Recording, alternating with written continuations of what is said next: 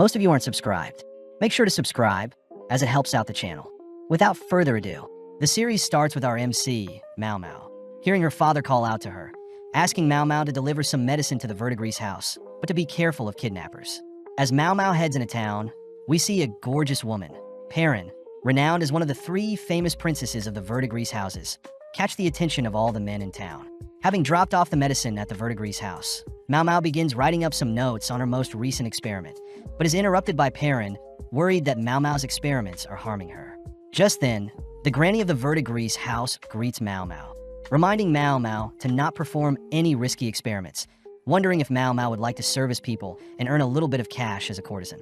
Not wanting any part of the offer, Mao Mao swiftly leaves, telling Granny that she had left her medicine. But right as Mao Mao leaves, the other 2 princesses appear, sad to not see Mao Mao. As Mao Mao heads home, she passes by a herb field, ecstatic to be collecting such luscious herbs, but suddenly is interrupted by some thieves. Kidnapped and taken away. Mao Mao gets worried that her father will be stressed about her disappearance, but at the same time, we see a blue-haired lady, Lady Lihua, give birth to a boy, and a red-haired lady, Lady Gyoyu, give birth to a girl, both at the same time. As 3 months pass by, we follow Mao Mao, now working in the rear of the Emperor's palace, where women are raised with the intention of giving birth to the Emperor's children. The rear palace forbids any ordinary men, only allowing relatives of the Emperor or eunuchs, male workers that have lost limbs and are unable to work normal jobs. The overall location houses 2,000 concubines and servants combined along with 1,000 eunuchs. But Mao Mao knows that since she is a serving girl, her life is expendable. Mao Mao also notes how there are shut-in concubines, but Mao Mao can't really complain about her current job, as she at least gets paid. Running into a fellow service girl, Xiaolan, Mao Mao helps guide Xiaolan to her delivery location. Sad to see that girls are taught the bare minimum to work here, knowing that even servants like her have the opportunity to become low-ranking concubines. But due to her childlike body, Mao Mao brushes that thought aside. That evening, Mao Mao chats with Xiaolan, learning that there have been rumors of a very handsome eunuch that had been spotted in the rear palace. That night, we see a very handsome man, Jinshi, checking up on Lady Lihua and Lady Gyokyu. Sad to see that Lady Lihua is losing weight and growing ill, but is also terrified that both ladies' children are mysteriously falling ill. The next day, Xiaolan reveals to Mao Mao that there have been rumors of a curse plaguing the rear palace, as all 3 of the Emperor's children have mysteriously passed away. Apparently, this curse is also occurring to the blue-haired lady, Lady Lihua, and the red-haired lady, Lady Gyokyu as well. Mao Mao states that since Lady Lihua gave birth to a boy, she would be considered the Emperor's consort and the higher ranking of the 2 women. But there are rumors that the Emperor favors Lady Gyokyu, meaning a power struggle is inevitable. Whilst eating, Mao Mao also hears Xiaolan mention how Lady Lihua is getting sick as well, exhibiting symptoms of headache, stomachache, and nausea. Having worked as an apothecary back in her village, Mao Mao begins deducing possible causes that may have led to the symptoms, suspecting that someone must have poisoned Lady Lihua, but rules that thought out after some more thinking. Wondering if the cause is something passed down hereditarily, Mao Mao wonders why she cares so much about rumors, but cheekily remarks that she should at least go and see if the rumors are true. Upon entering a more high-ranking area of the palace, Mao Mao spots a crowd forming around the malnourished Lihua, who is accusing Gyokyu of cursing her child. Not wanting things to get out of hand, Jinshi is called to stop the fight, but as Mao Mao gets a closer look at Lihua, she manages to pinpoint the cause of this supposed curse, passing by Jinshi as Mao Mao wonders how she can help without exposing herself. Choosing to tie a note onto a mysterious flower, Mao Mao's message is ultimately ignored, leading to Lady Lihua's boy sadly passing away. Cutting to Gyokyu, she is seen having a private meeting with Jinshi, revealing that she had received a mysterious message a while ago, telling everyone that the rhododendron flower that the message was tied to had a white part that was poisonous. Sadly, the palace physicians had ignored the message, but Gyokyu would like to know who was the genius that gave them the message, asking Jinshi to track down the genius. Having suspicions of who this person could be, we cut to Xiaolan and Mao Mao on their break, gossiping about any new updates regarding the Emperor, but suddenly one of the eunuchs asks for the girls to head to a part of the palace. Upon entering the assigned room, Jinshi appears, greeting the girls and introducing himself as the manager of the rear palace. Without saying another word, Jinshi writes a message on a piece of paper, asking only girls with freckles to remain in the room. Afterwards, Jinshi asks everyone to leave, shocking Mao Mao, as she realizes she was the only one that can read, meaning Jinshi has found his target. Asking Mao Mao to come quietly, Jinshi and Mao Mao begin heading through the palace, with Jinshi revealing that he had looked into Mao Mao and records said Mao Mao couldn't read, but wanting to not stand out, Mao Mao feigns ignorance. As they enter a different part of the palace, Mao Mao prays that she doesn't get punished for anything, but upon entering Gyokyu's room, Mao Mao shows relief, seeing Gyokyu's daughter, Xiaoling, is alive and healthy. Not wanting to take credit for saving Lingli's life, Mao Mao tries to feign ignorance once again, but Jinshi pulls out the message received a while ago, stating that he knows the cloth used to write on was most likely from the skirt from a girl working with clothes. With no other reason to hide, Mao Mao reveals that she had figured out that the white powder concubines used to appear paler is poisonous, having seen various women in her village continue to use the white powder, but at the cost of their lives. Mao Mao also adds that she was able to identify the poison due to being an apothecary, having knowledge in medicine overall. Hearing this, Gyokyu states that a while ago, she was given the same white powder, but upon discovering that her child along with the nurse that provided the white powder was getting ill, Gyokyu had stopped using it entirely, ultimately sparing her baby's life. Apparently, Gyokyu had tried to warn Lihua about the white powder, but Lihua wouldn't listen. Fearing what is to come next, Mao Mao asks what Gyokyu plans to do with her, but with a cheerful smile, Gyokyu states that Mao Mao from today will be Gyokyu's lady-in-waiting, just like an assistant.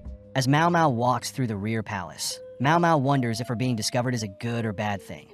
But at the same time, we see several soldiers suddenly collapse, suspecting that they've been poisoned. Seeing their men get poisoned, the leader of the soldiers accused the village leader for assisting the enemies. But just then we cut back to Jinshi, who has just learnt of the poisoning to their soldiers. Changing topics for a bit, one of the eunuchs asks Jinshi about Gyokyu's new attendant, but Jinshi states that compared to Lihua's 10 attendants, Gyokyu only has 4. But Jinshi reiterates that Gyokyu is quite smart, only choosing attendants that she can trust, which explains why Mao Mao is a candidate, as her knowledge of medicine is too valuable.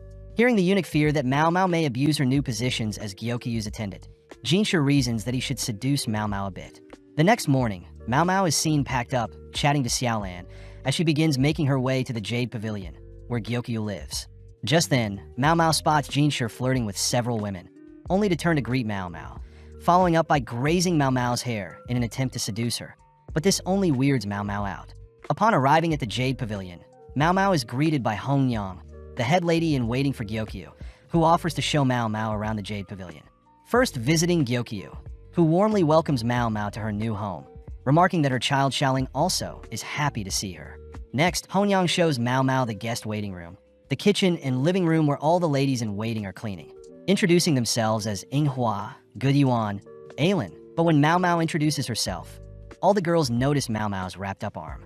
Hong Yang states that there are no service girls in the Jade Pavilion, meaning that the 5 of them will have to do all of the work around here.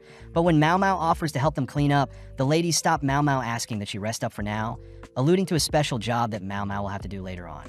As Mao Mao leaves, the 3 girls begin speculating on Mao Mao's tragic past, collectively shedding a tear for Mao Mao.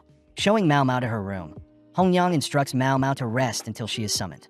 Amazed at the spacious room, Mao Mao is amazed at the promotion, knowing that only elites are normally hired to attend to such royals. That evening, it's revealed that Mao Mao's special role is poison tasting, but Mao Mao can't help but get excited at tasting such luxurious food. Jinshi reveals it is a serious role, as when Gyokyu was pregnant, people had tried to poison her twice, with the food tester being paralyzed after tasting the poisoned food. Starting with the first dish, Mao Mao checks for any distinct marks or scents, only to finally taste the food, noting no numbness and concluding that the first dish is fine. As Mao Mao makes her way through other dishes, Mao Mao thinks about how she would run various experiments using poison when she lived with her father, meaning that she has grown immune to most poisons. That night, Mao Mao advises Hong Yang to switch the ceramic dishes for silver, as silver will react with most poisons. Amazed, Hong Yang reveals that they had purposely used ceramic dishes to test Mao Mao's logic, wondering why Mao Mao doesn't reveal that she can read, write, and has knowledge in medicine and poisons.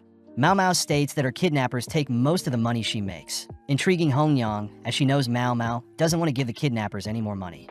Turning to Mao Mao, Hong Yang hands Mao Mao a large teapot, dropping it before Mao Mao can grab a hold of it, only to wink at Mao Mao as Hong Yang states that she'll have to deduct damages out of her normal pay.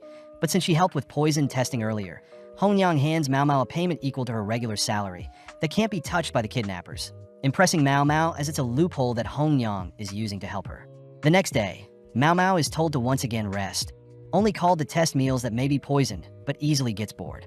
Just then, Mao Mao is called by Gyokyu and Jinshi, who once again tries to seduce Mao Mao, but no luck. Showing Mao Mao a case of Baozi buns, Jinshi asks for Mao Mao to check the authenticity of the food, but upon smelling the buns, Mao Mao detects an aphrodisiac in the food.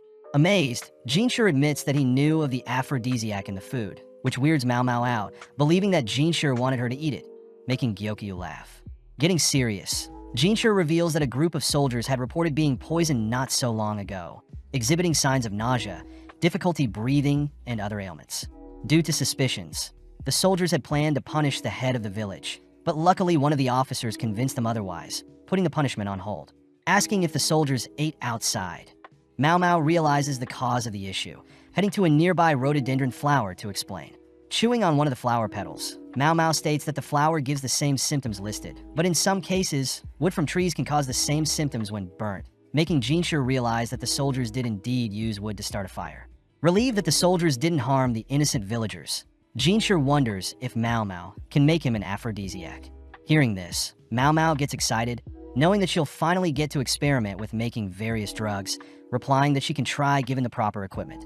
That night, as Jinshi returns to his office, a random concubine attempts to seduce Jinshi, but Jinshi blatantly rejects her offer. Chatting with an eunuch, Jinshi reveals that he has been stationed here by the emperor to test the loyalty of his concubines, but it's sad to see that most concubines end up betraying the emperor's trust. As Jinshi thinks about Mao Mao, he admits that Mao Mao is the only girl that is not attracted to him, making Jinshi curious as to what may convince her otherwise. The next morning, Mao Mao visits the quack doctor, running into Gaoshan, Jinshi's assistant.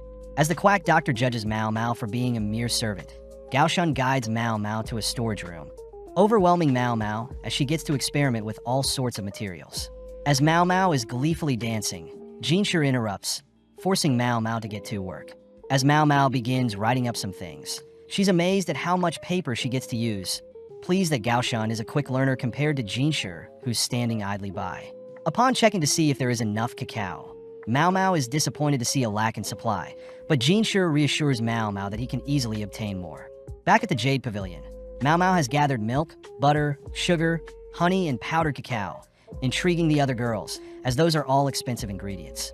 As Hong Yang orders the other girls to stop slacking, we see Mao Mao finally begin to craft the aphrodisiac, stating that she had tasted cacao only once in the past, in the form of chocolate, which is considered an aphrodisiac. With everything mixed, Mao Mao leaves the concoction to harden, but Mao Mao also gets the idea of turning the leftovers into brownies, setting them on a shelf as she cleans up the mess. As Mao Mao passes through the courtyard, she suddenly spots various herbs growing on the field, distracted by the various herbs, only to rush back to the kitchen where she sees everyone waiting for her. Apparently, the three girls had snacked on the brownies and are now too exhausted to work. Presenting her chocolate and brownies to Gyokyu and Jinshi, Mao Mao warns that the aphrodisiacs are quite potent and that they are 3 times as effective as most stimulants. As Gyokyu leaves, she remarks that Mao Mao is not only knowledgeable with medicine but also can make drugs. With Jinshi and Mao Mao alone, Jinshi kisses Mao Mao on the back of her neck, only to leave. That night, we follow a lady walking through the palace, only to spot a mysterious figure high up on the palace walls, malnourished and pale. Cutting back to earlier, we see Jinshi talking with Lady Fuyo, but their conversation ends with Fuyo storming out. That night, a lady is seen dressed in all white, approaching another lady, terrifying the innocent bystander. The next morning, we follow Gyokyu's 3 attendants chatting about their lives before serving Gyokyu, even discussing how trade between Western and Central capitals is due to Gyokyu influencing the emperor. The ladies also mention how stressful it was when Gyokyu was pregnant, as many people were against a princess from a foreign land, giving birth to a child of the emperor. Following Mao Mao, we see Inwa check up on her, impressed that Mao Mao even knows how to make cold medicine. Upon seeing Mao Mao's wrapped up arm, Inwa checks to see if Mao Mao needs any help, reminding Mao Mao that she can vent to her if she needs. Changing topics, Inwa asks if Mao Mao is aware of a spirit haunting the rear palace, intriguing Mao Mao as she asks Xiaolan about the rumor. Xiaolan states that the ghost lady was sighted a few weeks back, only appearing at night near the Easter castle walls. Mao Mao notes how there are gates on the north, south, east, and west of the palace, but each gate is heavily guarded and surrounded by a moat. Xiaolan states that the corpse of the ghost lady supposedly exists at the very bottom of the moat, but Mao Mao notes how that is simply a cliche of all ghost stories. Visiting the quack doctor, Mao Mao is amazed that the doctor is now treating her like a normal human being, ever since discovering that she is knowledgeable in medicine as well. When the quack doctor attempts to serve Mao Mao snacks and tea, they are suddenly interrupted by Jinshi, who asks to join them. As Jinshi sits beside Mao Mao, Mao Mao wonders what Jinshi's role in the palace is, thinking dirty thoughts, only to be brought back to reality. As the doctor returns with tea and snacks, Jinshi sends the doctor away to search for items, leaving Jinshi alone with Mao Mao once again. Now alone, Jinshi asks Mao Mao about the ghost girl rumor, catching Mao Mao's attention when Jinshi mentions sleepwalking. Moving in close, Jinshi asks if Mao Mao can cure sleepwalking, but when Mao Mao states that she doesn't know how, Jinshi annoys Mao Mao until she agrees to give the problem a go. That night, Gaoshan guides Mao Mao to the Eastern Palace walls, but on the way asks if Mao Mao can stop glaring at Jinshi as if he were an insect. Shocked to see that Gaoshan knows of her disgust for Jinshi, but Gaoshan reveals that Jinshi tends to fantasize about Mao Mao when he's in his office. As they make it to the Eastern Wall, Mao Mao is captivated by Lady Fuyo, who is dressed in all white, marvelously dancing in front of the moon. The next morning, Mao Mao speaks with the quack doctor, learning that Fuyo was supposed to serve the emperor. But when she had failed to perform in front of the emperor, she chose to shut herself away from the world, ultimately scheduled to be a reward for a military officer. Knowing that she needs more information to cure Fuyo's supposed sleepwalking, Mao Mao asks for directions to Fuyo's room. But before Mao Mao leaves, she learns that Fuyo is from a poor country, which the quack doctor believes that Fuyo doesn't want to go back to. As Mao Mao and Gaoshan spy on Fuyo, Mao Mao is surprised to see Fuyo so timid, reminding her of the Fuyo cotton rose, a flower that remains white during the day, but turns deep pink during night. Returning to Xiaolan to ask for any more details, Mao Mao learns that the ghost lady had originally been spotted on the north side of the palace, but has since moved to the east. Believing that she has found the solution, she wonders if she should operate on solely speculations, but still chooses to present her findings to Gyukyu and Jinshi. Mao Mao starts by recounting a tale of a concubine that lived in the town near her village, being a cheerful and skilled poet at first, but upon learning that she would be bought, had purposely acted demonic to avoid being bought. Additionally, Mao Mao adds that the person attempting to purchase the lady was a wealthy merchant that had a wife and kid. Hearing this, Gyukyu wonders if Fuyo was the same, but Jinshi smirks, asking if Mao Mao is telling them everything she knows. With nothing else to add, Mao Mao states that since that day, Fuyo had been forbidden to leave her room, but Mao Mao hopes that everything works out. As days pass by, people start noticing Mao Mao more quiet than usual, leading all the way until the day of Fuyo's departure with her assigned military officer. Having a private chat with Mao Mao, Gyukyu asks for Mao Mao's true answer to Fuyo's sleepwalking, convincing Mao Mao to reveal the rest of her solution. Apparently, Mao Mao believes that the military officer and Fuyo are childhood friends, having heard reports of the military officer insisting on Fuyo as his reward. Mao Mao hypothesizes that Lady Fuyo had purposely failed at her dance performance in front of the emperor to avoid any attention. Next, Fuyo had faked her sleepwalking symptoms as a way to devalue herself as a woman and give people reasons to get her out of the palace. Finally, Lady Fuyo's dance on the Eastern Palace walls was most likely her way of praying for her military childhood friend to return safely from the Eastern battlefields. As Fuyo leaves the palace, she shows her relief to finally reunite with her childhood friend, showing that Mao Mao's deductions were spot on. That evening, Mao Mao is seen wondering what it must be like to fall in love, but at the same time, a man asks Gyukyu a favor involving Mao Mao. Cutting to Mao Mao, we see several of Lihua's ladies in waiting scolding Mao Mao, having pushed Mao Mao down and begun berating Mao Mao for trying to feed Lihua such disgusting food. Flashing back, we see that the emperor is visiting Gyokyu, having Mao Mao taste the food for poison. But before Mao Mao can leave, after confirming that the food is not poisoned, she's surprised to see the emperor personally ask for a favor. Apparently, the emperor had asked for Mao Mao to solve and cure Lihua, as Lihua is acting strange, and since it's a request directly from the emperor, Mao Mao has no reason to refuse. Cutting back to the present, Mao Mao begins cleaning up the spilled food she had made for Lihua, only to be kicked out by Lihua's lady-in-waiting. Having lunch with Xiaolan, Mao Mao tells Xiaolan about Lihua's sick state, reasoning that the white powder must still be running through her body, but luckily, the white powder, along with the flower that it has come from, has been banned from the rear palace. Xiaolan is amazed that Mao Mao was personally asked by the emperor to cure his concubine, but Mao Mao notes how strange it is that the emperor is asking her instead of the quack doctor. Finishing up her meal, only to head to the kitchen. Knowing that she needs to expel the existing poison from Lihua's body, Mao Mao decides to create a better-looking porridge, but gets refused and kicked out by Lihua's lady-in-waiting. Trying once again, Mao Mao has no luck, but catches a glimpse of Lihua's normal prestigious meal, noting how the food may be delicious, but it's way too heavy for a sick person to be eating. As Mao Mao is kicked out, we see Jinshi off to the side observing her, watching as Mao Mao continues to try and serve Lihua. but her ladies-in-waiting continue to refuse Mao Mao's help.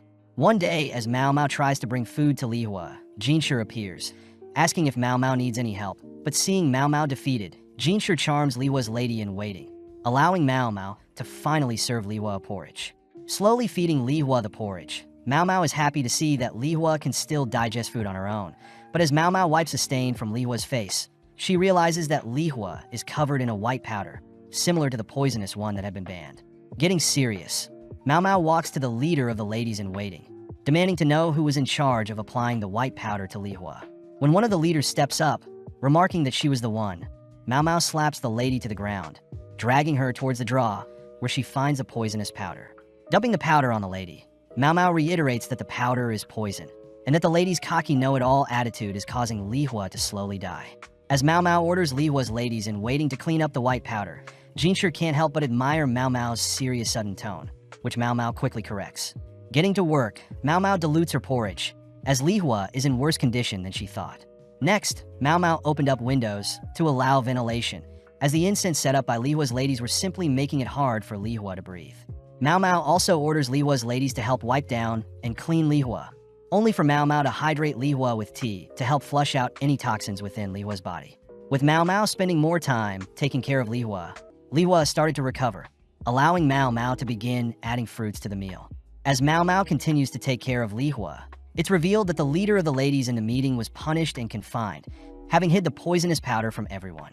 Checking up on Mao Mao, Jinshi unveils a little treat for Mao Mao, who pleasantly accepts the gift, munching on the meal, but knows that the gift was from Gaoshan. Jinshi asks Mao Mao if they can help with Li Hua's recovery, prompting Mao Mao to ask Jinshi to begin constructing a steam bath, stating that sweating will help Li Hua as well. Returning to Li Hua's side, Mao Mao suddenly hears Li Hua speaking. Leaning in close to hear Li Hua ask why Mao Mao is helping her, stating that she doesn't want to live. Mao Mao reveals that she knows Li Hua doesn't want to die, prompting Li Hua to agree, as she thinks about the memories she had with her baby. With days passing by, we see Mao Mao help fuel the steam bath, where Li Hua is instructed to sit in. Afterwards, Li Hua is taken to her room, cleaned off, and fed, only for Li Hua's ladies to help Mao Mao clean off and dry Li Hua's dirty sheets. That evening, the leader of Li Hua's ladies had returned from confinement, declaring that she'll be taking over Li Hua's recovery, promising to never mess up again. Hesitant to speak to Li Hua, the leader of the ladies is relieved, seeing how much Li Hua has recovered. With 2 months passing, Mao Mao is happy to report that Li Hua is recovering well, even able to wander the palace gardens all by herself. Seeing Li Hua admire the garden's flowers, Mao Mao admits that she thought Li Hua would be arrogant and rude after the loss of her child, but it seems as if Li Hua has accepted the loss, making Mao Mao realize how pleasant of a lady Li Hua truly is. As Mao Mao rests for the day, we see Li Hua sit by her side, silently thanking Mao Mao for her help. With Mao Mao's final day attending to Li Hua, Mao Mao reports that she has told Li Hua's ladies in waiting how to proceed with Li Hua's diet, pleasing Li Hua. Before Mao Mao leaves, Li Hua asks Mao Mao if she's capable of having another child, believing that the emperor no longer loves her, but Mao Mao reveals that she was personally sent here by the emperor to make sure Li Hua lives. Seeing Li Hua still worried she'll lose the emperor to Gyokyu, Mao Mao reminds Li Hua that she has assets that exceed Gyokyu, whispering a technique that Li Hua can perform that may impress the emperor in bed. As Mao Mao leaves, she reveals that she had learned the technique from the ladies from her village when she was younger. Finally arriving back at the Jade Pavilion, Gyokyu and the other ladies are glad to see Mao Mao back, but that night, we cut to several men tossing trash into a fire. Out of nowhere, the fire erupts, changing into different colors that end up burning one of the men, who believes that he's been cursed. Sitting down and observing his wounds, the man begins to break down, terrified of the curse, but just then we cut to Jinshi on his morning training. Able to out-trade Basin, Jinshi commends his fellow eunuch, as Basin has greatly improved his swordplay. Getting cleaned off, Jinshi asks Gaoshan about Mao Mao. Happy to hear that Mao Mao is recovering well ever since returning to the Jade Pavilion. Cutting to Mao Mao, we see her digging through a garden, ecstatic to finally find some rare mushrooms, wondering where she should hide them. Just then, Mao Mao remembers that she has something to do, heading over to deliver Xiaolan some spare meals that Mao Mao was gifted. Sparking up a conversation, Xiaolan asks if Mao Mao had heard of a palace servant seducing a military officer, revealing that the servant had used an aphrodisiac, reminding Mao Mao of the chocolates she had created. Heading over to the quack doctor, Mao Mao reveals the matsutake mushroom she's dug up, exciting the quack doctor. As they both start grilling the mushrooms, They both secretly enjoy the delectable taste of the mushrooms. But just then, a man barges into the room asking if the quack doctor can cure his curse. Inspecting the man's burned hands, Mau Mau offers to make an ointment for the burns, all whilst the man recounts what happened. The man says that 2 nights ago, he was burning trash by the east side of the palace as he normally would, only to stumble onto a discarded women's dress that had both sleeves burned off and several wooden tablets. Knowing that he shouldn't waste time, the man simply tossed the dress and tablets into the fire. But out of nowhere, the fire began changing colors, and next thing he knew, his hands were burnt. Seeing the man in utter shock, Mau Mau takes out a stick, lighting it on fire, only to sprinkle chemicals to make the flame change color. When the man confirms that the color of the flames were the exact same, Mau Mau states that the chemicals are similar to what they use for fireworks. And as for the marks on the man's hand, Mau Mau reasons it's probably due to the man growing a rash from the wood. As Mau Mau hands the man an ointment, the man expresses his gratitude. But just then Jinshi appears, prompting the quack doctor to leave and prepare tea for Jinshi. Seeing such a happy smile on Jinshi's face, Mau Mau gets annoyed, asking what Jinshi wants, but Jinshi gets serious, asking Mau Mau to come with him. Setting up chemicals in front of Mau Mau, Jinshi asks Mau Mau how many colors he can make with the chemicals and how to apply them. Mau Mau states she's not too sure, but she knows some chemicals can be dissolved in oil and some in water. Before Mau Mau can leave, Jinshi asks for the chemicals to be teapot steamed, shocking Mau Mau, as Jinshi had found out she was hiding something. As Mau Mau leaves, Jinshi orders Gaoshan to find everyone that had suffered rashes from holding wooden tablets, but Mau Mau knows that the wooden tablets were most likely used to decode a secret message. Heading back to the Jade Pavilion, Mau Mau wonders why everyone is in a rush, forced to try on a dress, only to learn that twice a year a garden party is held for the emperor and the high officials. On top of the emperor, his 4 upper-ranking concubines, the prestigious consort, Gyokyu, the wise consort, Li Hua, the virtuous consort, Li Shu, and the pure consort Aduo. Hong Yang states that last time, Li Hua and Gyokyu couldn't attend due to giving birth, but this time, Gyokyu will be showing off her child, Princess Lingli, for the first time. Knowing that she can't skip out on attending and that she'll have to help taste Gyokyu's food, Mau Mau asks for Hong Yang's help getting ready for the party. Hong Yan states that they'll have to pad up Mau Mau a bit, remove her freckles, and apply makeup. With Mau Mau dreading having to smile at the high-ranking officials and stand in the cold wind, Mau Mau gets an idea, rushing to prepare things. That night, Hong Yang checks up on Mau Mau, seeing that Mau Mau has cooked up some orange and ginger snacks to help warm up the guests. When Mau Mau shows off an additional layer she sewed onto her dress to keep hand warmers, Hong Yan begs Mau Mau to do the same for the other girls. Mau Mau immediately gets to work. As word spread of Mau Mau's pocket warmer trick and orange snack, Jinshi and Gaoshan ended up visiting, along with the emperor's seamstress and cook, asking to learn Mau Mau's techniques. With several days going by, Mau Mau rushes to prepare and learn everything needed for the garden party, managing to finish preparations the day before. But at the same time, Gaoshan reports that he hasn't been able to track down any other victims that have been received burnt marks like the cursed man. With the big day arriving, Mau Mau and the ladies all gather around Gyokyu, stunned at Gyokyu's crimson beauty. As a token of appreciation, Gyokyu lends a piece of jewelry to each of her ladies in waiting, reminding Mau Mau that she is now part of her family. Just then, the ladies grab hold of Mau Mau, beginning to transform Mau Mau into a true woman.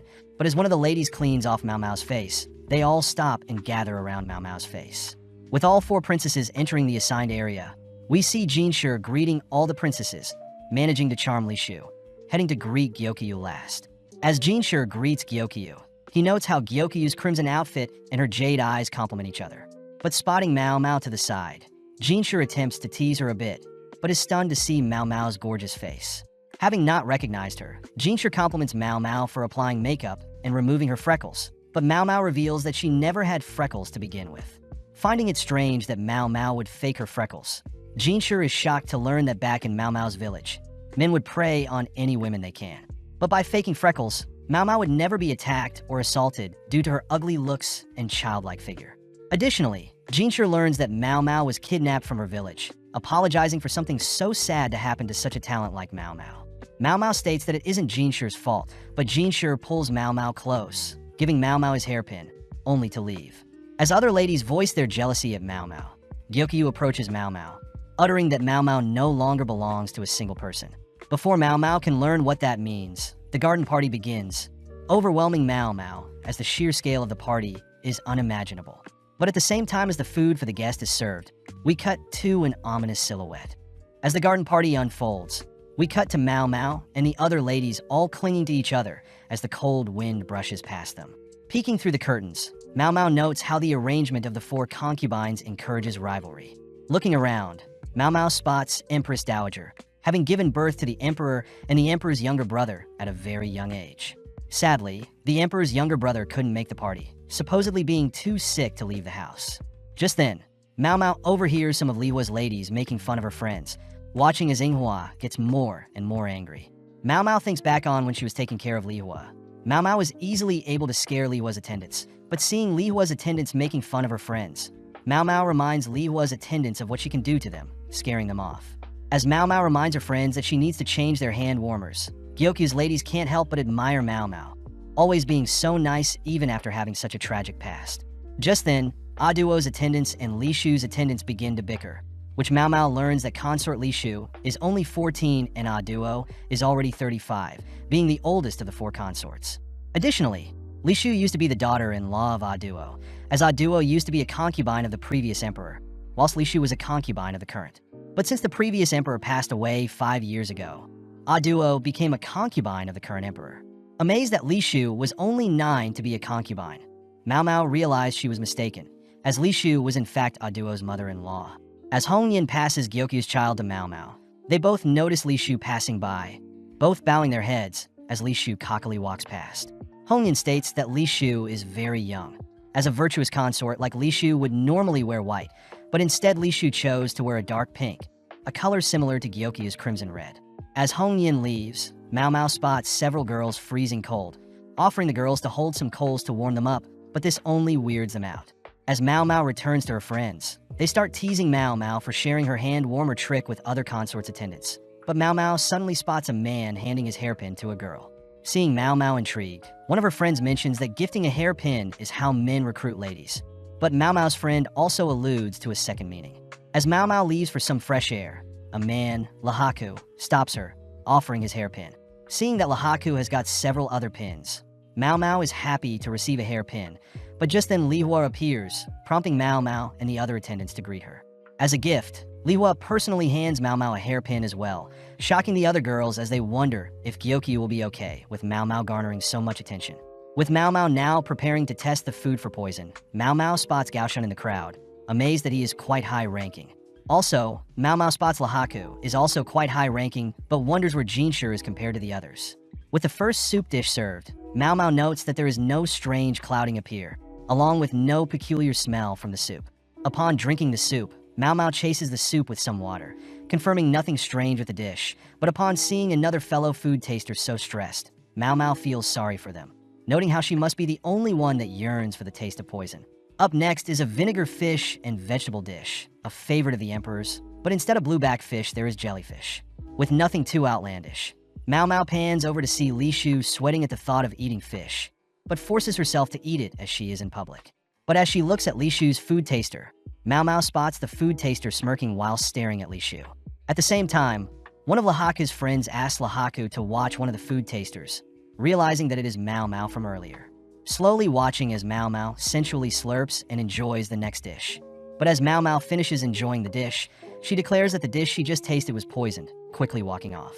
As Jinshu begins slowly walking to the stage, he makes it just in time to see another person collapse from tasting the dish, but spots Mao Mao running off somewhere. Checking up on Mao Mao, Jinshu is shocked to see Mao Mao so happy, grabbing and dragging her to the infirmary. Mao Mao notes how she would have loved to swallow the poison, but states that the poison would have easily paralyzed her. But hearing this, Jinshu gets weirded out.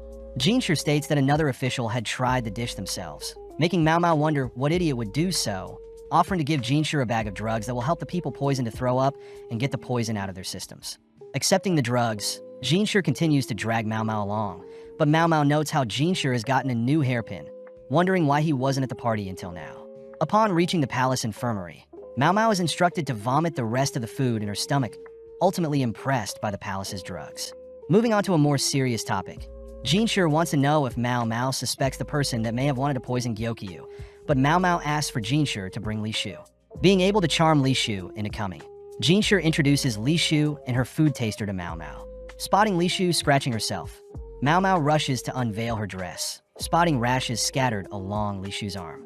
Mao Mao confirms that Li Shu is indeed allergic to fish, commenting how she herself is allergic to buckwheat and could never build up a tolerance to it.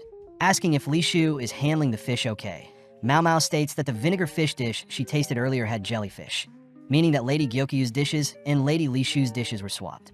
Upon confirming that Li Shu is allergic to mackerel, Mao Mao glares at Li Shu's food taster, speculating that although the food taster knew Li Shu was allergic to mackerel, she still allowed Li Shu to eat a dish with mackerel. Having written up several other foods that Li Shu should avoid, Mao Mao personally hands Li Shu's food taster the list, glaring and warning the food taster to not act out, or else she may disappear. With Jinshi asking Mao Mao what just happened, Mao Mao feigns ignorance, but before Mao Mao leaves, she states that there may have been other attempts at poisoning. Now alone, Gaoshan asks Jinshi if the poisoning is somehow related to the wooden tablets, alluding to a lady in waiting that visited earlier not having any burns on her hands. The next morning, Mao Mao is seen dreaming of her father, wondering if he's alright.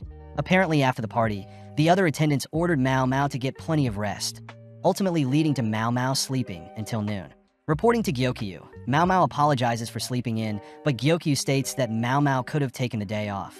Upon seeing Mao Mao's face, Gyokyu wonders why Mao Mao has added freckles to her face, but Mao Mao states she's more comfortable with them on. Changing topics, Gyokyu tells Mao Mao that Gaoshan has been wanting to speak with Mao Mao, assigned to pluck some weed in the meantime. Greeting Gaoshan, Mao Mao hears that Jinshi wanted to give Mao Mao the poisonous soup in the cup Gyokyu was supposed to drink. Upon confirming that no one has touched the silver cup up until now, Mao Mao heads to retrieve some cotton, powder, and a brush. Taking some cotton and dabbing it in the powder, Mao Mao begins patting the silver cup with the powder, brushing off the excess to reveal some fingerprints. Mao Mao reveals that the oils that excrete from the human body easily stain silver, hence why silver utensils are cleaned thoroughly. Suddenly realizing something about Li Shu and her food taster, Mao Mao quickly hides her realization, explaining to Gaoshan that 4 people in total touched the silver cup. Since they already know that someone must have poured, carried, and tasted the soup, it leads Mao Mao to assume that the 4th person must be the one to have poisoned the soup. Hearing this, Gaoshan wonders why Li Shu's food taster is touching Gyokyu's dish. But Mao Mao reveals that Li Shu's food taster had swapped Li Shu's and Gyokyu's dishes to bully Li Shu. Shocked that a lady in waiting will bully a high-ranking concubine, Gaoshan listens to Mao Mao's reasoning, learning that Li Shu's lady in waitings must have personally recommended Li Shu to wear a similar color to Gyokyu, only to purposely wear white themselves, making Li Shu seem childish and disrespectful towards Gyokyu. Sadly, Mao Mao knows that concubines can only rely and trust their ladies in waiting. But for Li Shu, it seems that the people she can trust the most are nothing but bullies. The bright side was that, since Mao Mao tasted the poison meant for Li Shu, Mao Mao was able to save Li Shu's life. When Gaoshan wonders what would have caused the ladies in waiting to turn on Li Shu, Mao Mao suspects that the ladies are not only jealous that Li Shu was able to become a concubine to the previous emperor at such a young age, but they also believe Li Shu is disgusting for choosing to leech off the existing emperor after the previous emperor passed away.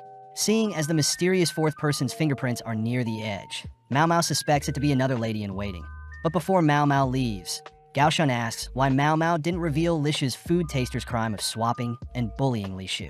Surprised that Gaoshan found out, Mao Mao reveals that she knows how rough it is to be a food taster, so Mao Mao reasons that remaining Li Shu's food taster is enough of a punishment. Reporting to Jinshi on his findings, Jinshi praises Gaoshan for getting the truth out from Mao Mao, but complains that he hasn't gotten any time to rest, as he's trying to figure out the culprit. Choosing to rest at his desk, Gaoshan reminds Jinshi to act more professional, but ends up helping Jinshi to remove his hairpin, something only a special individual can wear. As Gaoshan leaves for the night, Jinshi perks up, stating that he can finally get to work. The next day, Mao Mao sits with Xiaolan, who is excited to hear that Mao Mao received several hairpins, mentioning that Mao Mao can finally leave the rear palace. Shocked to hear this, Mao Mao learns that with a hairpin, Mao Mao can as the hairpin owner to assist Mao Mao temporarily or permanently leave the rear palace. Seeing as there is really only one man she can turn to, we cut to Lahaku, who is busy training, stopping as he has received a message from Mao Mao, wondering how he should turn her down, having only given out the pins as a formality. Choosing to privately chat with Mao Mao, Lahaku is shocked to see Mao Mao is completely different without makeup, but asks why Mao Mao had summoned him. Upon hearing that Mao Mao would like Lahaku to vouch for her to visit her home, Lahaku gets pissed, wondering what Mao Mao can give in exchange. As a trump card, Mao Mao reveals that she has special vouchers to the Verdigris house, a super renowned brothel that would normally take up 1 year's worth of Lahaku's salary. Seeing Lahaku hesitant at first, Mao Mao chooses to play hard to get, taking back the vouchers only to show off 2 of her other hairpins. Upon realizing that the 2 other pins are far superior than his, Lahaku has no choice but to accept Mao Mao's offer, fearing that he'll never get a chance like this again. Reporting the good news to Gyokyu and the other girls, Mao Mao promises to bring back souvenirs. But Gyokyu and Hongyan note how Mao Mao probably doesn't know the full extent of what the hairpin means. As Mao Mao leaves, we see Jinshir finding out that Mao Mao had left the rear palace with another man, but Gyokyu adds that it'll only be for 3 days.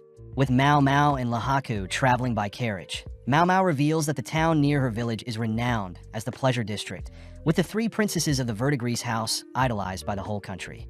Upon arriving at the entrance of the Verdigris house, Mao Mao rushes to hug Granny, but instead receives a swift blow to her stomach. Mao Mao reassures Lahaku that she's fine, as Granny used to perform the trick to allow Mao Mao to spit out all the poison she would test and consume. Happy to see Lahaku has lots of muscles, Granny assigns Lahaku parent, finally alone with Mao Mao. Wondering why Mao Mao left for 10 months, Mao Mao states that she had sent a letter, which the Granny confirmed she got. That's why she chose to service Lahaku for a discount. Taking out the money she earned at the rear palace, Mao Mao apologizes for not making enough to afford Perrin, but Granny states that Mao Mao simply needs to bring in more young guests like Lahaku, so they can squeeze them for all their money. As Granny leaves, she tells Mao Mao to quickly return to her father, heading back down the street that she grew up on. Upon entering her father's home, Mao Mao spots her father doing the same thing as when she left, sitting down and telling her father stories of her time at the rear palace. Telling her father that she'll need to return in 2 days' time, Mao Mao chooses to rest for the night. But as Mao Mao sleeps, her father reveals that he has connections with the rear palace. The next morning, Mao Mao wakes up, remembering that she is home, but notes how she is quite sweaty. Seeing that her father isn't home, Mao Mao reasons that her father is probably out in the herb field, wishing that her father would stop working at his age. Just then, a little girl begins banging on her home, prompting Mao Mao to approach her and ask what's the problem. Without saying anything, the little girl grabs Mao Mao, dragging her into the house, where she sees a crowd forming in front of a room. Upon entering the room, Mao Mao is stunned to see 2 people incapacitated, but snapping out of the daze, Mao Mao gets to work, assessing the situation. Seeing as the man isn't breathing and the woman is barely breathing, Mao Mao orders another helper to check if the lady has anything clogging the throats. With Mao Mao and the helper applying CPR to both people, Mao Mao orders the little girl to bring charcoal. With Mao Mao managing to resuscitate the 2, Mao Mao cleans out her mouth, sarcastically remarking that it's great to be home. As Mao Mao asks the house's ladies to not touch anything within the room, Mao Mao begins inspecting the room, noting how the 2 victims were a courtesan and a customer. Upon entering the room, Mao Mao picked up scents of alcohol and tobacco, also spotting 2 bottles, some broken glass, wheat stalks, a pipe, and some tobacco. With the little girl arriving with the charcoal Mao Mao had asked for, Mao Mao asks for something to write on, giving the little girl a message, asking the little girl to go fetch her father's in the herb field. As the little girl leaves, she gives Mao Mao a dark stare, but as the little girl returns with Mao Mao's father, Mao Mao reports that she has crushed the charcoal and it should be ready to be mixed with herbs to treat the 2 victims. Following the courtesan, we see that she has gotten better, learning that the male customer is also now stable. With Mao Mao and her father alone, Mao Mao reveals that her father is quite smart, able to piece together things with simple clues. Asking Mao Mao to sit with him, Mao Mao's father tests Mao Mao, asking what she thought caused everything. Mao Mao states that she believes the tobacco leaves are quite poisonous, being commonly used for suicides, which her father confirms is true. Asking if Mao Mao had them drink water, Mao Mao states that she didn't, which her father commends, as the stomach acid can prevent poison from being absorbed. But when water is added, it makes it easier for the human stomach to absorb the poison. Next, Mao Mao's father pokes a hole in Mao Mao's deduction, asking what if the tobacco leaves were soaked in water beforehand, prompting Mao Mao to confirm that there are no leaves in the vomit, meaning that diluting the poison with water may have actually been better. As the owner of the house thanks Mao Mao and her father, Mao Mao sees that the wheat stalks are used to drink liquids without messing up one's lipstick. As a thanks, the owner pays Mao Mao and her father, but when Mao Mao's father attempts to decline the payment, Mao Mao reminds her father that he has to pay for rent. Mao Mao notes how the man and women must have attempted a double suicide, as it's not too uncommon for something to occur, as usually poor men and an unhappy courtesan would agree to take their own lives. Mao Mao finds it weird that the man who wears such expensive clothes would choose to take his own life. But just then Mao Mao spots the little girl visiting the man, reasoning that she too should check up on the man as well. Upon entering the room, Mao Mao is horrified to see the little girl attempting to stab the man, swiftly disarming the girl. Hearing the little girl scream that the man deserves to die, Mao Mao headbutts the little girl, forcing her onto her knees. But just then, a lady arrives, asking to speak privately with Mao Mao. The lady reveals that the man poisoned was quite a problematic customer, always flirting and promising to purchase and give women a better life, only to lie and dump the girls. Having been stabbed and poisoned in the past, the man comes from a rich merchant, ultimately choosing to resolve issues with money. It's revealed that the man did the same thing to the little girl's older sister, but it turns out the older sister had fallen for the scummy man. The concubine that was poisoned is apparently friends with the little girl's sister and had tried a double suicide with the man. Since they can't ban the man, as it would be bad for business, they have no choice but to leave him as is. As Mao Mao and her father head home, Mao Mao thinks about how scary the little girl is, having specifically ran to search for her father, which she probably knew wasn't home, instead of going to search for an actual doctor. Returning home, Mao Mao asks to check the money they were paid, confirming that the owner paid them to stay quiet about what happened. Still unable to figure out why a man that had been poisoned previously would be so easily poisoned. But before Mao Mao can conclude anything, her father reminds Mao Mao to only consider facts. Diving back through all the points she knows, Mao Mao concludes that it wasn't a double suicide, but in fact poison. But before she can tell her father tells Mao Mao that the is already over. As Mao Mao walks through town, she explains that the courtesan must have poisoned the man, using 2 types of liquid. Since the man would want her to taste any drink before he did, the courtesan must have poured an edible liquid and a non-edible liquid into the same cup. But due to the liquid's different densities, the edible and non-edible liquids would form their own layers. The courtesan simply drank from the bottom edible liquid with a straw, whereas the man would drink the poison. Afterwards, the lady would sip a little of the poison, just enough for her to survive.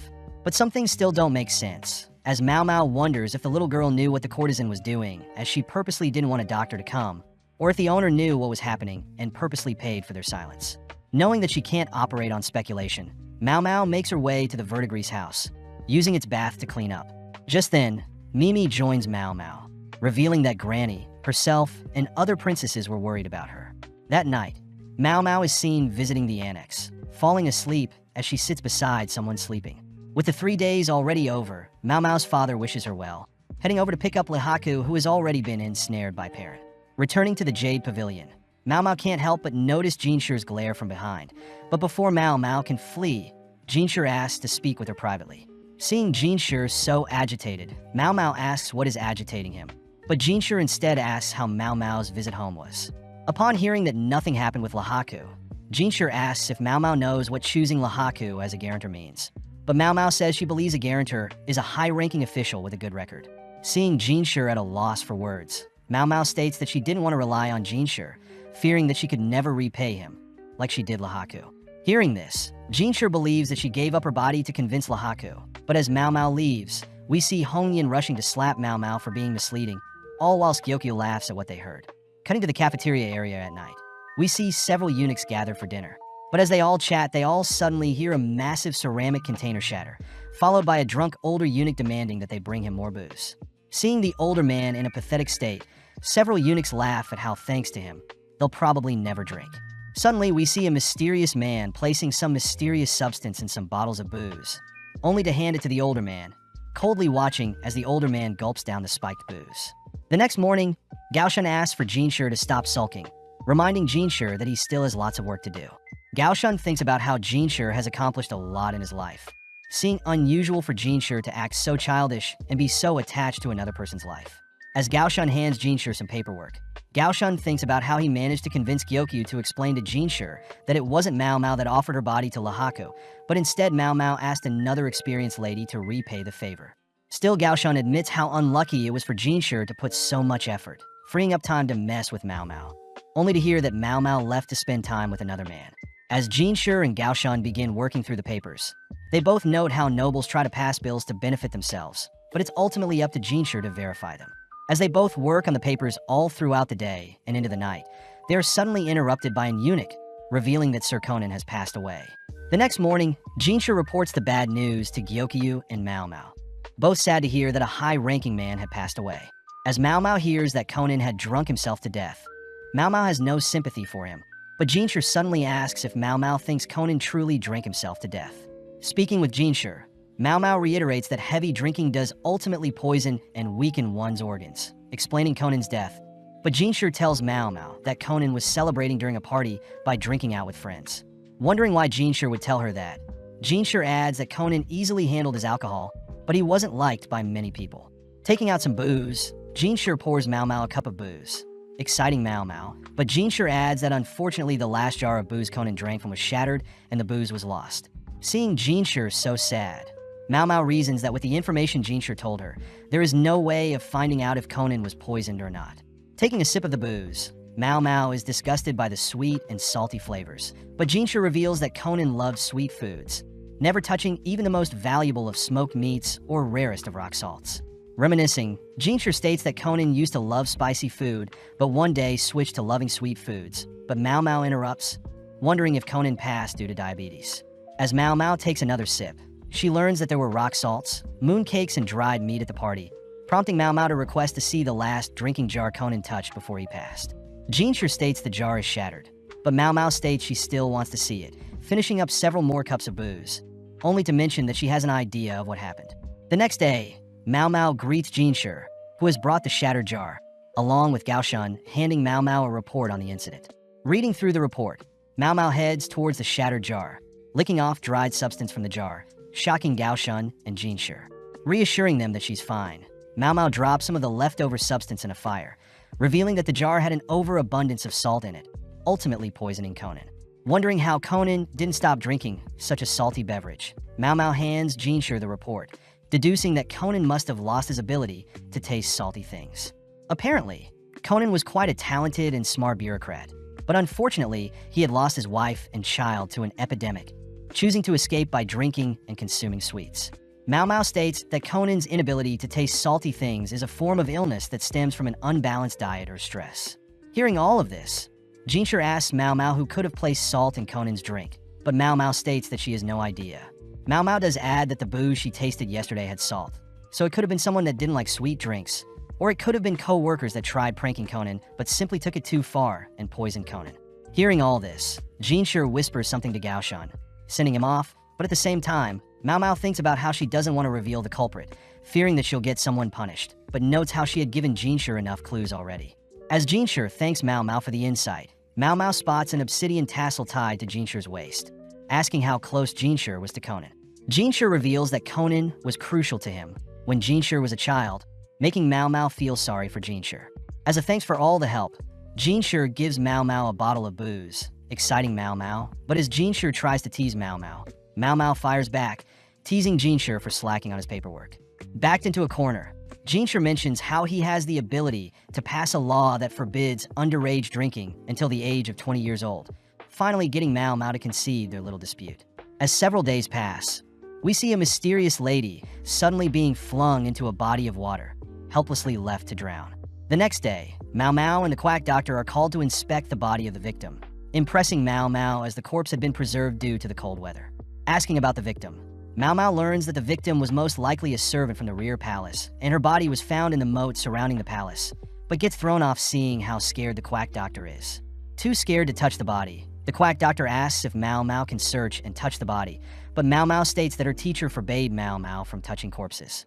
Just then, Jinshur appears, asking Mao Mao more on the reason she can't touch corpses, but Mao Mao shyly remarks that humans can become ingredients as well, and her father had foresaw Mao Mao experimenting with human corpses, forbidding Mao Mao from doing something so inhumane.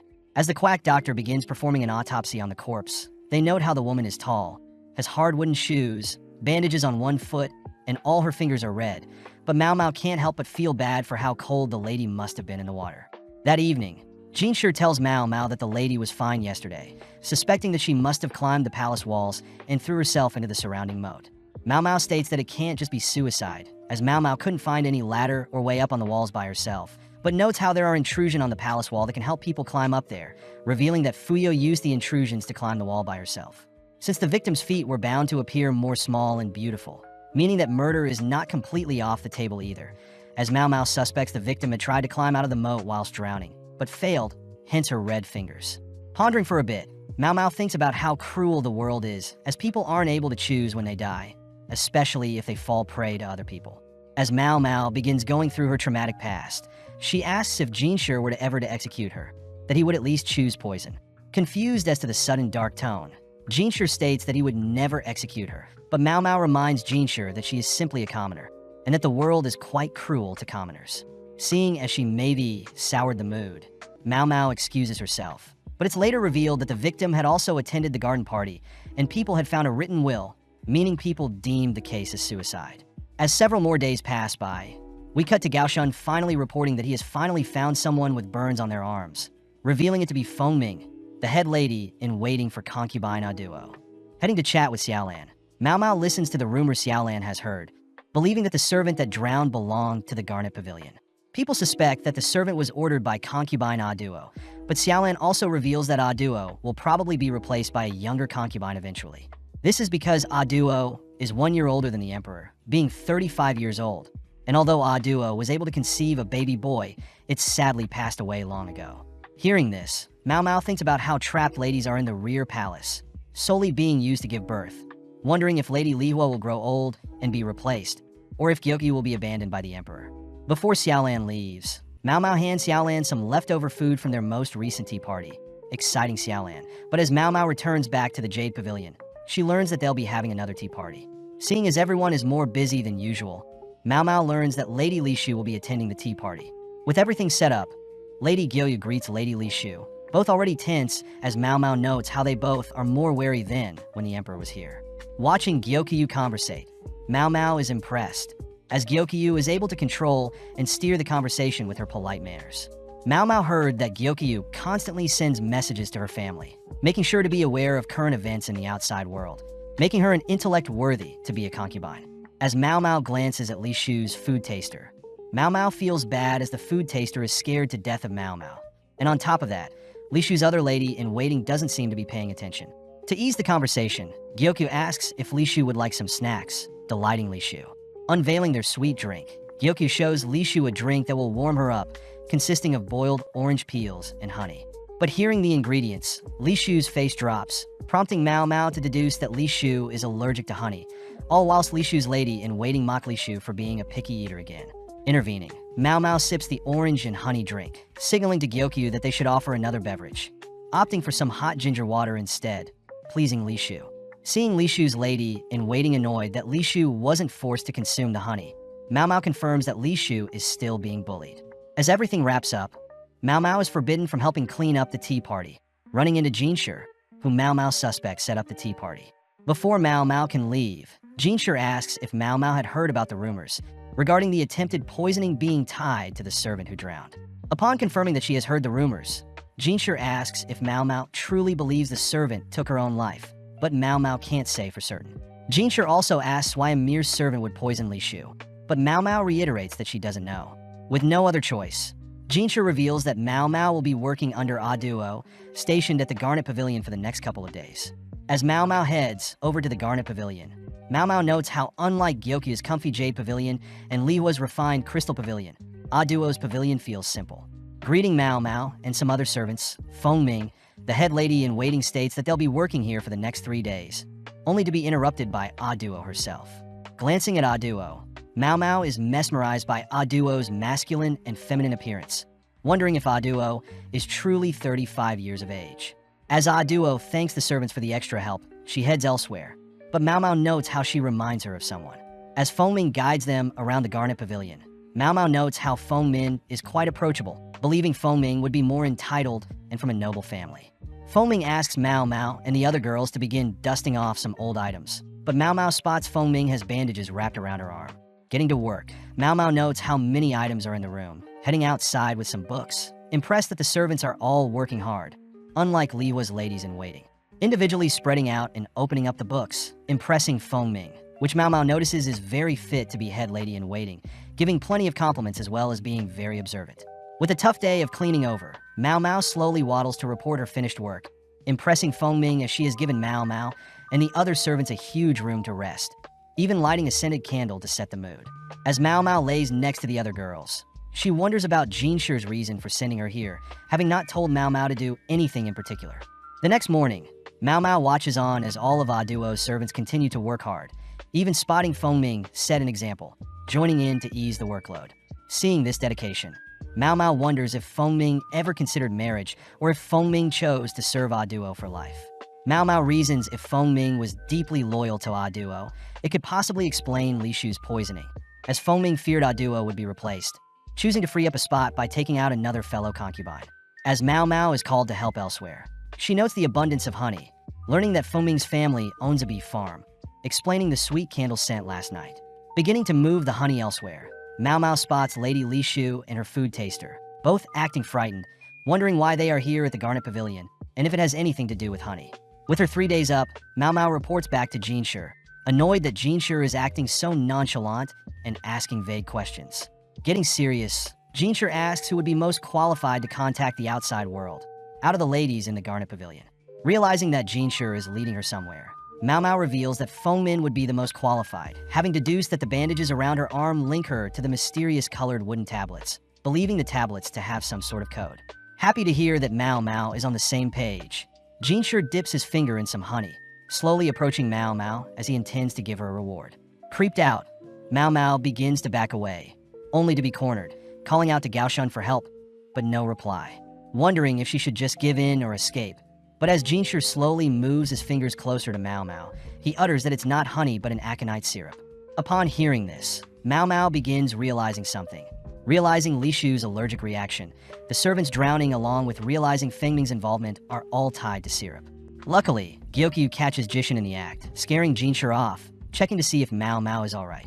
Still mad that Gaoshun let Jinshi get away with such an act, Mao Mao asks to visit Li Shu, accompanied by Gaoshun. Li Shu is sad to see that Jinshi isn't visiting, but allows Mao Mao to speak her mind, prompting Mao Mao to ask if Li Shu is allergic to honey.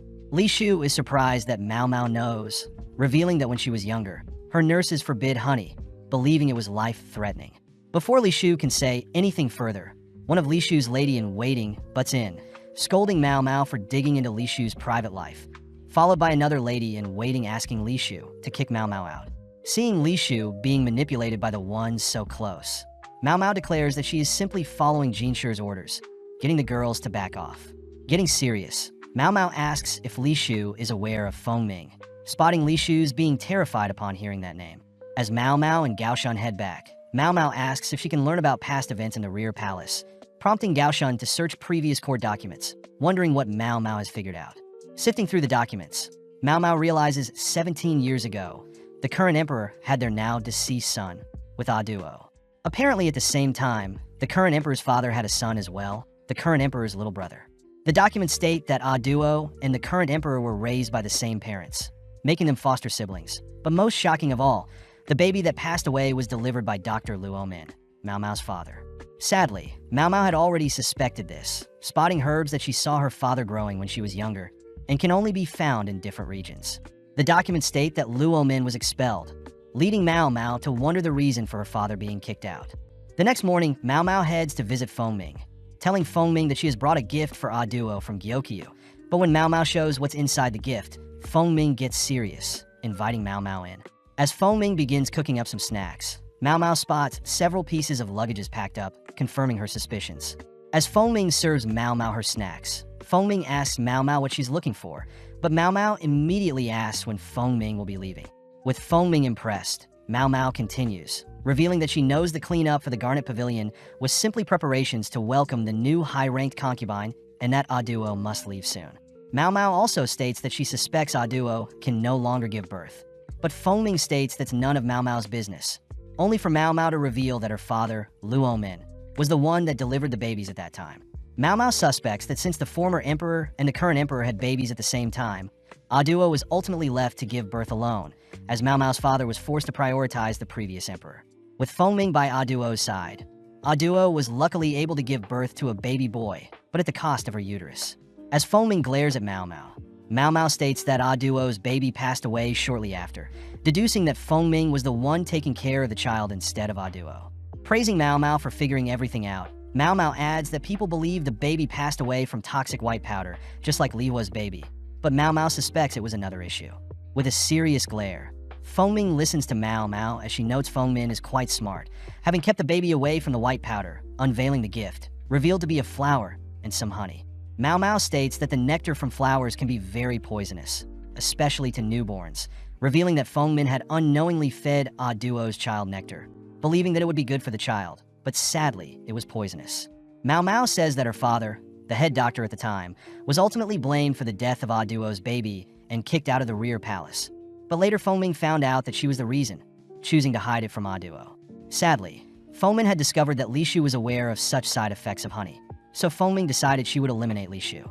At the time, Li Shu was quite close with Ah Duo, as Li Shu was a child with no parents, and Ah Duo was a mother that had lost her child, both naturally gravitating to one another.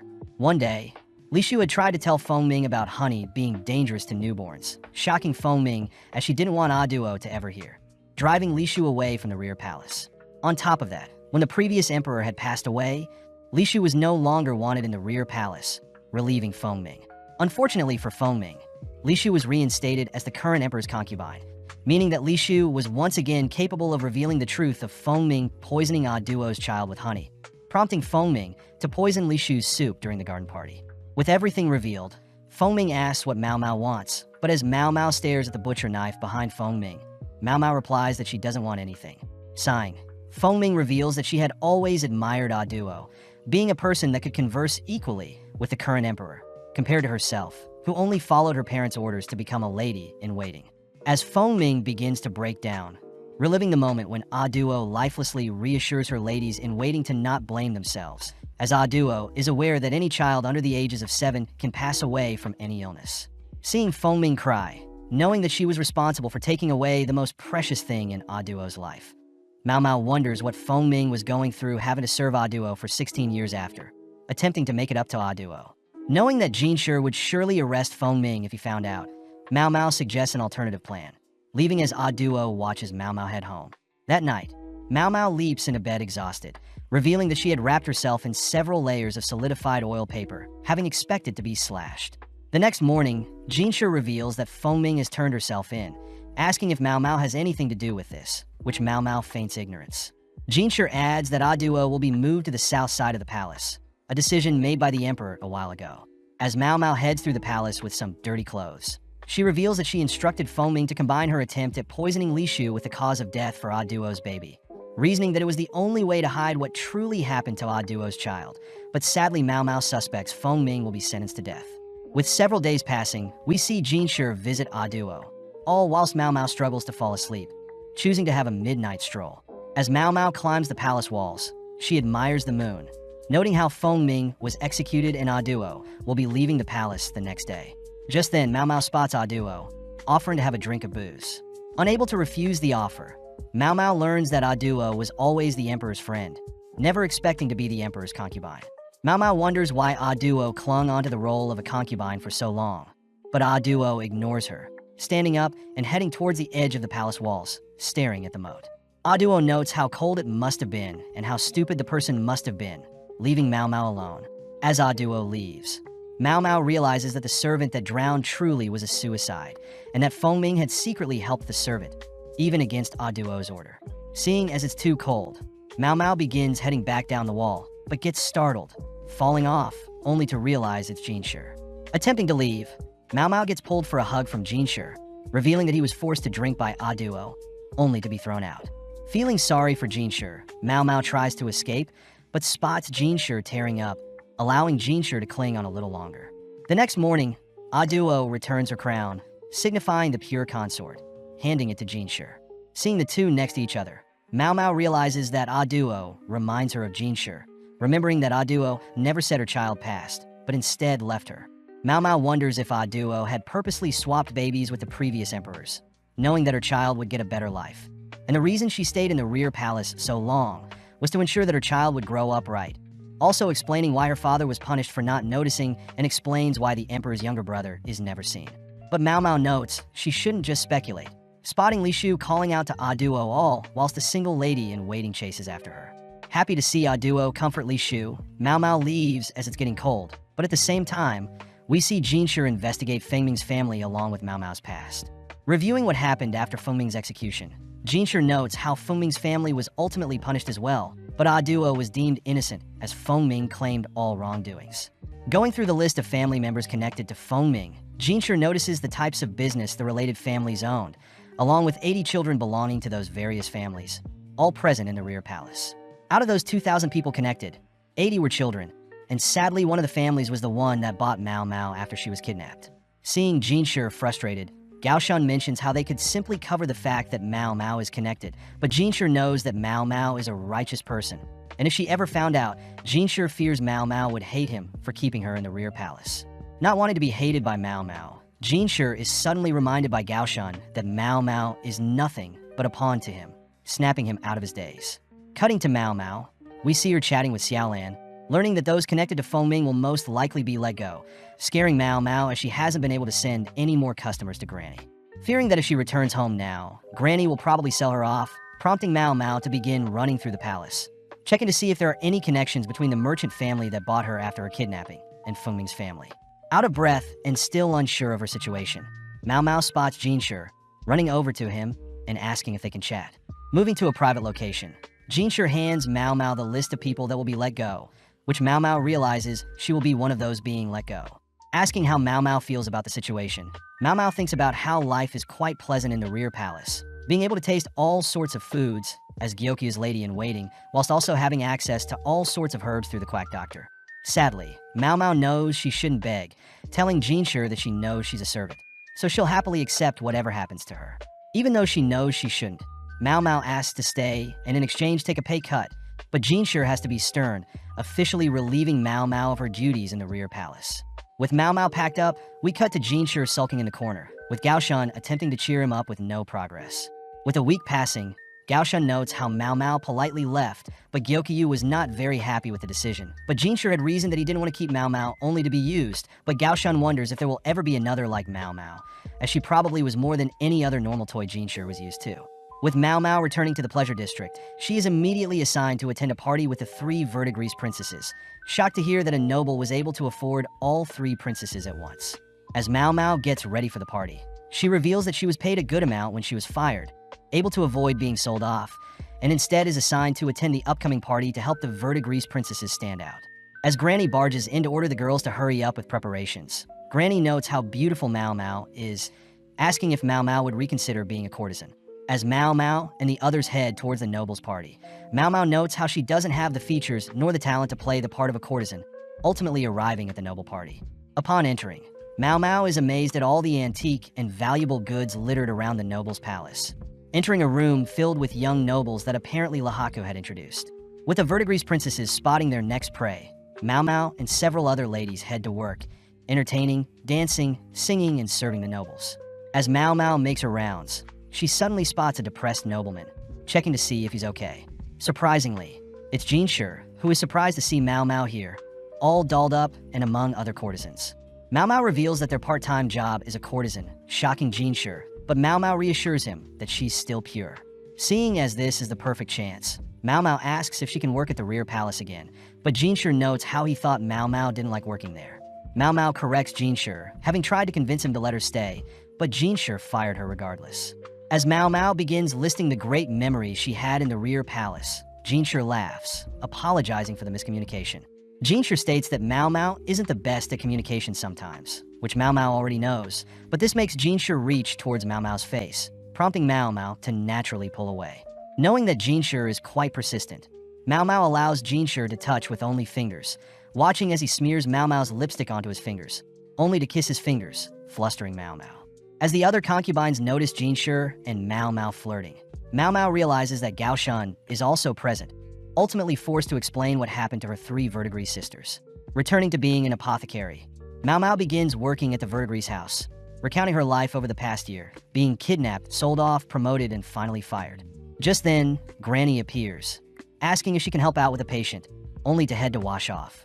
Spotting Granny join her, Mao Mao notes how the brothel and the rear palace are quite similar, promising to pay off her debt, but unsure what the future entails. That night, Mao Mao struggles to fall asleep, telling her dad that she needs to get some fresh air, heading into the garden, only to reminisce about her time in the rear palace, all whilst it begins to snow. The next day, Jinshi arrives at the verdigris house, offering Granny a huge amount of gold, along with a strange insect, all in exchange for Mao Mao. Flashing back, we see Jinshi sitting with the Emperor, asking Jinshi to personally attend to his garden. Knowing how cunning the Emperor is, Jinshi notes how he can barely outperform a regular person with intellect and martial arts, but he's grateful to be given looks more beautiful than any other. Being offered some wine by the emperor, Jinshi gulps down the cup of wine, accepting the emperor's offer to manage the rear palace. Cutting to the present, we see Mimi gifting Mao Mao all sorts of accessories, but Mao Mao notes how she doesn't have to look all nice to go to work. Scolding Mao Mao, Mimi states that Mao Mao should at least put in a little effort, as Mimi believes that she has to show gratitude for such an opportunity. Mao Mao thinks about how Mimi can basically retire with no worries. But her popularity as a courtesan persists, as Mimi is very intellectual, able to entertain customers through song, chess, and go. Just then, Perrin and Joka arrive. Joka wishes Mao Mao the best with her new job, but they also ask that Mao Mao send them some wealthy customers as well. As Mao Mao begins heading through the streets of town at night, she begins thinking about how she was lured in by the caterpillar fungus Jinshi had offered her. But Mao Mao also feels bad for leaving her father again. Mao Mao notes how her father did say he would allow her to do whatever she wants. But as Mao Mao heads back home, she greets her father, who is shocked at all the items she got from the Verdigris princesses. Wondering how she'll bring her mortar, pestle, and notebook, Mao Mao's father notes how Mao Mao isn't a doctor, and by carrying around those heavy-duty items, it'll seem like Mao Mao is plotting something. Seeing as tomorrow is the big day, Mao Mao and her father head to sleep, with Mao Mao scooching close to her father. Seeing Mao Mao guilty for leaving, Mao Mao's father reassures Mao Mao that she can return anytime she wants, knowing that her father, her granny along with her 3 big sisters will be waiting for her. With the big day arriving, Jinshi is shocked to see Mao Mao being delivered by Granny and the 3 Verdigris princesses. But before Mao Mao leaves, Granny reminds Mao Mao to bring back wealthy guests. With Mao Mao entering a carriage with Jinshi, Mao Mao blames Jinshi for drawing so much attention. But before Jinshi can say anything, he gets nervous, choosing to ride in silence. As they reach the rear palace gates, Jinshi spots Mao Mao catching the eyes of fellow guards, asking Mao Mao to put back on the freckles while she's working. At the same time, we see a man playing Go all by himself. Learning that Jinshi had recently bought a courtesan, intrigued that the lady was from the Verdigris house. Upon reaching their destination, Jinshi is very protective of Mao Mao, revealing that Mao Mao will be working at Jinshi's house. Gaoshan explains that since Mao Mao was fired from the rear palace, Mao Mao will now be working in the outer court, compared to the rear palace, which is considered the inner court. Upon entering the premises, an older lady helps take Jinshi's jacket, introducing herself as Surian, Jinshi's attendant, explaining that she has heard of Xiao Mao, Mao Mao's supposed alias. Showing Mao Mao around, Surian states that there are 2 separate buildings and that one building has an office and the other is the personal residence. Surian mentions Jinshi as a young master, piquing Mao Mao's interest, but as Mao Mao is shown her room, she notes how luxurious her room is, especially for a servant like her. Speaking to Jinshi, Jinshi states that Mao Mao won't be a servant and instead would like Mao Mao to take the court lady exam. With no other option, Mao Mao wakes up early the next day, applying her freckles makeup, along with wearing her newly cotton garment, heading outside. Upon spotting some smoke nearby, Mao Mao heads to greet Surian, offering to help cook breakfast, but Surian reassures Mao Mao she's almost done.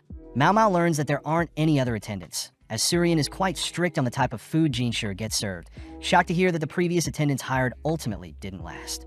As Surian tells Mao Mao horror stories of past attendants, Mao Mao heads to help wake up Jinshi, amazed at the wasted potential of Jinshi's beauty. Just then, Jinshi offers Mao Mao a different room, but Mao Mao is curious why the sudden offer, spotting Gaoshan trying to tell her something. Asking for a room with a stable and a well nearby. Jinshi unfortunately can't provide stables, but we cut to later that day. As Mao Mao and Gaoshan walk through the palace, Mao Mao notes how Jinshi is actually quite busy, always wandering around the rear palace. But as Mao Mao and Gaoshan head through the palace, Gaoshan asks Mao Mao to avoid other military officers at all cost. Being led around the outer palace, Mao Mao struggles to remember all the locations, ultimately stopped by the Director of Waters, the department responsible for rivers, demand, and water projects.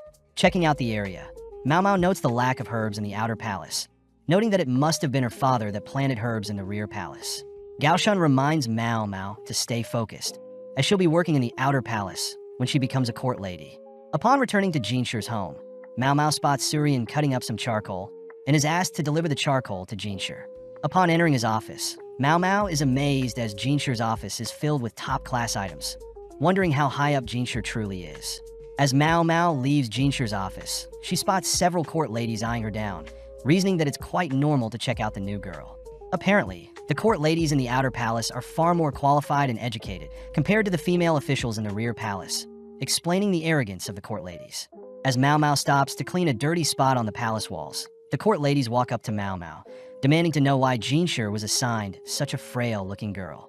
Thinking of a way to resolve things, Mao Mao utters that they're simply jealous of her, but this gets Mao Mao slapped. Seeing she was being too vague, Mao Mao states that she knows the court girls fear that Jinshi has a peculiar taste for underdeveloped girls like Mao Mao, irritating the girls as Mao Mao is reading their minds. When one of the court ladies asks for the exact reason for Jinshi hiring Mao Mao, Mao Mao unveils her left arm, disgusting the ladies, as Mao Mao was performing various experiments on her arm recently. As the court ladies leave, Mao Mao realizes Jinshi was listening in on their conversation, checking to see if Mao Mao has been studying, but Mao Mao simply sneaks away to do some chores. With Mao Mao studying all night, she gets distracted easily, ultimately leading up to exam day, where Jinshi is disappointed to see Mao Mao had failed the exam. Now assigned as Jinshi's personal servant, Mao Mao goes on a walk through the palace, noticing a particular alleyway with various herbs, ultimately heading towards a large green hill. Before Mao Mao can head towards the hill, Mao Mao is hit on the head by a court lady, instructing Mao Mao to not proceed beyond this area. As the court lady leaves, Mao Mao smells sandalwood, mixed with another bitter smell emanating from the court lady. Mao Mao realizes that the location ahead belongs to the military, but at the same time, we see a man smirking, having spotted Mao Mao from afar. Several days later, we see that the new pure consort has arrived, dressed elegantly as she passes through the palace's snow-filled location. With the pure consort heading to her room, we see that Gyokyu is happy to hear that Mao Mao is back in the palace. But at the same time, we see Mao Mao planting various herbs in the outer palace to liven up the place. Just then, Suryan appears, calmly reminding Mao Mao to clean up the office, prompting Mao Mao to apologize, rushing off to fulfill her duties. Cutting to Jinshi, we see him confused to see messages from both Li Hua and Gyokyu. But just then Mao Mao enters his office. Jinshi asks if Mao Mao has heard of the new pure consort that was set to replace Duo, but Mao Mao admits she hasn't, which Jinshi reveals that Mao Mao has been requested to educate the new pure consort. When Mao Mao calls Jinshi out for joking around, Jinshi reveals that Li Hua and Gyokyu had recommended Mao Mao to be the teacher, which Mao Mao can't refuse. Immediately packing her stuff, Mao Mao notes how she's being paid pretty well, thanks to her granny bargaining for higher pay. Getting an idea, Mao Mao tries to up the price for her teacher fees, but Suryan intervenes, stopping Mao Mao from scamming Jinshi. Seeing Jinshi curious about all her belongings, Mao Mao growls at Jinshi, stopping him from snooping around. With Gaoshan offering to help Mao Mao wheel all her belongings, Mao Mao states that she will carry everything herself, setting off to the rear palace with Gaoshan and Jinshi. With a nostalgic feeling re-entering the rear palace, Mao Mao is still amazed at how Jinshi is with the ladies, but seeing as there are too many ladies around, Jinshi charmingly asks everyone to leave. Seeing as Mao Mao will be holding a meeting for only the concubines, Mao Mao stops Jinshi and Gaoshan from attending her lesson, barely able to push Jinshi out of the room. Finally, in front of the high-ranking concubines, Mao Mao is happy to see Gyokyu and Hongyang are well. Mao Mao also sympathizes with Li Shu being nervous, but is also impressed that Lady Li Hua has made a full recovery since she last saw her. Finally is the new pure consort, Lady Lulan, seemingly wearing a flashy southern-style dress. Getting right down to business, Mao Mao begins her lesson to help the ladies out, handing out copies of books and various items. As Mao Mao begins her lesson, we see Gyokyu is giddy, Li Hua is flustered, Li Shu is shocked, and Lulan is bored. With several hours passing, we see Jinshi outside, trying to listen in on Mao Mao's lesson, but suddenly Mao Mao leaves the room, realizing that Jinshi was trying to peep on her lesson. Checking in on the concubines, Jinshi is surprised to see the various expressions on the ladies, but Mao Mao reiterates that she simply shared knowledge that should be kept between ladies. Happy to see that Gyokyu and Li Hua are at least happy, Mao Mao locks eyes with Lulan for a second, but Lulan simply turns away, leaving for now. That night, we see Mao Mao collapse in her bed, tired from all her duties today. Just then, Mao Mao hears a massive explosion, springing out of bed, but realizes Suryan will scold her if she leaves, so Mao Mao chooses to stay in bed. At the scene, we see a man calling out to Master Locken, who is inspecting the explosion, seemingly hiding something. The next day, Mao Mao helps clean up Jinshi's office, taking piles of paper to burn near the military office, but suddenly is thankful that Gaoshan and Jinshi have given her some extra layer of clothing. Heading around the rear palace, Mao Mao notes how it's such a shame that no medicinal herbs are being grown, making it her goal to plant herbs beside the already existing dandelions and mugworts. Getting distracted by various other plants, Mao Mao spots Lahaku from afar, rushing to greet him. Noticing he has a different belt color, Mao Mao realizes that Lahaku doesn't know she was fired from the rear palace, but commends Lahaku for working hard to get promoted in order to visit Perrin again. Mao Mao reveals that, in order to spend a night with Perrin, a commoner must fork over half of their annual salary. But since Lahaku couldn't afford Perrin, Lahaku had been sitting down to have tea with other ladies, hoping to catch a glance of Perrin. Noticing the destroyed building, Mao Mao learns that the massive noise was due to a fire last night, and Lahaku has been sent out to investigate. As Mao Mao walks closer to investigate, she learns that no one was injured in the fire, only to observe the fire had spread to adjacent buildings. With the various scattered shrapnel, Mao Mao realizes this must be an intentional attack, noting that the occasional barbarian attack against the Emperor's property is plausible. Inside the burnt building, Mao Mao spots a burnt potato, realizing the building must have stored food. Seeing something shiny, Mao Mao heads over to pick up a smoking pipe, but is suddenly scolded by Lahaku for snooping around. Putting things together, Mao Mao realizes something, escaping from Lahaku's grip, only to run across to the building in front of the burnt building. Upon confirming that this building also stores food, Mao Mao asks if she can make use of various items and tools, wanting to test out a hypothesis. Constructing a wooden box, Mao Mao fills the box with flour, asking for some water, along with everyone to be careful. As Mao Mao lights a flame, she reminds Lahaku that the experiment will be dangerous, but Lahaku doesn't believe Mao Mao. As Mao Mao tosses the flame into the box, a small explosion suddenly encases Lahaku, who is splashed with water to avoid burns. Mao Mao reveals that airborne flowers when ignited will cause a massive explosion, deducing that someone must have snuck into the storage room to have a quick smoke, unknowingly creating a massive explosion. Amazed that Mao Mao knows all of this, Mao Mao states that she had done something similar when she was younger, but Mao Mao is more worried of Lahaku catching a cold, asking Lahaku to visit her father for some medicine if he visits the Verdigris house again. That night, Mao Mao realizes that the steel pipe she found must have belonged to a high-ranking noble, choosing to clean it up and keep it for now. At the same time, we see a man crying that he is worthy too, but off to the side a mysterious man observes the crying man. The next day, we see several eunuchs chatting about how Lahaku had figured out the reason for the explosion in the storage room, but they all note how there are rumors that a servant girl was the one who solved it, believing she belongs to Jinshur. Just then, Lakan appears, having been sleeping nearby, asking if the men could tell him more about the rumors. That night, we cut to Mao Mao doing some housekeeping, only to run into Gaoshan, who asks Mao Mao to look at a scroll. The scroll is apparently about a poisoning that occurred 10 years ago, involving the poisonous pufferfish. Dreaming of the day she gets to taste pufferfish, Gaoshan offers to take her to a shop, piquing Mao Mao's interest. Gaoshan reveals that recently a colleague had asked for advice regarding a similar event that occurred recently, involving a high-ranking bureaucrat who ate a pufferfish and is now in a coma. Wondering if she should be hearing this top-secret information, Gaoshan is happy to share, trusting that Mao Mao will keep everything a secret. Continuing, Mao Mao double-checks that the bureaucrat was poisoned upon eating the flesh of the pufferfish. Strange, as the poison normally resides in its guts. Gaoshan corrects Mao Mao, as there are cases of poisoning upon eating a pufferfish's flesh, making Mao Mao reassess all the evidence. Mao Mao notes how both cases of pufferfish poisoning had chefs that didn't intend on using the pufferfish, and both victims were food connoisseurs, both loving raw fish, especially pufferfish. In both cases, the guts of the pufferfish was found intact, and cooks stated that pufferfish was never served to the victims, but the symptoms of the victims matches those from the poison of a pufferfish. Since there is no way to conclude anything, Mao Mao asks if Gaoshan can gather more information, watching as Gaoshan leaves. Mao Mao notes how it's common to have food sit in the trash for a few days, meaning the cooks don't seem to be lying. But just then Jinshur appears, scaring Mao Mao. Jinshur asks what Mao Mao is thinking of, all while Surian dries Jinshur's hair, but needing space to think Mao Mao leaves. The next morning, Gaoshan hands Mao Mao one of the chef's recipe books, confirming that the instructions seem to be relatively normal. Gaoshan mentions how the dish containing fish and vegetables have different vinegar mixtures, but Mao Mao reasons the vinegar mixture changes depending on the type of fish and vegetable. Unable to figure out a solution, Mao Mao suddenly spots Jinshur curious about the case as well, forced to allow Jinshur to sit in on their conversation. Mao Mao learns that the bureaucrat poisoning happened a week ago, believing the vegetables used must have been radish or carrots, but upon hearing that the vegetable used was seaweed, Mao Mao smirks, asking to inspect the kitchen. Quietly walking through the palace, Mao Mao greets Basin, quietly following Basin into the carriage. Basin states that once they arrive at the kitchen, the servants will show Mao Mao around, impressing Mao Mao as Gaoshan was able to arrange a visit so quickly. Glancing at Basin, Mao Mao notes that Basin looks familiar but brushes it aside.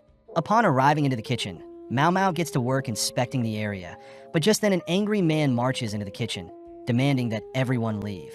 Intervening, Basin states that they've been granted permission to inspect the kitchen, calming down the man, who is revealed to be the poisoned bureaucrat's younger brother. Getting back to work, Mao Mao notices that the cooks washed all the tools and kept their kitchen clean, but spots several vases on the shelf. Upon opening a vase, Mao Mao smirks, learning that the vase stores seaweed that is the bureaucrat's favorite food item.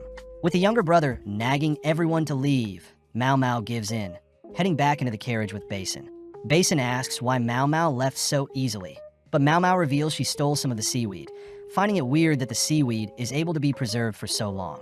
Mao Mao hints at the fact that the seaweed must be imported from somewhere south, asking Basin to investigate where the seaweed came from. A couple hours later, Basin reports to Jinshi and Mao Mao that the seaweed was indeed not the chef's regular seaweed, but the chef still used the imported seaweed, believing it isn't poisonous. Mao Mao reveals that poisonous foods can initially start out poisonous, but after some process can become edible. An example is that eels are originally poisonous, but after draining their blood or cooking them, they become edible.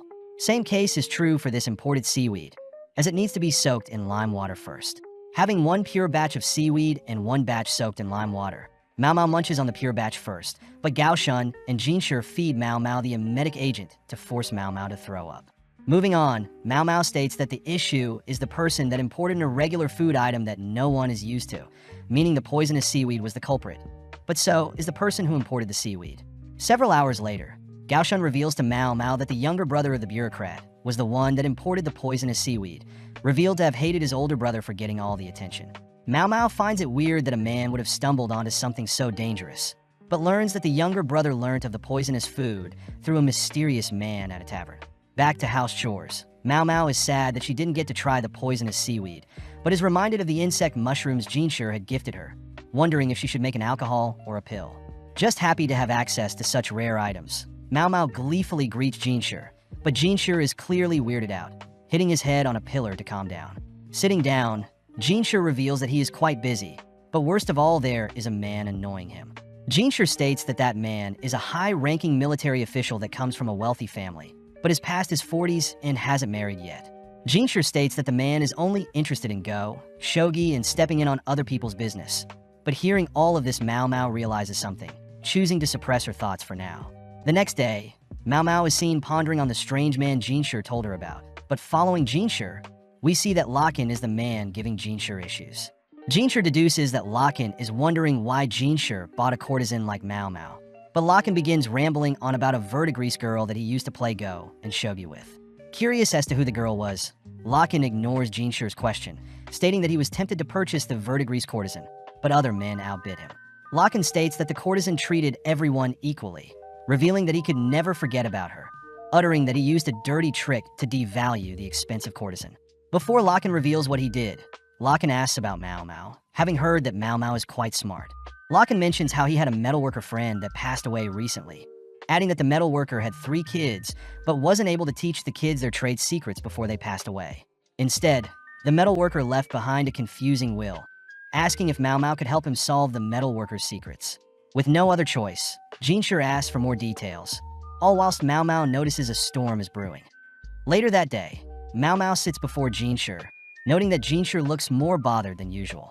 Apologizing for the inconvenience, Jinshi tells Mao Mao about a metalworker that had passed away without telling his sons his techniques.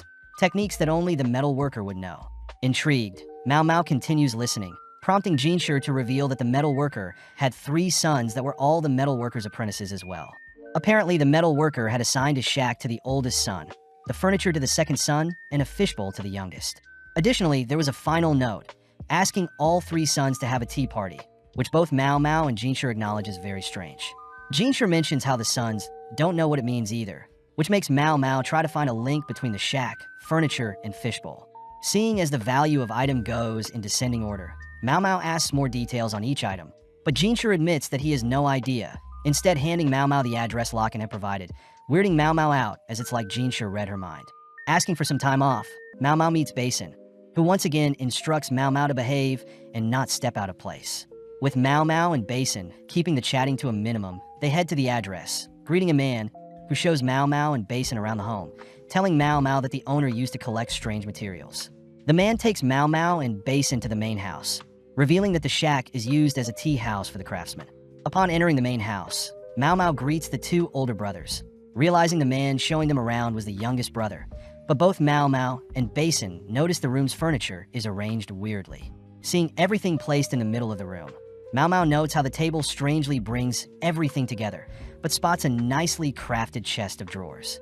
Inspecting the drawer, Mao Mao sees fancy metal work around the corners, 3 rows on the top drawer, a keyhole in the second row with a different metal, but also notices that the drawer is bolted onto the ground. Just then, the second son warns Mao Mao to not touch his furniture, prompting Mao Mao to promise not to touch anything. Upon seeing the calm expression on the eldest son, Mao Mao wonders why a window is placed so high up in the room, completely ruined by the chestnut tree obstructing the sun from getting in. Suddenly, Mao Mao realizes that there is an imprint on the furniture, wondering what is missing. Just then, the eldest son demands to know if Basin and Mao Mao can truly figure out what their father left behind, but Mao Mao signals to Basin to ask for more information from the 3 brothers. The eldest son reiterates that he was left behind the shack. The second eldest was left the chest of drawers, and the youngest was given a glass fishbowl, an item that Mao Mao knows is quite expensive, having expected it to be made of ceramic or wood. Speaking up, the second son berates his father for also leaving him a useless key that doesn't work on the keyhole in the second row, nor any other keyholes on the drawer.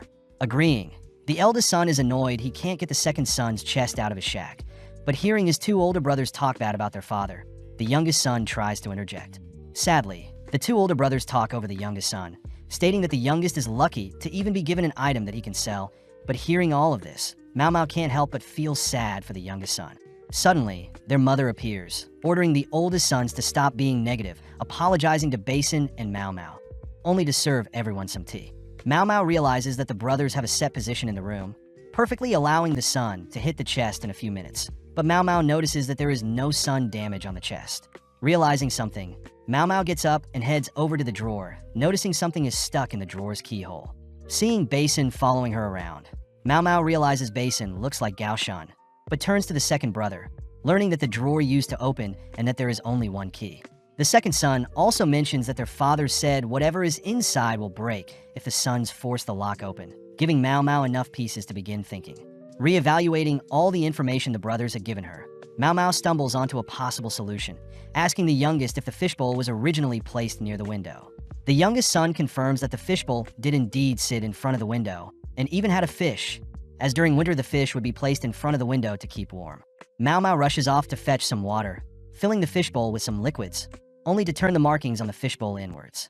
Just then, a concentrated beam of light shines across the room, perfectly burning whatever is clogging the keyhole of the drawer. With the sun now retreating behind the chestnut tree, the beam of light disappears. Smelling something strange from the drawer keyhole, Mao Mao asks the second son to open the chest drawer, confirming that the metalworker suffered from persistent anemia, stomach aches, nausea, and depression. Taking out the middle drawer, Mao Mao spots a key, realizing that the beam of light must have melted a piece of metal and reshaped it into a usable key. Using the key to open the remaining drawers, Mao Mao recognizes the material from when the youngest son gave her a tour, but the second and oldest son are complaining that they don't know what is happening. Mao Mao sees that the youngest knows what one of the metals are, being a mixture of lead and tin, reminding Mao Mao of a time when she tried to copy her father's medicine, but ended up poisoning herself. Mao Mao wonders if the youngest son knows what his father was truly trying to convey, knowing that solder will melt faster than other metals, noticing that 2 of the 3 pieces of metal are lead and tin. Mao Mao wonders if they need to mix the 3 metals together, wondering if the metal's melting points are quite low, also realizing if the shape of the drawers represent the ratio of each metal to be melted together. Annoyed at these random items, the second and oldest brother begin to storm off, but the youngest brother speaks up, stating that he believes their father wants the 3 of them to work together. The oldest brother reminds the youngest that their father only cared about the youngest, but the youngest reveals that their father always believed the eldest son to be reliable and accurate, whilst the second son was always good with people. With nothing else to do, Mao Mao and Basin take their leave. But before Mao Mao leaves, Mao Mao tells the youngest son to visit her father if he ever gets ill. Several days later, Locken thanks Jinshi for the intel, but Jinshi knows that Locken already figured out what the metalworker wanted for their sons. Apparently, the youngest son will take over their father's craftsmanship, whilst the oldest will focus on bookkeeping and the second son will focus on getting more clients. Jinshi wonders what Mao Mao did to convince the brothers to begin working together, but can't help but wonder what Locken is planning, as Locken utters that talent shouldn't be hidden away. Jinshi actually agrees with Locken's statement, noting how Locken was able to find talent and climb the ranks. Changing topics, Jinshur asks to know the remaining part of the courtesan story, but Locken utters that he should find out for himself. As Locken leaves, Gaoshun personally asks Jinshur something, but as we cut to later that night, Jinshur is seen asking Mao Mao to apply makeup on him. With Swearin leaving Mao Mao and Jinshur alone, Mao Mao notes how Jinshur doesn't need makeup to appear more beautiful, joking that Jinshur would topple a nation and seduce everyone if he were any more beautiful. Stating that he's serious, Jinshur asks Mao Mao to make him less beautiful, asking Mao Mao to give him freckles. Happy to help, Mao Mao reveals that she mixes dried clay with oil. But as Jinshur tries mixing a mixture for his face, he learns that the lacquer chemical can permanently change his looks. Hearing that Jinshur wants to become a commoner, Mao Mao says that she can help out, staying up late and creating multiple mixtures that can help with Jinshur's disguise. The next morning, Mao Mao visits Jinshur, jealous to see that Jinshur is gorgeous, asking Jinshur once again if he wants to disguise his beauty. With Jinshur reiterating that he wants a disguise, Mao Mao leans in close, sniffing Jinshur's hands, surprising Jinshur, Gaoshun, and Swearin. Mao Mao states that Jinshur smells like expensive incense, and his outfit still imply that Jinshur is a noble of some sort. Surprised that Mao Mao can detect his faint incense, Mao Mao reveals that she is capable of detecting smells from medicinal and poisonous herbs. Additionally, Mao Mao adds that at the brothel, customers are defined through their scents, with rich people being covered in multiple scents, but usually very sexually active. Whereas on the other hand, those with more potent smells are poor as they usually can't afford showers. Therefore, most new visitors are told to leave. Turning to Gaoshun, Mao Mao asks Gaoshun for some clothes that haven't been washed yet. Next, Mao Mao mixes oil and salt to help roughen up Jinshur's luscious hair. As Mao Mao applies the oil and salt to Jinshur's hair, Mao Mao follows up by tying Jinshur's hair with a piece of throwaway cloth, reasoning that commoners use whatever they can. With Gaoshun returning with some dirty clothes, Mao Mao nonchalantly confirms that the clothes will work, asking Jinshur to take off his clothes. As Jinshur unveils his muscular body, Mao Mao is impressed at Jinshur's well-proportioned body, asking Swearin and Gaoshun to wrap Jinshur with some towels to make Jinshur's body less perfect. Having finished stuffing Jinshur's body, Mao Mao moves on to changing Jinshur's face, beginning to apply several dye mixtures to darken Jinshur's complexion. Inspecting Jinshur's face, Mao Mao is jealous at Jinshur's hairless and poreless face, wondering what Jinshur would look like with feminine makeup. Taking out the lipstick that Mimi gifted her, Mao Mao gives Jinshur some makeup. But seeing Jinshur's expression, everyone is glad that Jinshur's beauty is hidden from most people. Back on track, Mao Mao adds random blotches to Jinshur's face, along with eye bags and various moles. Additional blotches are added around Jinshur's body and under Jinshur's fingernails. But seeing Jinshur's masculine hands, Mao Mao realizes Jinshur has calloused hands, most likely from wielding a sword. Next, Mao Mao unveils a potent mixture, asking Jinshur to drink it in order to change his voice, as the drink is made from several irritants. Finally, Mao Mao asks Jinshur to stuff his cheeks with cotton to change his face structure, revealing Jinshur's new look, but Mao Mao is still amazed that Jinshur is quite good-looking, even after all of her hard work. Cleaning up all her tools, Mao Mao mentions how she's heading home to visit her family, but gets scared seeing Gaoshun smiling. Gaoshun reveals that Jinshur will be accompanying her home, but utters that having Gaoshun or Swearin accompany Jinshur would make Jinshur stand out, asking Mao Mao to accompany Jinshur. Trying to come up with any excuse she can, Mao Mao is cornered by Swearin, offering to disguise Mao Mao herself. With no other choice, Jinshur and Mao Mao travel by carriage, with Mao Mao occasionally giving Jinshur pointers on how to look more common. With Mao Mao so gracefully dressed, Jinshur asks Mao Mao to call him Jinka, and Jinshur will address Mao Mao as lady, seeing as Swearin lent Mao Mao her daughter's prestigious dresses. With Gaoshun dropping the two off with a map, they both begin exploring the town, all whilst Mao Mao wonders if Jinshur could have blended with a woman's disguise. Asking where they're heading, Mao Mao learns that Jinshur wants to meet up with a colleague outside the Pleasure District, but at the same time we see that Basin has been instructed to secretly watch over the two, but Jinshur has already found out Basin is following them.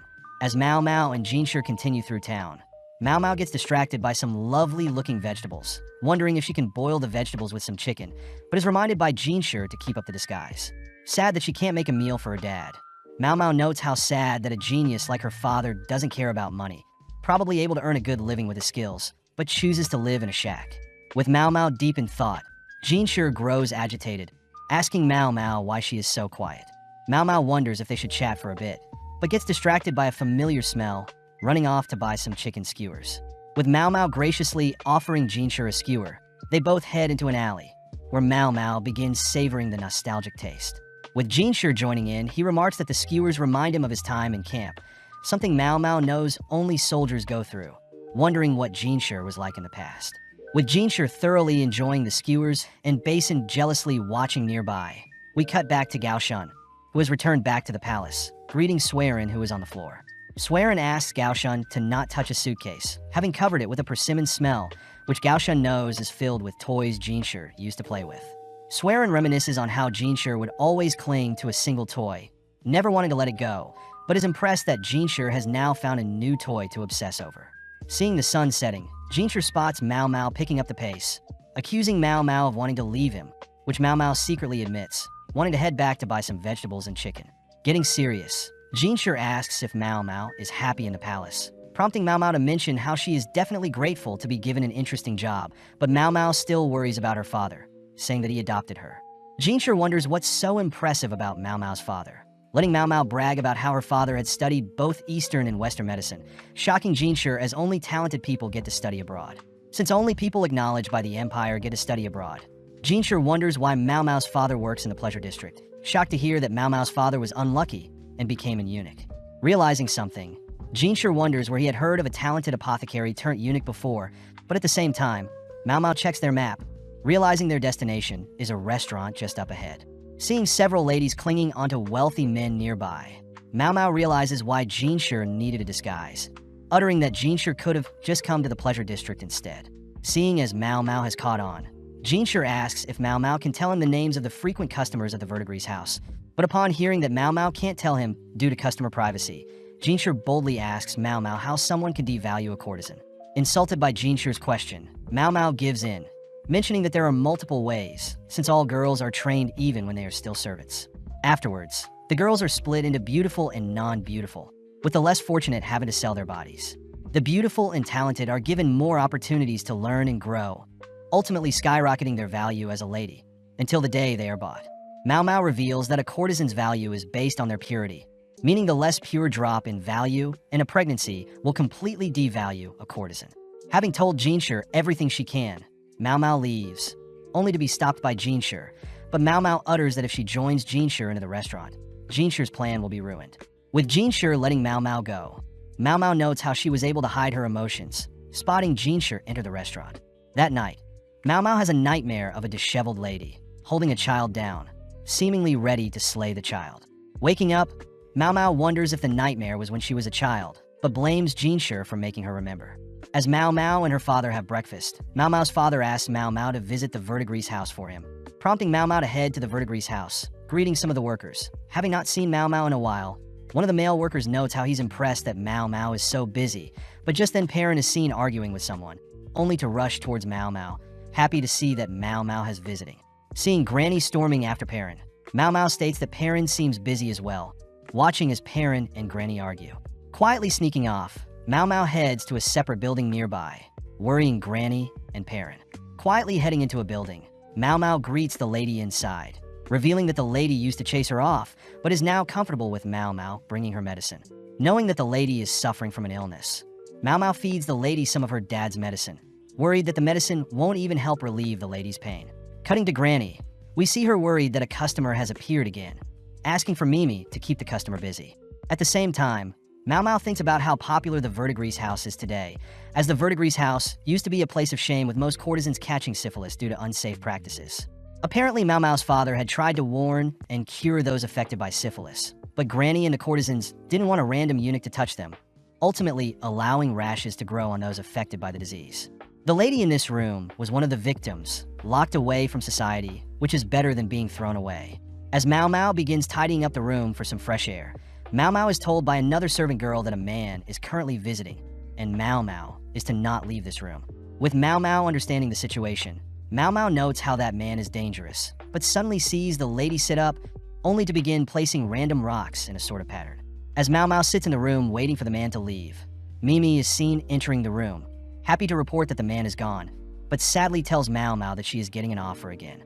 With Mao Mao and Mimi heading back, Mao Mao wonders how Mimi can speak to such a strange man, but Mimi notes how as long as the man pays, she's happy to serve him. As Mimi and Mao Mao head to a nearby bathhouse, Mimi wonders if she should take retirement seriously, which Mao Mao notes that retirement age for courtesans is around 30, and Mimi is not even 30 yet. As the two relax in the bath, Mao Mao hears that Mimi plans to stay a courtesan for a little while longer, curious as to whether Mimi is in love or not. Mao Mao thinks to herself about the last time she felt love, but Mimi suddenly offers to scrub her back, followed by the other verdigris princesses joining them. Several days later, we see that Jinshi has returned home, shocked by the types of things offered to him in the pleasure district. Visiting Mao Mao, Jinshi hands Mao Mao a gift from Locken, asking Mao Mao to share the gift with Swearin. Cutting their conversation short, Mao Mao heads to work, but Swearin notices that Jinshi and Mao Mao seem to be on bad terms. That evening, Swearin tells Mao Mao they will be having a vegetarian dinner, reminding Mao Mao to not eat any meat or fish. Seeing Mao Mao distracted, Swearin asks Mao Mao to stop hiding weird plants in the warehouse, wondering why she doesn't ask Jinshi for a place to store the plants. Mao Mao reiterates that she is a servant, which Swearin respects, as Mao Mao clearly knows where she stands, but reminds Mao Mao that at the end of the day, everyone is human, and if Mao Mao separates humans based on status, Mao Mao could miss opportunities in the future. Getting back to work, Swearin asks Mao Mao to pick up some things for her, prompting Mao Mao to head to the palace's pharmacy, a place that Mao Mao only dreamt of visiting. Seeing hundreds of cabinets, Mao Mao wonders if she could quickly snoop through each cabinet, but suddenly hears someone calling out to her. Realizing that it was the court lady from several days ago, Mao Mao says that she's here to pick up some stuff, but suddenly a man calls out to the lady Swearin. Swearin reveals that she's here to restock the medicine in the guardhouse, which Mao Mao realizes explains why she smelt like medicine when they met near the guardhouse, since she works there. Seeing Swearin glare at her, Mao Mao simply waits for Swearin to leave, overhearing the man utter that he feels bad for a court lady to be running errands, but rushes back to fetch Mao Mao's items. As Mao Mao heads back with the items Swearin requested, Mao Mao wonders who Jinshi truly is, seeing that he is always busy, constantly taking long baths and burning incense, along with eating vegetarian food. Mao Mao wonders if Jinshi is associated with some sort of ritual, even though he's a eunuch, making Mao Mao wonder if Jinshi was made a eunuch like her father. At the same time, we see Jinshi stating that it makes sense that Mao Mao is so knowledgeable due to her father being a doctor, but Gaoshun states that he's never heard of such a skilled doctor-turned-eunuch that used to work in the palace. Just then, Locken barges in, offering to continue their conversation from before, glaring at Jinshi. Jinshi reveals that he knows Locken's dirty tricks, but Locken fires back stating that Jinshi stole what he was after, having spent a lot of time and is willing to pay whatever to get his prize back. Glaring back, Jinshi states that he refuses, shocked to hear that Locken also knows who Jinshi truly is, but Jinshi is pissed knowing that Locken is Mao Mao's true father by blood. With a smirk, Locken leaves, asking Jinshi to tell Mao Mao he'll be visiting sometime. That evening, Jinshi runs into Mao Mao, telling Mao Mao that Locken wants to meet Mao Mao, but seeing Mao Mao glare at him, Jinshi says he'll turn down Locken's offer. With Mao Mao sad to see that Jinshi knows she is related to Locken, Mao Mao heads for the flower hill near the guardhouse, distracted as there are so many herbs on the hill. Suddenly, Swearin appears with a scythe, demanding to know what Mao Mao is doing here. Defusing the situation, Mao Mao says she's here to visit, prompting Swearin to kneel down beside Mao Mao, telling Mao Mao to be careful to not visit this hill too often. Seeing Swearin quietly pull out weeds, Mao Mao wonders what Swearin is planting, but upon hearing that Swearin has a herb that can bring back the dead, Mao Mao rushes towards Swearin demanding to know what this magical herb is. Sadly, Swearin apologizes for lying, revealing that she knows Mao Mao is an apothecary, curious as to how smart Mao Mao truly is. With the mood tense, Swearin says she'll be planting some morning glories soon, heading off without saying another word. The next day, Gaoshun reminds Jinshi that he has to attend another ceremony, but notices Jinshi is clearly distracted. Following Mao Mao, she is seen cleaning up the garden, only to see Lahaku frantically rush towards her, revealing that on the day of the storage room burning down, someone had used the chaos to steal things nearby. Wondering what was stolen, Lahaku and Mao Mao head somewhere more private, prompting Lahaku to reveal that several ceremonial tools were stolen. Lahaku utters that the managers in charge of said ceremonial tools are all gone, with one passing away the previous year and one recently falling ill due to some seaweed. With Mao Mao recognizing the manager that fell ill to seaweed, Mao Mao remarks that having a house burned down and the manager falling ill at the same time is too suspicious, asking who was the manager that passed away the previous year. Upon hearing that the manager had a sweet tooth, Mao Mao instantly knew the manager was Conan, surprising Lahaku. Seeing as these two managers are related to Jinshi somehow, Mao Mao racks her brain for a motive, but first asks Lahaku for what he needs. Pulling out the metal pipe that Mao Mao found, Lahaku says he tried to return the item to the owner, but the owner refused to accept the item, having obtained it from a random court lady. Lahaku heard that on the night of the explosion, a guard had helped escort a court lady out of the palace, only to receive the valuable metal pipe as a gift. Wondering if the court lady had planted the pipe on the guard, knowing the guard would use it, Mao Mao asks if Lahaku knows anything about the mysterious court lady, but reports state that the court lady covered her face. Luckily, Lahaku does mention that the court lady was tall and smelt like medicine. But this makes Mao Mao suspect someone, but Mao Mao holds back her suspicions until she's 100% sure, just like how her father would. With Mao Mao asking if anything else occurred during the night of the explosion, Mao Mao points out that 2 or 3 things happening at once isn't too abnormal, but Mao Mao hints at the fact that Lahaku should search for this tall court lady, fearing that she may cause more issues. Happy to hear Mao Mao's advice, Lahaku gets too close, spotting Jinshi spying on them, prompting Lahaku to leave for now. Back in Jinshi's office, Jinshi notes how close Mao Mao is to Lahaku, but Mao Mao simply says Lahaku was asking for some advice. Wondering if Jinshi knows anything, Mao Mao chooses to explain everything she spoke about with Lahaku, telling Jinshi that it's almost like someone had laid out several traps, hoping for a certain outcome. Hearing this, Jinshi and Mao Mao both agree that these incidents could still be coincidences, but Jinshi notices that Mao Mao is not excited about this mystery, stating that she doesn't want to step out of line. Getting an idea, Jinshi reveals that he had received some ox bezoar recently, completely catching Mao Mao's attention, being a very important item to obtain. With Mao Mao completely captivated, Mao Mao asks if she can have the item, which Jinshi promises to give to her, as long as Mao Mao continues to work hard. Heading to work, Mao Mao learns that the manager that was food poisoned originated from the Board of Rights, a division that Mao Mao doesn't recognize. As a man helps bring Mao Mao studying material, Mao Mao asks the man if he knows what the Board of Rights is, shocked to hear that the division deals with ceremonies. Realizing that Jinshi and the 2 managers are connected by ceremonies, this means that the theft that stole the ceremonial tools weren't a coincidence as well, prompting Mao Mao to begin digging deeper into the ceremonies that take place in the palace. Seeing Mao Mao focused, the man provides Mao Mao a picture of a ceremonial building near the west end of the outer court, deemed the altar of the sapphire sky. The man points out that there is a pillar in the middle of the building, along with several banners that are hung during ceremonies, which makes Mao Mao wonder why the man knows so much about the ceremonies. The man embarrassingly reveals that he also used to work in the Board of Rights, having been demoted for stepping out of line once, but comments that he's happy that the building is holding up fine. Elaborating, the man says that the central pillar in the building always seemed sketchy, as it seemed as if it would break and collapse on whoever was underneath.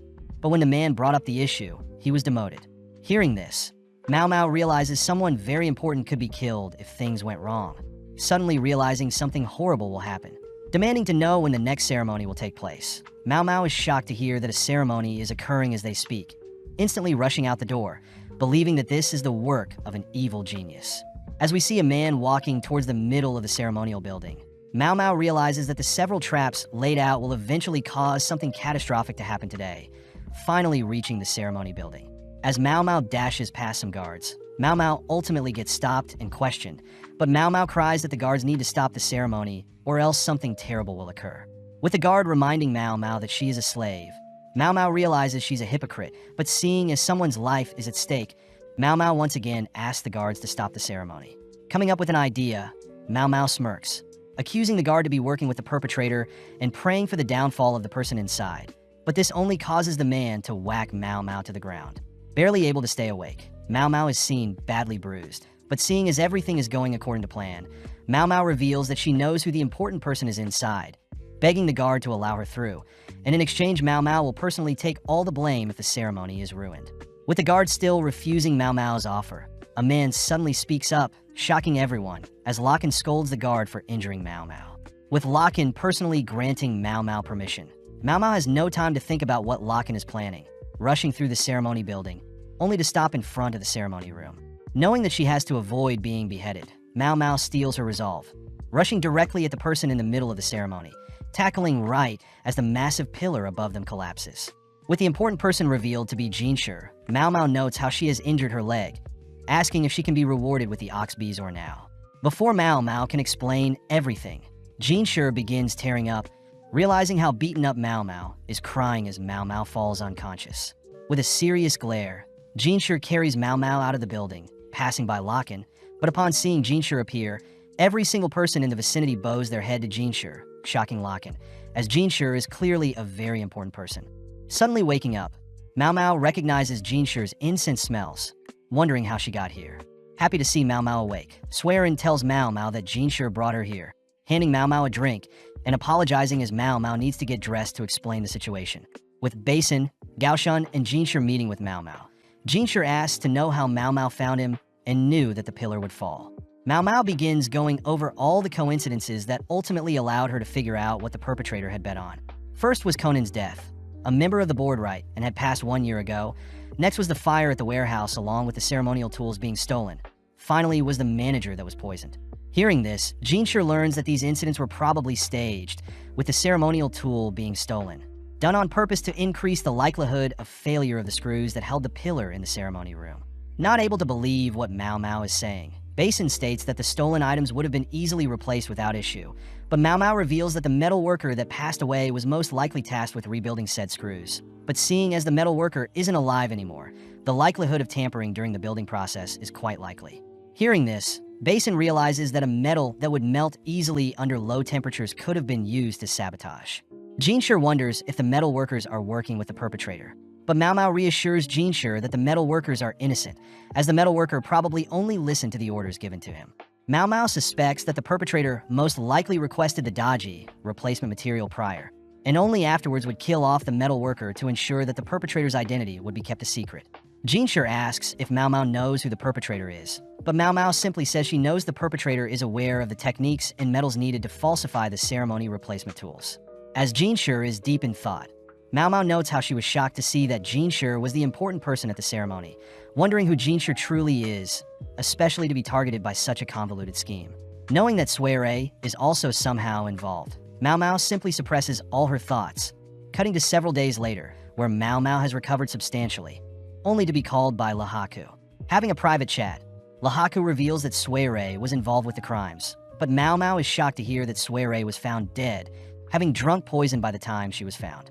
With Mao Mao learning that Sui had worked alone, Mao Mao spends the rest of the day wondering if Sui knew all along that she had no future, suddenly realizing something, rushing to ask Jinshi if she can meet the doctor that examined Sui's corpse. The next day, Gaoshun and Jinshi accompany Mao Mao to inspect Sui's corpse, but upon seeing the doctor, Mao Mao recognizes him as the doctor that seemed close with Sui. Getting straight to the point, Mao Mao asks if the poison Sui ingested includes any thorn apple, a type of poison that can also act as an anesthesia and appears like the white morning glory plant. With the doctor stuttering over his words and dancing around Mao Mao's questions, Mao Mao chooses to confirm herself, breaking open the coffin that houses Sui's body. Upon opening it, Mao Mao states that Sui isn't inside, but the doctor cries that he personally checked Sui's pulse before she was sealed away.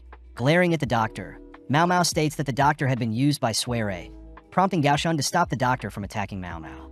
Continuing, Mao Mao says that they need to find what type of concoction Sui used as her poison, but Jinshi wonders how Sui's corpse was so easily transferred. Mao Mao reveals that Sui simply walked out of the coffin herself, shocking everyone, as Mao Mao states that there is a certain drug that can make someone appear dead, suspecting it to be a mix of pufferfish and thorn apples. Asking Gaoshun to check the other coffins, Gaoshun manages to spot fingernail markings on a particular coffin, confirming that coffin to be Sui's coffin. Mao Mao believes that several men had brought a replacement coffin and corpse, allowing Sui to disguise as a vendor, easily blending in with the crowd. Hearing something so absurd, Jinshi is amazed that Sui would go so far, but Mao Mao utters that it was either a high-risk bet or death itself. Mao Mao states that Sui would have escaped but smirks as she was able to figure out Sui's genius plan, hoping to one day reunite with the genius that would willingly bet their own life to pull off such a devious scheme. As Mao Mao gets giddy at the thought of learning the poison Sui used, Mao Mao realizes that her wounds have opened up, asking if she could get patched up. That night, we cut to Lady Lulan receiving a message, but at the same time, we see Jinshi uttering that they took care of Sui's incident in secret. Jinshi reveals that the doctor that was friends with Sui had apparently been recommended by his master. Therefore, the doctor doesn't know anything about where Sui came from. Just then, Gaoshun appears, reporting that Mao Mao made it home safe, which reminds Jinshi of the issue of Locken being Mao Mao's real father. With Gaoshun pouring out a drink for Jinshi, Gaoshun confirms the drink is safe, prompting Jinshi to reluctantly scoff down the drink. 5 years ago, Jinshi had to take on the role of a eunuch in the rear palace, changing his age to 24, but had been drinking a special medicine to suppress his manhood. As Jinshi and Gaoshun chat, Gaoshun mentions how his children are becoming adults, meaning Gaoshun will soon have another grandchild. Jinshi notes how Basin is actually Gaoshun's son, which Gaoshun remarks is 19 years old, the same age as Jinshi's real age. The next day, Jinshi is seen visiting one of Lulan's helpers, learning that the current emperor isn't too fond of Lulan, as Lulan experiments with unorthodox dresses. With the emperor visiting Lulan every 10 days, Jinshi notes how Lulan's father is a high-ranking official, someone Jinshi knows is quite powerful. As Gaoshun and Jinshi leave, Jinshi utters how the current emperor doesn't like younger women, but Jinshi begins thinking about the past. Jinshi confirms that he is A Duo and the current emperor's son, having been swapped at birth with the current emperor's younger brother. As Jinshi visits Gyokyu, Jinshi wonders why Gyokyu seems off, heading to speak with Mao Mao, only to reveal that Gyokyu may be pregnant. With Jinshi asking Mao Mao to start working under Gyokyu, Mao Mao understands why Jinshi isn't taking care of her, as men aren't allowed in the rear palace, especially Lakin. Seeing Mao Mao getting distracted, Swearin warns Mao Mao to focus, but several days later, we see Mao Mao is perfectly integrated back into working under Gyokyu. Happy to see that Gyokyu, her daughter, and the emperor seem harmonious, but Mao Mao notes how the emperor is definitely more capable than he seems. As Mao Mao thinks about the things that may arise in the future with Gyokyu giving birth, we cut to Lahaka, who overhears several girls gossiping about one of the verdigris princesses being bought out. Back at the palace, Lahaku is seen more distracted than normal during training, but at the same time we see Mao Mao reunited with the quack doctor, convincing him to not be lazy.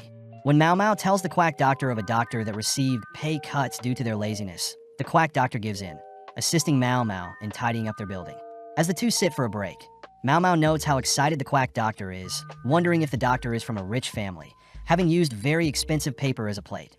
The quack doctor reveals that his family back home specialized in making paper, being able to generate infinite wealth for a period of time.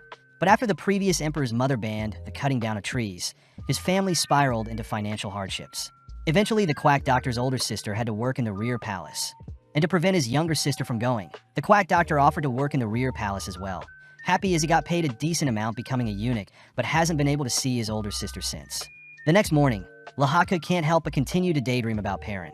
Cutting to Mao Mao, who has returned to continue cleaning the quack doctor's store. Mao Mao spots the quack doctor reading something, learning that the quack doctor's little sister had written the doctor a note, informing him that their family may be on bad terms with the palace. Mao Mao also reads that the doctor's family has come up with a new way to produce paper, but the quack doctor simply reveals that everything is relatively the same, except now they started using oxes for manual labor. Hearing this, Mao Mao notes how amazing the paper feels, as the paper has no impurities and is quite thick, but suddenly realizes the paper is quite weak. Mao Mao asks about the doctor's process for making paper, but the doctor reiterates that it's similar to how others would make. But the quack doctor does state his family has a secret way of crushing and gluing the paper. Chatting for a bit, Mao Mao gets the doctor to reveal that they make use of stored spring water, but when the doctor refuses to elaborate further, Mao Mao suddenly gets an idea. Rushing to retrieve some ingredients, the quack doctor accidentally reveals that they used wheat flour, but Mao Mao promises to keep what she heard a secret. Mixing ingredients together, Mao Mao serves the quack doctor a flour-based drink, but the quack doctor states that Mao Mao got the ratios all wrong. Apologizing, Mao Mao instructs the quack doctor to lick and stir the mixture, shocking the quack doctor as the drink is now evenly mixed. The quack doctor concludes that saliva mixed with glue makes the glue less sticky, but annoys Mao Mao when the quack doctor doesn't understand what Mao Mao is trying to teach him, forcing Mao Mao to reveal that the oxes may be contaminating the fresh spring water, making the paper glue less sticky. With the quack doctor rushing to report his findings to his family, Mao Mao returns to Gyokyu's pavilion, but is told by Hong Yang that she has been summoned.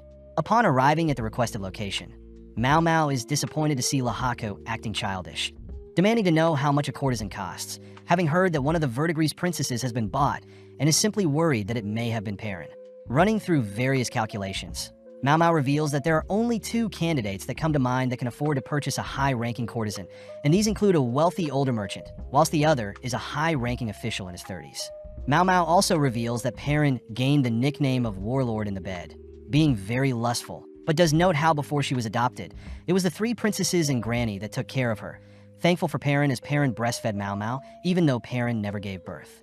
Mao Mao also begins factoring Lahaku as a candidate, noting how although Lahaku isn't the smartest, he definitely is a hard worker and has sufficient stamina to satisfy Perrin. Getting straight to the point, Mao Mao asks how much Lahaka makes in a year, deducing that it's around 1,000 silver, sadly revealing that one of the 3 verdigris princesses are worth a minimum 10,000 silver in cash, whereas more basic courtesans are worth 400. Completely at a loss for words, Lahaka wonders if Perrin will accept him if he manages to scrape together the amount. But seeing Lahaku so desperate, Mao Mao offers to help. With Mao Mao asking Lahaku to strip, Mao Mao begins inspecting Lahaka's muscles, impressed as Perrin does prefer a manly body. With most of Lahaka's body perfect, Mao Mao asks to inspect Lahaka's private area, but just then Jinshur enters, demanding to know what is happening. With Jinshur speaking to Mao Mao privately, Jinshur gets frightened, hearing that Mao Mao was summoned to inspect Lahaka's body, but fails to mention that she was inspecting Lahaka's body to see if he would match Perrin's taste. With Jinshur misunderstanding the situation, Jinshur asks what Mao Mao thinks about Lahaku, prompting Mao Mao to reveal that Lahaku is quite above average in terms of looks and physical features. Jinshur wonders how Mao Mao could discern so much simply looking at Lahaka's body, but Mao Mao reveals that back at the verdigris house, the girls had to learn how to quickly discern the capabilities of clients, simply by glancing at the clients' bodies.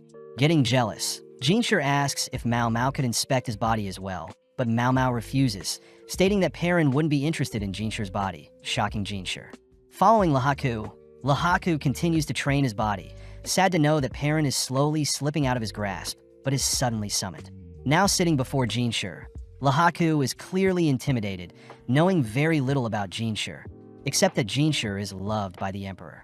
Seeing Jinshur's grin, Lahaka hears Jinshur mention that he heard Lahaka plans to buy a courtesan, annoyed as Lahaka believes Jinshur is mocking him. Out of nowhere, Jinshur offers to pay Lahaka 20,000 in cash, shocking Lahaku. But Jinshur reassures Lahaku that Mao Mao believes Lahaku is a reasonable candidate for her big sister.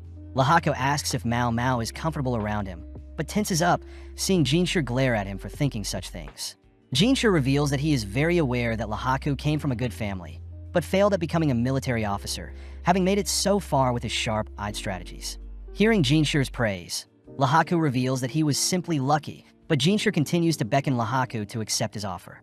Seeing Jinshur's cold glare, Lahaku reasons that he doesn't need the full 20,000 in cash, thanking Jinshur for the offer, but refuses the money, declaring that Perrin is the love of his life, and he wouldn't be a man if he bought her with someone else's money. Impressed, Jinshur wishes to speak with him soon, heading off as he confirms that he was worried for nothing. Now with a goal in mind, Lahaku continues to work hard, ultimately deciding to send a letter to Perrin, only to cut to Mao Mao, who had received a letter from Perrin, stating that she will be waiting for her prince to come for her. Mao Mao reveals that Lahaku won't need the full 10,000 if Perrin likes him, but gets distracted learning that a certain person recently offered to buy several people out. Mao Mao can't help but think about that man, but just then we cut to Lakan, being called to a meeting, but he seems to be distracted by blue roses. With spring arriving, Gyokyu began to show obvious signs of pregnancy, something that Lingli began to take notice of as well. As Lingli cuddled with Gyokyu, Mao Mao and the other ladies can't help but adore Lingli, making Hongyang consider getting married and birthing a child of her own, but Mao Mao notes how the other ladies would never let that happen. With several minutes of the girls adoring Lingli, Mao Mao thinks about how boring it was to have spent 2 months with Jinshur, but suddenly Lingli approaches Mao Mao with a piece of paper. Happy to play with her, Mao Mao begins drawing a poisonous mushroom, but gets scolded by Hongyang, asking Mao Mao to draw Lingli some flowers instead. At the same time, we cut to Lakan and Jinshur chatting, with Lakan uttering that he loves the gorgeous blue roses that used to appear around the palace. Smiling back, Jinshur states that he's never heard of such a rose, but Lakan reassures Jinshur that they exist, asking if Jinshur can look into them. As Jinshur agrees to search for these blue roses, Lakan leaves, asking Jinshur to prepare the roses by next month's garden party. With Lakan gone, Gaoshan scolds Jinshur for taking requests even though he's very busy, but Jinshur asks Gaoshan to ask around. Sadly, after visiting every florist nearby, Gaoshan reports that roses aren't in season, forcing Jinshur to turn to Mao Mao for help. Jinshur asks if Mao Mao knows anything about blue roses, shocking Mao Mao, as she remembers a time when she had sold fake blue roses for some quick cash. Mao Mao jokingly asks Jinshur if the people who saw the rose were hallucinating, but upon seeing Jinshur's serious expression, Mao Mao asks what Jinshur needs. When Jinshur asks if Mao Mao can gather some blue roses by next month's garden party, Mao Mao reminds Jinshur that roses will only start to bloom in 2 months. Knowing that it's impossible, Jinshur states that he'll turn down the person who requested the roses, but Mao Mao deduces that the man requesting the impossible is Lakan. As Jinshur confirms this, Mao Mao changes her mind, stating that she'll figure something out, as she knows she can't run away from Locken forever. As Mao Mao asks Jinshi for several things, we cut to Mao Mao visiting Li Hua, thanking Li Hua for allowing Mao Mao to use the steam room. In exchange for access to the steam room, Mao Mao sneaks a naughty book to Li Hua, only to head outside, running into Jinshi and Gaoshan, who have relocated the steam room. When Jinshi asks what Mao Mao is planning, Mao Mao reveals that she plans to make the roses go mad, making use of the abundant sunlight and steam. Mao Mao hopes to simulate the correct environment to allow roses to bloom, but can't guarantee any results getting to work. As Mao Mao helps move several plants into the steam room, Mao Mao suddenly realizes her leg's wound has reopened, happy to see that Jinshi and Gaoshan have summoned Xiaolan to help out. With an energetic Xiaolan by Mao Mao's side, Mao Mao begins instructing the eunuchs to place over 100 unbloomed roses in the steam room, happy that preparations are done. That night, Mao Mao mans the steam room, being the only one who knows how to regulate the steam room's temperatures so as to not kill all the roses. On sunny days, Mao Mao takes the roses out of the room, completely exposing them to the sun and lightly feeding the plants water. Just then Gaoshan checks up on the girls, gifting them a light snack, something Xiaolan is grateful for, being able to skip work and hang out with Mao Mao. At the same time, Mao Mao and Xiaolan spot some of Li Hua's ladies-in-waiting spying on them, only to run away. With several days passing, Mao Mao instructs Xiaolan and the eunuchs to trim down the number of sprouts in each plant pot to allow even distribution of nutrients for the plant. Seeing as it's beginning to rain, everyone rushes the roses inside the steam room. But as night falls, Mao Mao begins to worry that the roses aren't growing fast enough, staying up all night to regulate the steam room's temperature. With the next day arriving, Xiaolan is shocked to hear Mao Mao get no sleep, offering to watch the roses as Mao Mao sleeps, but Mao Mao can't help but notice Li Hua's ladies-in-waiting are watching them again. Mao Mao comes up with something to distract them, giving Xiaolan a manicure, something that spreads among the ladies within the rear palace, and even Lady Li Hua. As Mao Mao heads back to Gyokyu's pavilion to taste for poison, Mao Mao learns that Gyokyu won't be attending the upcoming garden party, which Mao Mao knows is to give Lady Lulan a chance to shine along with hiding Gyokyu's pregnancy. Before Mao Mao leaves, the other ladies get worried, seeing Mao Mao exhausted. As Mao Mao heads to her room to sleep, she musters up the strength to continue looking after the roses. But as she approaches the steam room, Xiaolan reveals that a single bud has finally grown, relieving Mao Mao as they may make it in time for the garden festival. With the day of the garden festival finally arriving, Jinshi asks Gaoshan if there are any updates on the roses, both admitting that they aren't sure, having both been very busy. Just then Mao Mao appears, greeting Jinshi, but Jinshi can't help but notice Mao Mao's tired expression. As the garden party begins, various nobles and eunuchs watch as Lady Lulan makes her appearance, the daughter of Master Shishou. As Lulan catches the attention of all the men, Lulan stands before the emperor, prompting her father Shishou to ask if there is anything Lulan needs to improve on. At the same time, Jinshi appears, carrying various roses, presenting said roses to the emperor, impressing the emperor. Jinshi notes how he's receiving glares of envy, something he's very used to. But when Jinshi spots Shishou's blank expression, he remembers that Shishou is very cold and calculative, refusing to let his smile drop. As Jinshi leaves, he wonders what Locken thinks of the roses, but Locken is annoyed that Jinshi managed to pull it off. Following Mao Mao, she's seen resting on Yinghua's lap, but as Jinshi arrives, Yinghua leaves Mao Mao and Jinshi alone. Sitting next to each other, Mao Mao apologizes for not getting them to fully bloom, but Jinshi brushes that aside, asking Mao Mao how she changed the colors of the roses. Mao Mao reveals that the roses were originally white-colored, so all she had to do was mix various colored dyes and allow the roses to suck up the dye through some cotton wrapped around the base of the roses. Mao Mao had anticipated that some officials may quarrel about the roses, so Mao Mao had intentionally revealed the secret to the emperor prior to the garden party, something the emperor was pleased to learn. Jinshi wonders if the blue roses Locken saw involved someone feeding blue water to the palace's roses, but Mao Mao can't confirm or deny. Changing topics, Jinshi spots Mao Mao had painted her fingers, but Mao Mao notes how she could have mixed balsam and wood sorrel to guarantee a more vibrant red color. Getting up, Mao Mao asks if Gaoshan had prepared the item she had requested, stating that she plans to catch Locken off guard. Cutting to Locken, we see him bored with the garden festival, revealing that he sees everyone as ghost stones, with men being black stones and women being white stones. Locken states that by viewing his subordinates as pieces in his game and his ability to maneuver and place said subordinates that gained him such a high rank in the art of war. Glancing around, Locken gets a headache from seeing all the ladies having red manicures, a color he knows resembles balsam, but out of nowhere, Locken spots Mao Mao appear alongside two other men. As Mimi is seen taking care of the sick lady, We cut to Mao Mao offering to play Locken in some games, exciting Locken as he gets to play with his daughter.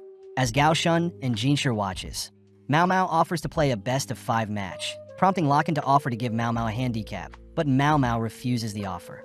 Getting right to the point, Mao Mao states that she wants a prize for winning, which Locken accepts, stating that Mao Mao must come live with him if he wins.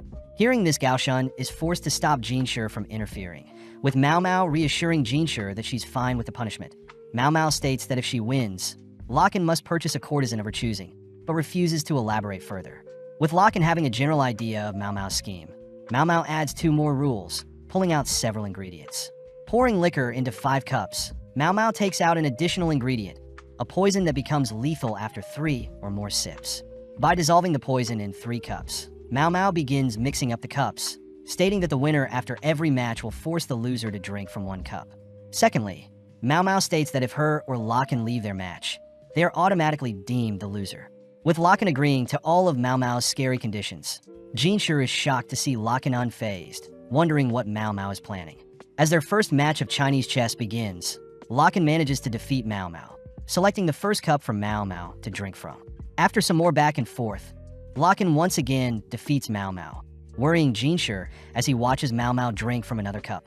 With Gao Shun and Jinshi skeptical of Mao Mao's capabilities, Mao Mao makes the first move for her third game. But with every move Mao Mao makes, Jinshi wonders what Locken and Mao Mao are thinking. Out of nowhere, Mao Mao is declared the winner, as Locken had purposely lost, asking Mao Mao if the cups with poison stand out from the non-poisoned. Mao Mao states that she believes it should taste awful, but at the same time, Jinshi knows that Locken doesn't want to risk having his daughter Mao Mao take the poison 3 times. So Locken plans on drinking at least one of the 3 poison cups to ensure Mao Mao is alive after being defeated. Upon downing his first cup, Locken admits that the drink tastes awful, scaring Jinshi, as he's not sure if Locken managed to find one of the poison cups. As Jinshi begins thinking about Mao Mao having to live with Locken, Locken suddenly gets flushed in the face, suddenly collapsing, unable to handle his alcohol. Jinshi demands to know what Mao Mao has done, but Mao Mao simply states that all the cups were filled with alcohol and the poison she added was simply more concentrated alcohol.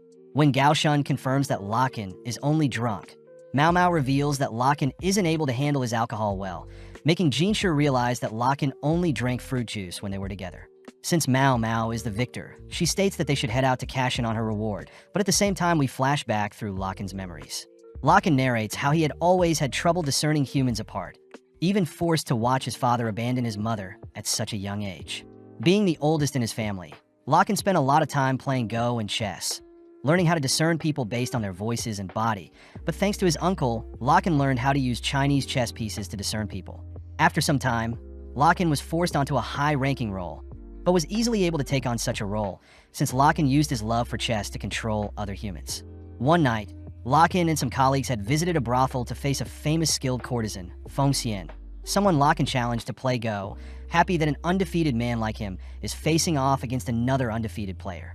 Out of nowhere, Locken ended up suffering defeat for the first time, laughing out of joy as he finally saw the first human in his life. Admiring Feng Xian's foxy eyes and crimson red appeal, Locken and Feng Xian ended up spending several years together playing chess and Go. One night as Locken and Feng Xian chat, Feng Xian revealed that she never knew her mother, having grown up in the pleasure district, and even revealing that it is forbidden for a courtesan to get pregnant. Sadly, as time went by, Locken watched as Feng Xian's popularity skyrocketed, restricting Locken to only be able to afford to visit Feng Xian every 3 months. Seeing Feng Xian up to something, Locken spots Feng Xian messing with balsam and woodwhirl, a medicine that treats basic poisons. As Locken admires the woodwhirl, Feng Xian asks when Locken can visit her again. Sad to hear Locken can only afford her in 3 months' time. As more days passed, Locken had heard of Feng Xian being bought, sad to see that her value had outgrown his reach, even as a military officer. On one of the last days, Feng Xian had asked that the winner can do whatever they wanted with the loser, but as their match of Go began, they wound up embracing each other. As they both whispered how much they wanted to play more together, Locken awoke in the middle of the night to Feng Xian muttering some cryptic words about a baby, brushing them off as he slept. As 3 months passed, Locken found out his uncle had lost his job in the rear palace, forced to watch his father scold his uncle for losing his role as doctor in the rear palace. Out of anger, Locken's father ordered Locken to go study abroad, but around the same time, Locken had learned that Feng Xian's buyout was canceled, and Locken had expected to return within 6 months. Sadly, with 3 years passing, Locken finally returned from abroad, shocked to see so many unread letters from Fengxian, spotting a peculiar bag as well. Upon opening the bag, Locken is confused by the two pieces of branch, one long and one small, but suddenly Locken realizes something. Rushing towards the verdigris house, Locken recounts a popular way to curse someone involving one's fingers being severed. When Locken made it to the front of the verdigris house, Locken demanded to know where Fengxian was, but was beaten up by one of the servants, learning that Fengxian was pregnant because of Locken and was forced to take any job she could to make money. Back in the present, Locken awakens in one of the beds in the verdigris house, greeting Mimi, who used to be Fengxian's servant and someone he often played games with. Handing Locken some disgusting medicine, Locken gets giddy when he learns Mao Mao made it for him. But Locken also receives a box from Mao Mao, opening it only to see a withered blue rose. When Locken asks to know what Mao Mao is thinking, Mimi utters that the withered rose was able to retain its shape even after all this time. But at the same time, we cut to Mao Mao heading somewhere with Basin, pulling out the head of an unblossomed rose. As Locken sits in bed, he reveals that he only wanted to take care of Mao Mao, but he also doesn't blame Mao Mao for hating him after what he did to her mother Fengxian. Striving to bond with Mao Mao next time, Locken curses at Jinshi for being so close with Mao Mao, but just then Granny enters, informing Locken that he must now select the courtesan he'll be buying. With Locken happy to spend a few thousand on any courtesan, he heads downstairs, amazed at the lineup of courtesans, but is surprised to see one of the verdigris princess being sold as well. Seeing as they all still appear as stones to him, Locken reasons that he should pick Mimi, being the most comfortable with her. As Locken approaches Mimi, Mimi stiffens up, admitting that she prefers to work at the verdigris house, only to head to some nearby doors, opening them. With Granny scolding Mimi for disobeying her, Locken suddenly hears a familiar voice. As the voice overwhelms Locken's senses, Locken trips and falls whilst rushing towards the source, completely disregarding his own well-being, all whilst remembering Mao Mao's words regarding a withered rose that retains its shape.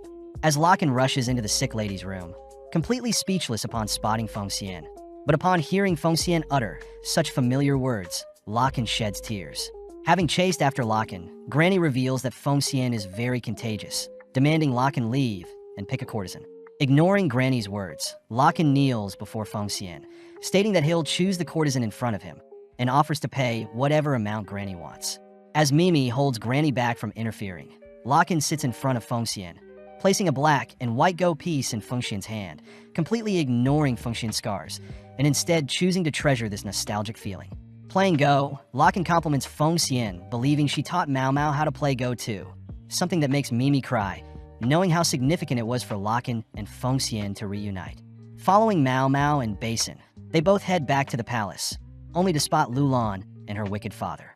Seeing Basin bad-mouthing Lulan's father, Mao Mao attempts to leave, but learns that Jinshi wants to speak with her. As Mao Mao greets Jinshi, Swearin quickly whips up a meal for Mao Mao, shocked to see Mao Mao so skinny. Sitting beside Mao Mao, Jinshi wonders why Mao Mao doesn't hate Locken, but Mao Mao states that she believes her mother didn't actually hate Locken either, as she willingly allowed Locken to impregnate her. Mao Mao reiterates there would have been all sorts of ways to get rid of Mao Mao during the earliest stages of pregnancy, but still Fengxian chose to keep Mao Mao, leading Mao Mao to speculate that her mother was taking advantage of Locken. Mao Mao states that Fengxian was able to estimate when she could get pregnant, and had timed it correctly when she spent a night with Locken, but sadly Fengxian could have never anticipated Locken leaving abroad for so long, even resorting to self-harm to get Locken's attention. Mao Mao also reveals that the reason Locken only speaks with Jinshi when Jinshi is in his office is because Locken can't recognize human faces and can only roughly match people with voices and their body. Mao Mao says she learned everything from her adopted father, and for some reason Locken is only able to see Mao Mao and her adopted father, Lawman's face. Mao Mao mentions how she still is stressed that Locken is pursuing her, but she doesn't like nor hate Locken, wondering if Locken was able to decipher her message behind the withered rose. Jinshi states he thought Mao Mao despised Locken, but Mao Mao reveals that Locken actually assisted Mao Mao to save Jinshi from the falling pillar during the ceremony, revealing that Locken doesn't deduce based off evidence, and instead works off gut feelings. But surprisingly, Locken has been very accurate.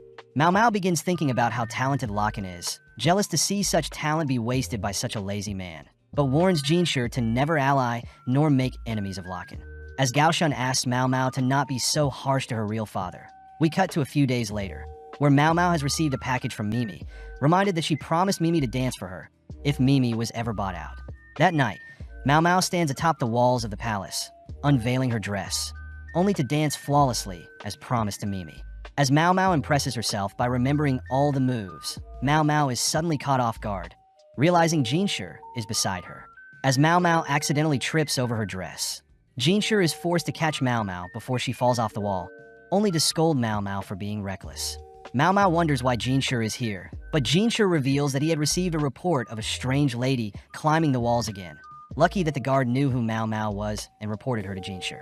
Firing back, Jinshi asks what Mao Mao is doing up on the walls, prompting Mao Mao to reveal that it's customary for courtesans to dance in celebration when one of their fellow courtesans are bought out. Jinshi adds that he heard Locken had purchased a courtesan recently, mentioning that Locken is going on vacation for 10 days, while Mao Mao states that Granny is throwing a 7-day celebration.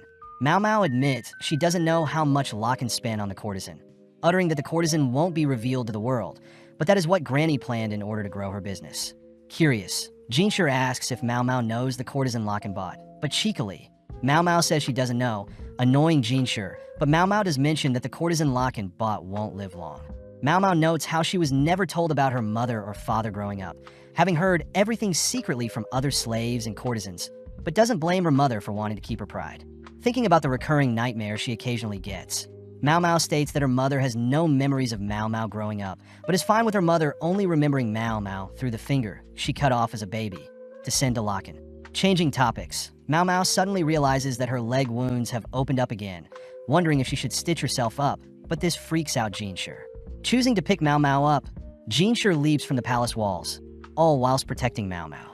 As Jinshi carries Mao Mao across the palace, Mao Mao gets embarrassed, learning Jinshi carried her the same way when she was passed out after the ceremony. Suddenly remembering something, Mao Mao leans in close, teasing Jinshi, only to ask for the ox Bezoar Jinshi promised, prompting Jinshi to headbutt Mao Mao. The season ends as we cut to several days later, where Jinshi is visiting Mao Mao at the Jade Pavilion, asking Mao Mao for some more advice. Picking back up from the previous season, we see that the red light district is as popular as ever, following Mimi, who cleans up Fengxian's old room, reminiscing on her moments working under Fengxian. At the same time, Perrin and Joko wonder why they suddenly have a massive order, learning from Granny that Mao Mao asked them to deliver it to her, and it will be a new source of income for them. Back at the rear palace, Jinshi does his routine check-ins, first visiting Li Hua and Li Shu, only to stop by to visit Lulan. Upon entering Lulan's pavilion, Jinshi and Gaoshou note how Shishou had asked for more ladies in waiting for Lulan, but they're surprised by how many Lulan has now. Finally stopping by to visit Gyokyu, Jinshi is caught looking for Mao Mao, learning she is currently at the clinic, all whilst Gyokyu remarks it's already spring. Cutting to Mao Mao, we see her and the quack doctor steaming up the clinic, confusing Jinshi when he arrives as Mao Mao reveals she is creating scented oils using leftover roses, but sadly the scent could be stronger. Jinshi wonders why Mao Mao is doing her experiments in the clinic and not in the Jade Pavilion, but Mao Mao whispers that some scented oils can cause miscarriages, but this shouldn't require a ban on scented oils overall. Mao Mao thinks about how Gyokyu's pregnancy still needs to be kept a secret from everyone, including the quack doctor, who can't keep secrets, but Jinshi asks what Mao Mao is cooking. Mao Mao says she is simply distilling alcohol to make it more concentrated, a concoction she plans to clean with especially since Lingli is still a child. With Mao Mao demonstrating the sanitizer, Jinshi is impressed by Mao Mao's vast knowledge, reminded that her adopted father studied medicine from the West as well. At that moment, Mao Mao's package arrives, intriguing Jinshi as Mao Mao silences the quack doctor from revealing anything. When Jinshi gets more intrigued, Mao Mao blurts out that the package contains pieces of her clothing from back home, but Gaoshun points out that clothes shouldn't be this large or heavy. Backed into a corner, Mao Mao reminds Jinshi that women in the rear palace are lacking experience and knowledge in bed, making it unfavorable for when the emperor finds someone to their liking, as the women aren't able to meet the emperor's expectations. Jinshi wonders why Mao Mao bought a huge amount of books, realizing they're the same books Mao Mao gave to the concubines. But Mao Mao thinks about how the emperor had originally wanted to read them, but now she plans on starting a business by selling these books to others. Spotting Gaoshun indulging in the books, Mao Mao gets weirded out, but realizes Gaoshun was admiring the paper quality and craftsmanship. Mao Mao points out brides are normally gifted these books and can interpret the books based on pictures alone, but Jinshi is intrigued to hear the printing method doesn't use wood blocks and instead metal plates. Seeing Jinshi sifting through the books, Gaoshun whispers that Jinshi can keep some for himself, but Jinshi cries he would never. Clearing his throat, Jinshi says Mao Mao can keep her books, but must tell him which shop made the books, reassuring Mao Mao he has good intentions. With Mao Mao divulging the shop details, Gao Shun mentions how some books are too explicit and should be censored, confiscating them as both men leave. Later that day, Xiaolan recites a novel she had heard about, asking Mao Mao what she thinks about the novel. Mao Mao is more amazed Xiaolan can read, but Xiaolan corrects Mao Mao, stating that a girl earlier was reading it, and the novel itself has spread throughout the rear palace. As Mao Mao heads to the Jade Pavilion, she spots the other girls indulging in a book, hearing that the emperor personally handed them out and wants all the girls to read it.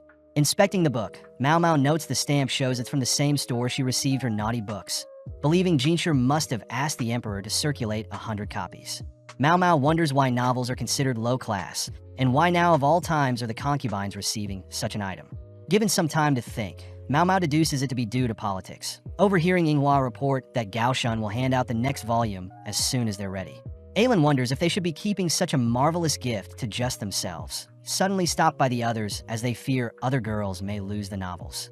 Mao Mao advises that they make copies, pointing out how Ailin's penmanship is quite exquisite, flustering Ailin.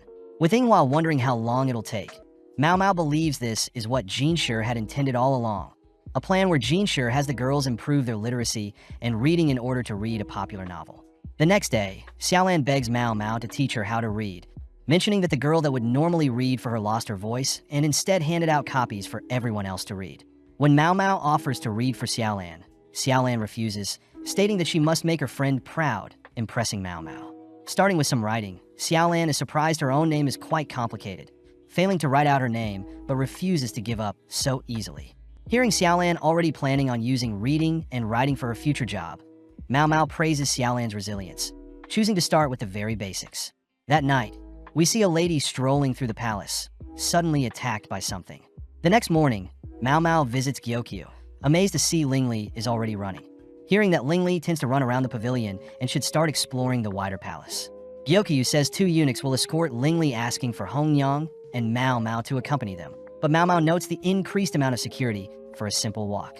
Gyokyu asks if Mao Mao can teach Lingli about flowers and creatures outside, but Hongyang fears Mao Mao will teach the princess weird things, knowing that foreigners would have a hard time living in a foreign land. As the gang head out, Lingli draws the eyes of onlookers, both admiring and shunning the little girl, prompting Mao Mao to stop and show Lingli some primrose. Suddenly hearing something, Lingli runs off somewhere, attempting to crawl into a small alleyway, but is stopped by Hongyang.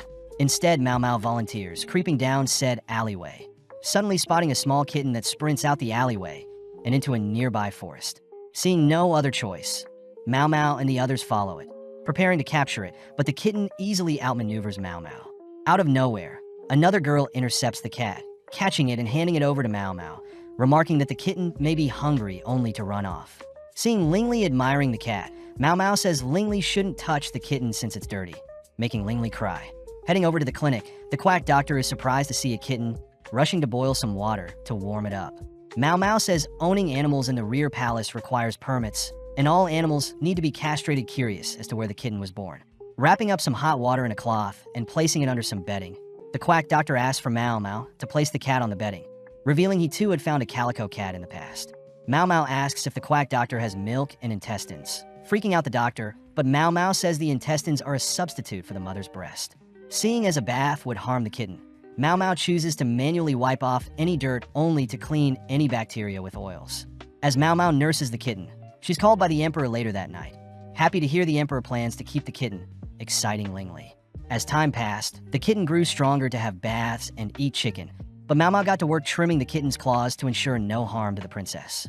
With Jinshi visiting as well, Mao Mao spots Gao Shun acting weird, getting distracted by Jinshi, who admires the kitten. Sitting down and serving Jinshi some snacks, Mao Mao spots Gao Shun and the quack doctor gleefully bonding over their love for cats, something Jinshi will never understand. But upon realizing that Mao Mao herself acts like a cat, Jinshi embraces the kitten with open arms. A few days later, the kitten had been given the title of Admonisher of Thieves, tasked with chasing down rats scurrying around the clinic, but Mao Mao wondered why the kitten had been given her name of Mao Mao as well. Later that day, Mao Mao and the other ladies rush to tidy things up, hearing that a caravan is soon to arrive. Following Jinshi, we see him receive reports of a foreign envoy arriving, asking Gao Shun to ensure everything runs smoothly during their stay.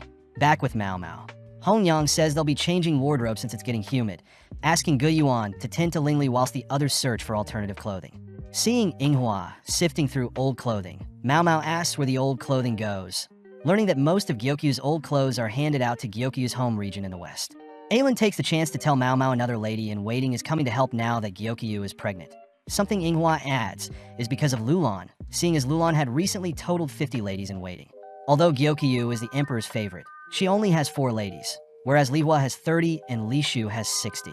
Additionally, Inghua mentions how a caravan filled with goods visits the palace every so often, but suddenly Hong Yang appears ushering the girls back to work. Cutting to Lihua, she is seen petting her belly only to summon Shin, her new head lady in waiting, asking Shin to do some shopping for her. Heading out, Shin suddenly receives a message from the clinic, putting on a sour face. Near the entrance of the rear palace, the caravan has officially set up shop and plans to stay for 5 days, making Xiaolan envious as she wants to buy and try on new clothing as well. Mao Mao notes how strangely peaceful the rear palace is even though there are no stores or doctors except the quack doctor, wondering what a disease outbreak would cause.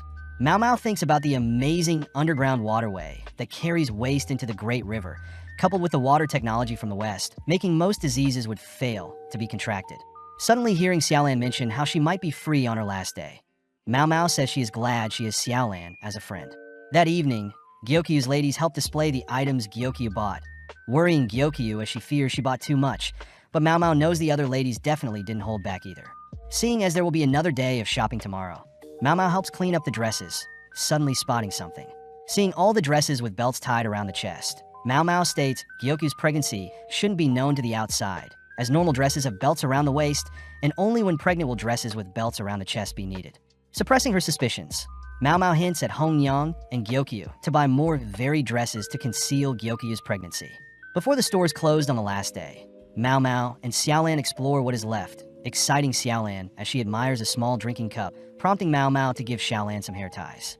Graciously hugging Mao Mao, Mao Mao notes Xiaolan could pass off as her little sister, both continuing to explore the stores as Mao Mao is dead set on getting discounts.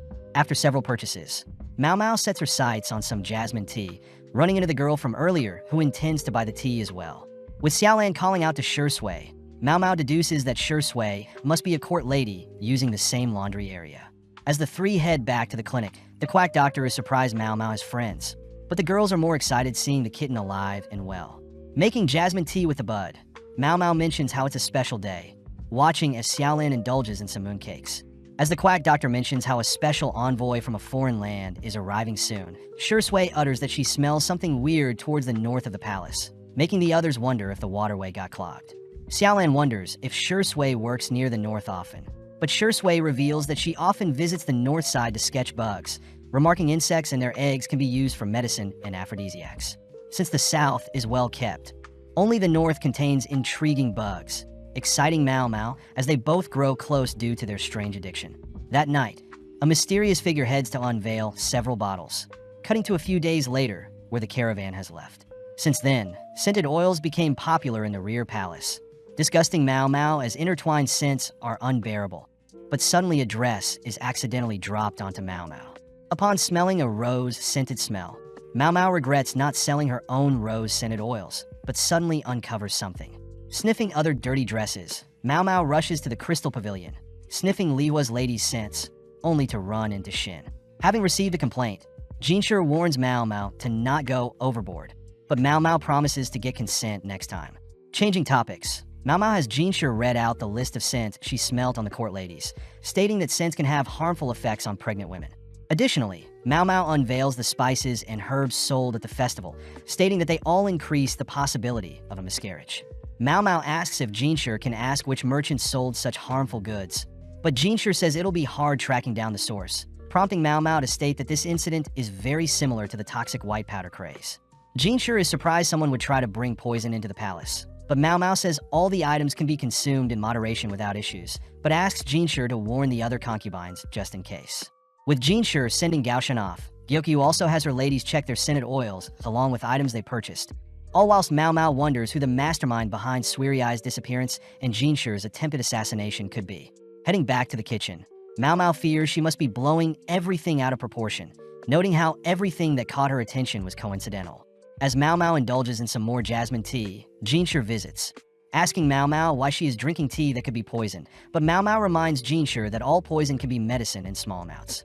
As Jinshi sits down, she learns Gaoshan is off delivering messages, prompting Mao Mao to prepare some tea for Jinshi.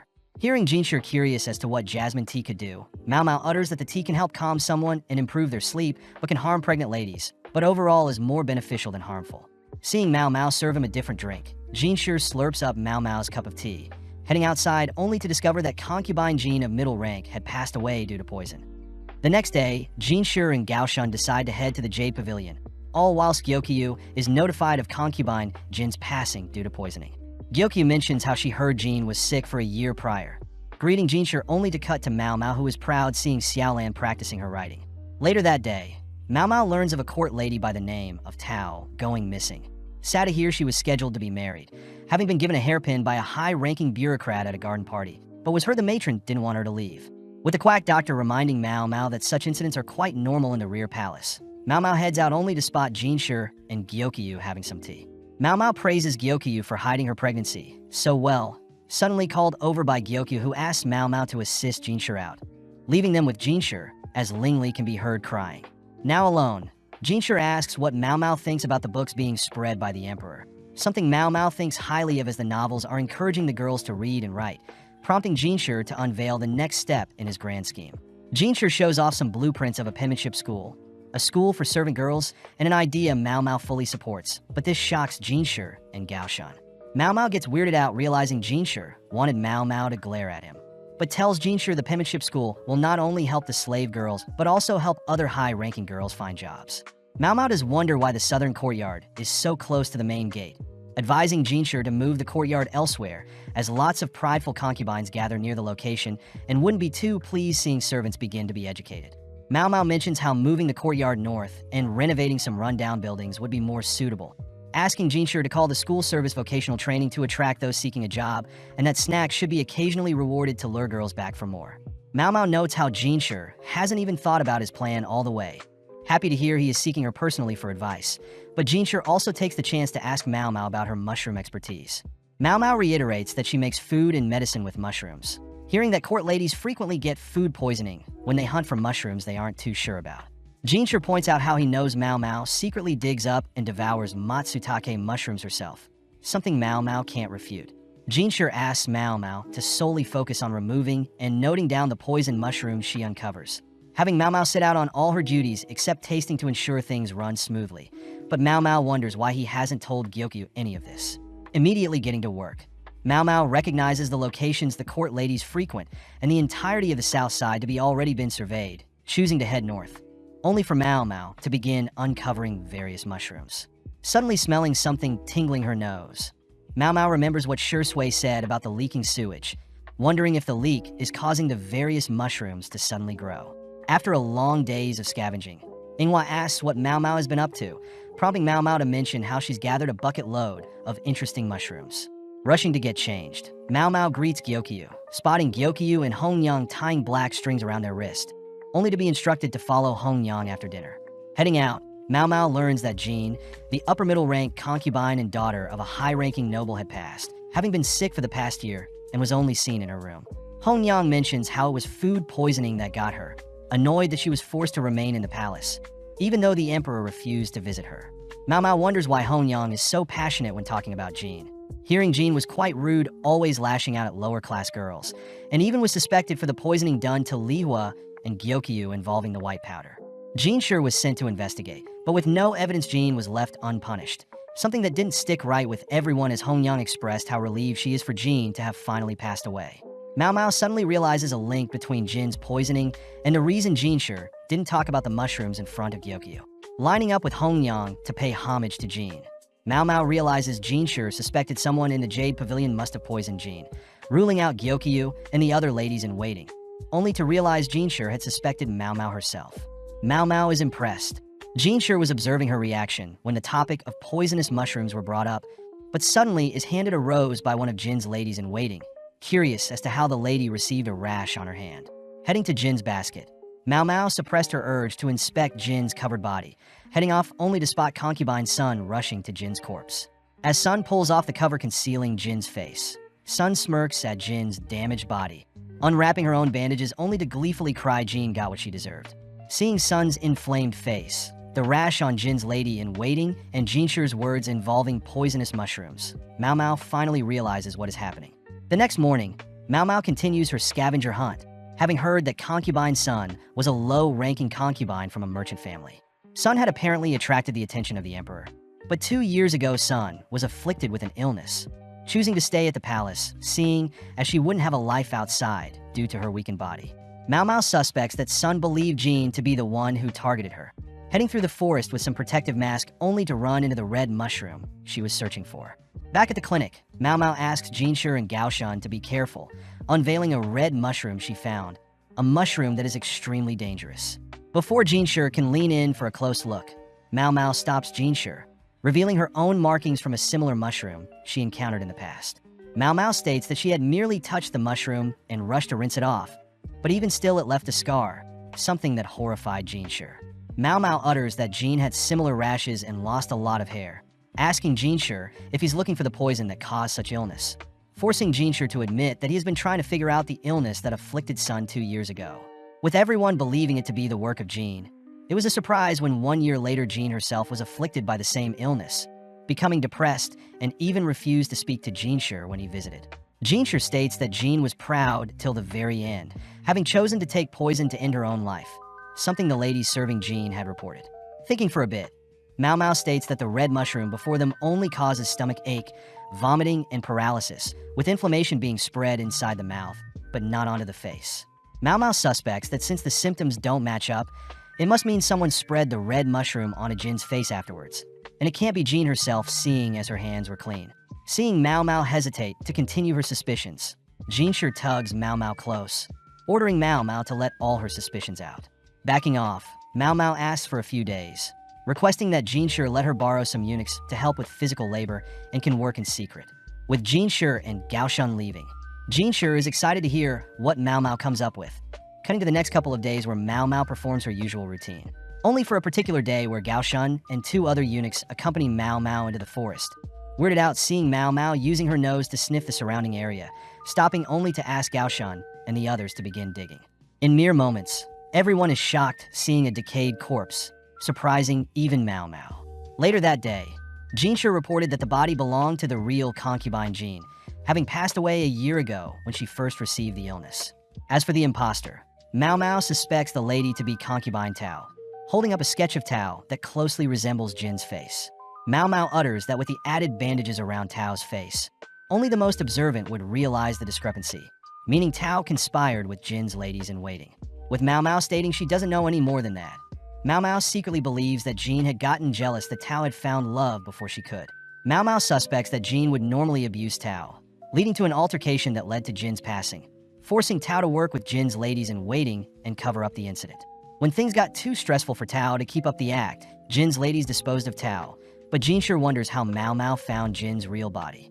Mao Mao proudly declares that she simply looked for an abundance of mushrooms growing nearby, having known that mushrooms tend to grow around animal feces or carcasses. Jinsher calls out Mao Mao for fiending over mushrooms grown around a human corpse, something Mao Mao realizes is quite weird, but before Mao Mao can defend herself, Jinsher has Gaoshan confiscate Mao Mao's mushrooms. Now left alone, Mao Mao spots a mushroom that had fallen out of her basket, wondering what a mushroom grown from a corpse would truly look and taste like. That night, we see the emperor greet some visitors, cutting to the next day, where Mao Mao is shown a massive mirror. The mirror amazes all the girls, as it's a Western invention, making it hard to obtain, especially the one before them, as it would easily be worth another's life. Mao Mao learns that Gyokyu had owned a smaller mirror in the past, but Inghua broke it, intriguing Mao Mao as to how mirrors are made and how they can mass-produce them. Gyokyu tells Mao Mao the mirror is a gift from a foreign envoy, reminding Mao Mao that the foreign stores were in preparation for a special envoy arriving. But Mao Mao also hears that each concubine received an equally expensive mirror, wondering what business this envoy has with their nation. That evening, Gaoshan visits Mao Mao and Hong Yang, asked by Gaoshan to borrow one of their rooms, but Hong Yang is disappointed to hear that Gaoshan is married and has a child. As Mao Mao serves the two some tea, she hears Gaoshan asking for some advice, explaining a story involving a rich family with 2 daughters. Since the daughters were close in age, they were both loved dearly by their overprotective parents, forcing the girls to remain inside. When a lady-in-waiting was assigned to the girls, the lady would occasionally sneak them out, but when the father found out, he locked the girls inside permanently, stationing men to guard and watch over them. Although the girls grew up introverts and spent their youths embroidering, the father soon discovered his younger daughter was pregnant with the child of a wizard, a story that confuses Mao Mao as she simply believes the lady had continued to sneak the girls out. Gaoshun corrects Mao Mao as the lady in waiting had been fired to warn future ladies in waiting from getting too comfortable. But when Hongyang wonders if the men watching the girls pulled any moves, Gaoshun states the men would monitor each other as well, forbidden from approaching the daughters. Unfortunately, Mao Mao doesn't know what to make of Gaoshun's story, stating that she knows that people can trick themselves into thinking they're pregnant, having once seen a young courtesan claim she was pregnant with the man she loved. The courtesan had reported skipping her periods and her skin began to grow tender, but this was all in her head, making Mao Mao ask Gaoshun if he's sure the younger daughter was pregnant.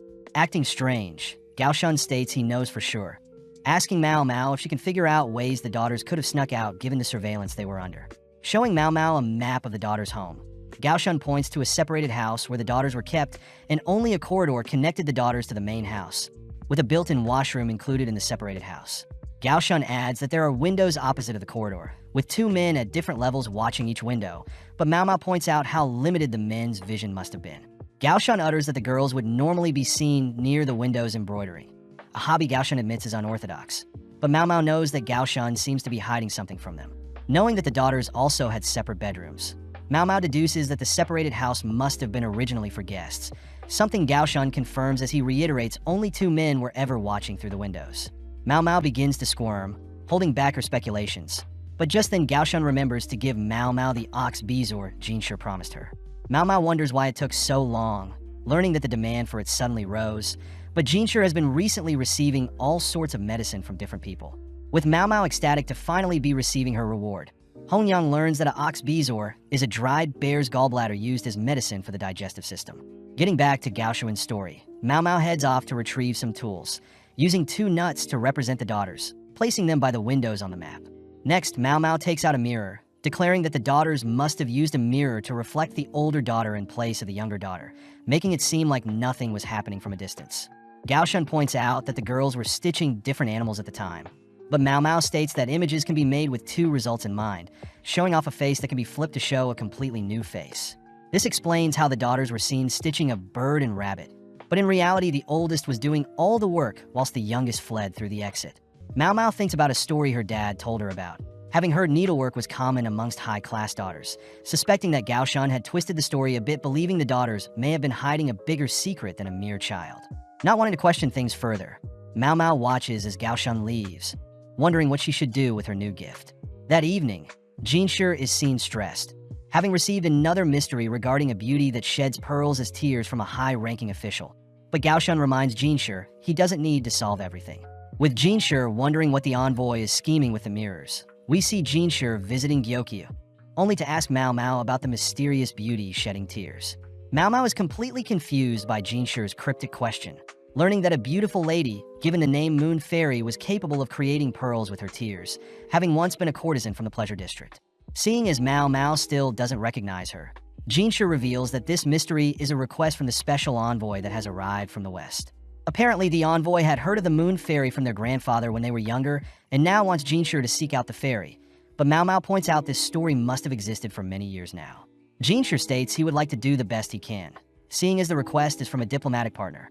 But as Mao Mao thinks back of possible candidates that fit the Moon Fairy description, she realizes that only one fits the criteria. Surprisingly, Mao Mao utters that Jinshi had already met the candidate, revealing it to be the granny of the verdigris house. Mao Mao says she can convince the granny to visit if he pays, but wonders why Jinshi doesn't just lie about the fairy he finds. But Jinshi reveals he already tried to present other beautiful ladies, but the envoys refuse to accept them as worthy of being a moon fairy. Hearing that the envoys are females, Mao Mao fears what they may do to Jinshi if he were to ever seduce them, instead asking how important these envoys are. Jinshi says the envoys control all western and northern trading points, making Mao Mao curious as to how gorgeous Granny was to have captivated the eyes of Westerners who are already conventionally good-looking. Seeing Jinshi distraught, Mao Mao gets to work inviting Granny to the palace, sitting down with her only to ask Granny if she welcomed an envoy 50 years ago. Granny confirms she did, remembering that the city was originally an ancient ruin that accepted tourists, but seeing as there was no grand palace at the time, a ceremonial site near a pond and orchards was used to welcome guests. Mao Mao recognizes the description as a ruined orchid on the north side of the rear palace, But Granny continues by stating she herself was selected as the main dancer to perform, being the highest class courtesan at the time out of the dozen that were chosen. Granny admits her build at the time was tall and curvy, something that would naturally draw others' attention. But the overall event was mostly improvised and planned to suit the guests. Granny says that bugs needed to be removed from the nearby orchids, and before the event her dress was sabotaged, but like the pros she was, Granny still outshined all expectations, smacking Mau Mau when she seemed bored. Taking out a painting, Mau Mau is amazed to see Granny in her prime, learning that the envoy had personally sent Granny the painting after seeing her perform. Granny proudly claims that the envoy never set foot on their land again, but Mau Mau wonders why Granny drew the envoy's attention so much, disappointed to see Granny doesn't know. With Mau Mau curious as to what garnered Granny the title of a goddess, Mau Mau shows Jinshi what he needs to find, all baffled as they wonder where they can find a 175-centimeter tall lady with natural curves, long limbs, and is skilled at dancing. Gaoshun mentions how the envoys are tall themselves, being cousins with the same grandfather, intriguing Mau Mau as to how pretty these envoys are, seeing as they need someone pretty enough to even stun the envoys. Mau Mau identifies someone that could satisfy their needs, glaring at Jinshi. That night, we see the Emperor meeting with Lulan, all while Shui spends time hunting for items near a pond and orchards. At night, Mau Mau sits with Granny's painting, wondering how much the rumors had twisted Granny's legacy. But heading out the next day, Mau Mau heads towards the north orchards in the rear palace, spotting a shrine-like building and a pond as well, noting how the location used to belong to a different ethnic group, but out of nowhere a pair of hands covers Mau Mau's eyes.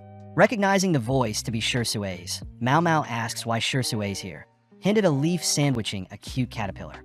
Weirded out herself, Mau Mau hears that Shui is uncovering many bugs near the orchids that can only be found in books. Something Mau Mau realizes is due to the orchards being a common trading hub for foreigners, so it's natural for insects to have flocked to the area. Mau Mau wonders what type of butterfly the caterpillars will evolve into, but Shui corrects Mau Mau, uttering that the bugs will actually become gorgeous moths, nocturnal creatures that light up the night sky.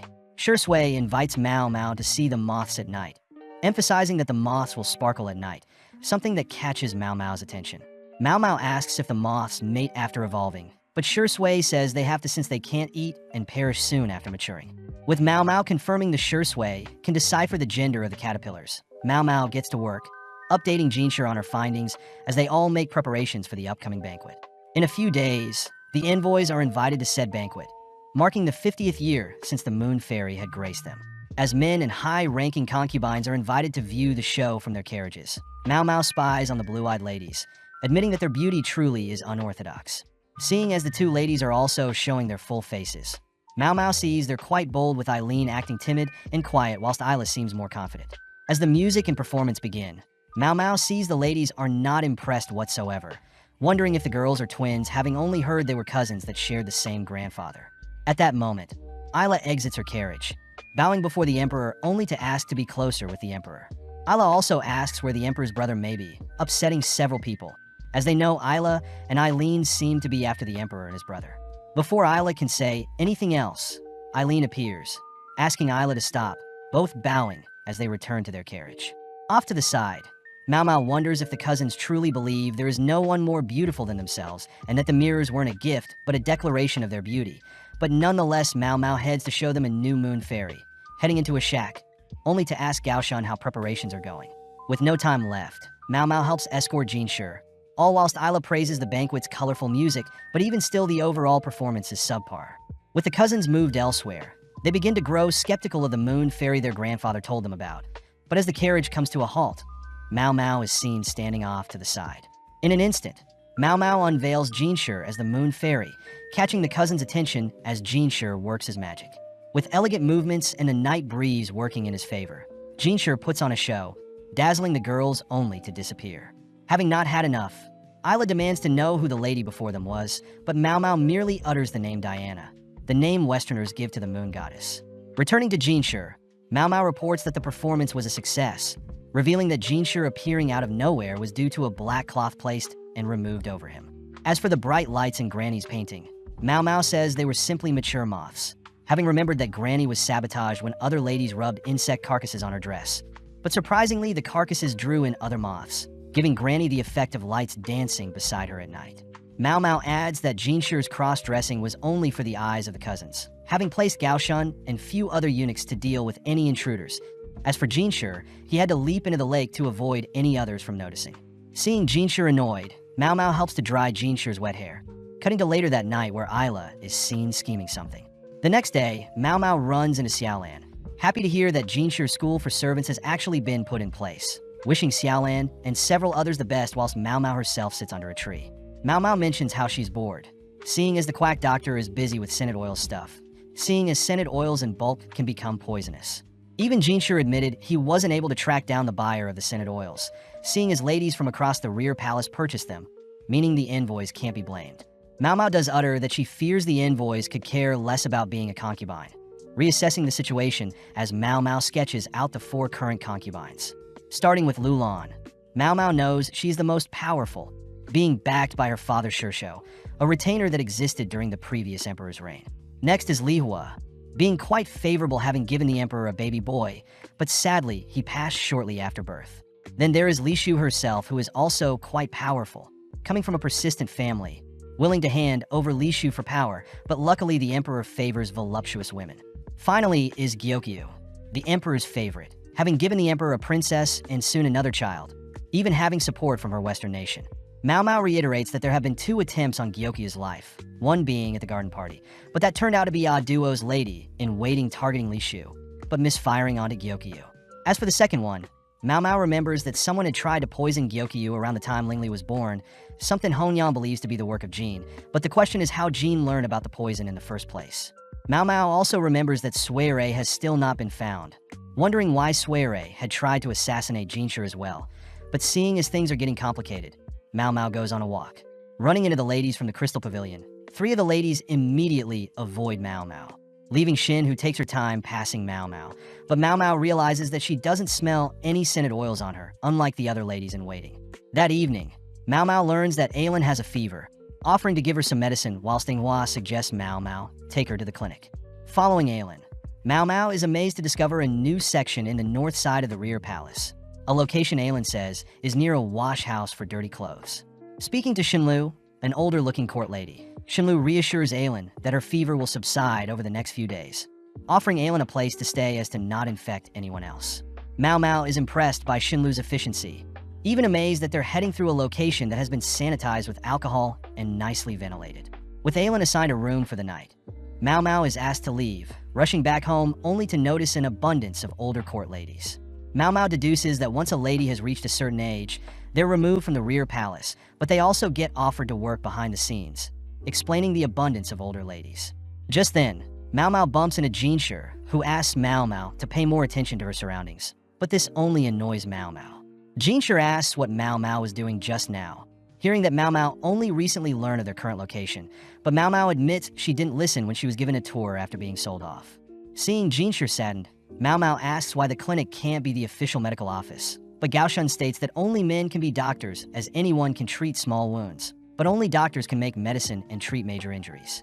Mao Mao realizes why she didn't smell any medicine in the clinic, wondering why she is allowed to make medicine, only to hear that Jinshi is making a special exception for Mao Mao. Seeing as things are quite complicated, Jinshi wishes he could allow non-eunuchs to create medicine, reminding Mao Mao that the current emperor had banned the surgery that created eunuchs, wondering how long it'll take to be understaffed. As Jinshi leaves, he advises Mao Mao to keep her medicine practices a secret, cutting to later that night where Ailin is taking the medicine she received from Mao Mao, but at that moment Shinlu appears, asking if Mao Mao was the one who created the medicine. The next day, Gyokyu tells Mao Mao that court lady Shinlu would like to speak with Mao Mao, something Ailin apologizes for as Shinlu found out Mao Mao had given her some medicine. Seeing Gyokyu worried, Ailin reveals that Shinlu wants to borrow Mao Mao, prompting Inghua to help escort Mao Mao, only to formally greet Shinlu. Seeing Shinlu's green-tinted eyes, Mao Mao wonders if Shinlu is foreign, admiring how intimidating Shinlu appears at the moment. Shinlu apologizes for shooing Mao Mao away yesterday, having only learned recently that Mao Mao serves the precious consort Gyokyu, but seeing as this is the perfect time, Shinlu asks if Mao Mao can make medicine for one of Lady Li Hua's servants. Immediately, Inghua reminds Shinlu that Mao Mao's medical practices are to be kept a secret, but Mao Mao calms Inghua down, asking Shinlu to further elaborate. Shinlu reveals that she came to know a servant girl, Susu, that would frequently use the laundry area, but around the time the caravan arrived, Susu began to grow ill. Soon after Susu went missing, But Mao Mao speculates Susu simply uses another laundry area, hearing that it's been half a month and Susu has yet to receive any medicine for her coughs. Mao Mao knows that a servant must receive permission from the head lady in waiting before receiving medicine. Feeling bad for the girl as she leaves for now, Mao Mao fears that an uncontrolled cough could be contagious, but Yinghua advises Mao Mao to get the proper permissions first before believing everything Shenlu is saying. Seeing as she'll need to speak with Jinshi, Mao Mao suddenly leaps into some nearby grass, retrieving the tail of a lizard, but this scares Yinghua to death. That night, we see Susu coughing uncontrollably, even spewing out some blood. The next day, Shin is seen towering over the servant girls, only to spot a servant, Yu, running off with some resources. Shin orders Yu to not intrude on their little secret, forcing Yu to apologize only to hear that a doctor is visiting them.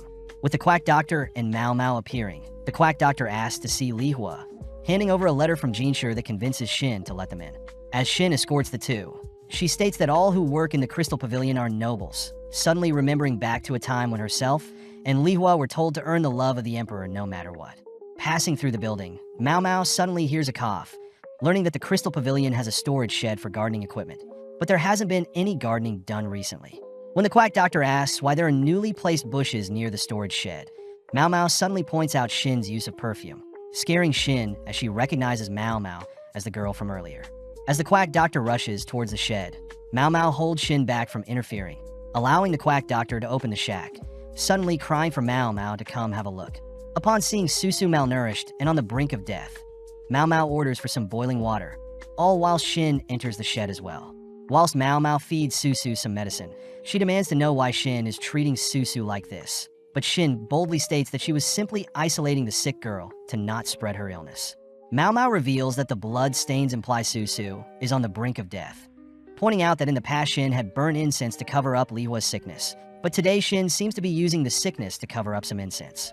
Inspecting the storage room, Mao Mao is disappointed to see so many scented oils, even after they've been banned. Stealing her resolve, Mao Mao turns to Shin, demanding to know why Shin is trying to make an abortion drug. Washing away her makeup, Mao Mao is escorted into a room with Shin, Li Hua, Jinshi, and Gaoshan, all confronting Shin for hiding away banned goods. Seeing as Shin is refusing to answer, Mao Mao utters that Shin is actually Li Hua's cousin, both sharing amazing features. Speaking up, Jinshi asks what Shin was doing with the banned goods, but Shin simply utters she was quarantining a sick girl in the storage shed and that she had no idea the banned goods were in there as well. Mao Mao is disgusted knowing that the servant girl had been used to conceal the banned goods, but Shin continues by adding that it was inappropriate for Mao Mao to enter their shack without permission, plus multiple people have access to the shed, not only herself. Jinshi asks what would happen if they questioned the servant girl, but Shin states they can't trust the girl since she has a fever, something that makes Mao Mao speak up as she mentions how Shin knew the servant had a fever. Mao Mao also adds that Shin has the smell of incense on her, whereas the other day, she smelt of nothing, choosing to retrieve a scented oil that best suits Shin's current smell. Mao Mao says that the oil Shin used is quite strong, rushing to confirm her suspicions. But before Mao Mao can investigate, Shin slaps Mao Mao, accidentally scratching Mao Mao in the process. Seeing as Shin won't let her through, Li Hua offers to check Shin's smell, asking what would happen to Shin if she were guilty. Jinshi reluctantly states that an attempt on the Emperor's child would mean death, prompting Li Hua to reveal that she fears Shin was after her child, something Mao Mao realizes seeing as Li Hua's dress is similar to Gyokyu's dress. Mao Mao utters that Li Hua had purposely been surrounded by incompetent women, but it seems that Shin was the one who gathered the incompetent ladies. Li Hua states that she knows Shin never considered Li Hua to be worthy of being the Emperor's concubine, uttering that it was a last-minute decision between the two of them, but seeing Li Hua looking down on her, Shin loses it. Shin cries that it wasn't fair Li Hua was selected over her, even though Shin excelled in so many more things than Li Hua, both given the names Pear and Apricot for Li Hua and Shin. Mao Mao knows that even the brightest of people will succumb to their emotions, something both Shin and Li Hua have experienced. Shin yells that Li Hua was made the Emperor's concubine simply because she was the daughter of the head family, whereas herself she worked her entire life to surpass Li Hua to no avail.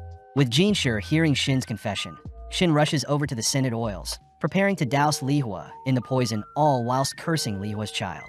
Luckily, Gaoshan intervenes, restraining Shin only for Mao Mao to lean in close, stating that she knows Shin values the title Empress, compared to Li Hua, who truly loves the Emperor. With Shin defeated, Li Hua walks towards Shin, choosing to slap Shin, something that surprises everyone. Li Hua apologizes, seeing as she was infuriated, but when Jinshi asks Li Hua what she's doing, Li Hua prepares to discipline Shin further. As Jinshi rushes to stop Li Hua, Mao Mao giggles, seeing how much Li Hua has grown. Hearing that Li Hua wants Shin banned from the rear palace, an elegant punishment for the prideful Shin, even better than death. That evening, Jinshi hands Mao Mao a cloth to wipe off the blood from her scratch, only to ask how Mao Mao knew Susu was in the shed. Mao Mao admits she wasn't 100% sure, hence she went in with a disguise, but when she saw the white bushes planted near the shed, she knew the servant's location. Apparently, the white flower was meant to be red, having been abruptly plucked up and moved to help give off a positive feng shui. Ironically, the seeds in the white bush can be used for an abortion, making Jinshi ask if there may be someone spreading methods to ensure an abortion, but Mao Mao admits she is still unsure who the culprits may be. As Jinshi leaves, Mao Mao spots Yu holding some flowers, asking how Susu is doing, relieved to hear that Susu is getting the proper treatment she needs. That night, the Emperor is seen visiting Li Hua, having heard that Mao Mao once again saved Li Hua, staring off into his glass of wine as he thinks of something. Flashing back, we see a younger Jinshi playing with a ball, only to be greeted by an older man who reaches out to Jinshi, but Jinshi's mother appears, stopping the man from touching Jinshi. When an older lady appears, Jinshi and his mother immediately bow, but Jinshi wonders why his mother is glaring at the others, all watching as the older lady has several eunuchs drag the man away. But as the man leaves, he drops a strange object. Before Jinshi can remember what happened, he suddenly awakens, choosing to squeeze in some nightly training to relax his mind.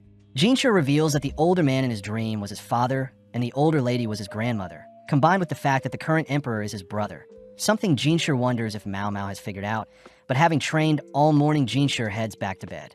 Later that day, Jinshi goes on his usual stroll, spotting Mao Mao peeping in on the other slave girl's history lesson, all learning about how their land was formed when a distant noble woman got pregnant and gave birth to the first emperor Li. Scholars assert that the woman who gave birth to the first emperor was known as a mother royal, a sorcerer that could see in the dark, but out of nowhere, Jinshi flirtatiously asks what Mao Mao is doing.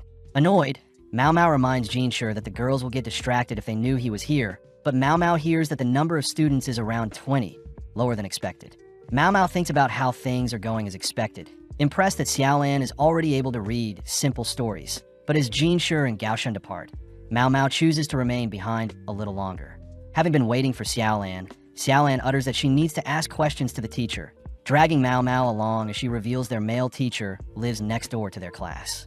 Passing by an old shrine, Mao Mao greets Xiaolan's teacher, but as she sits and waits for Xiaolan, she notices the shrine opposite of her has an abundance of pillars. Strange as this would mean, it has many rooms stacked next to each other. Seeing Mao Mao curious, the teacher mentions how the shrine was originally built for the Mother Royal, and it said that only those who can pass through the shrine can become the emperor, something so monumental that the capital city was ultimately moved to their area due to the shrine. Sadly, the teacher says the shrine hasn't been used in a while, seeing as the previous emperor's brothers all passed away, meaning the previous emperor was the only one to inherit the throne. The teacher also mentions how a quirky doctor in the past shared the same interest as Mao Mao, someone Mao Mao confirms was Luo Min, surprising the teacher as he smirks hearing that Mao Mao is Luo Min's adopted daughter.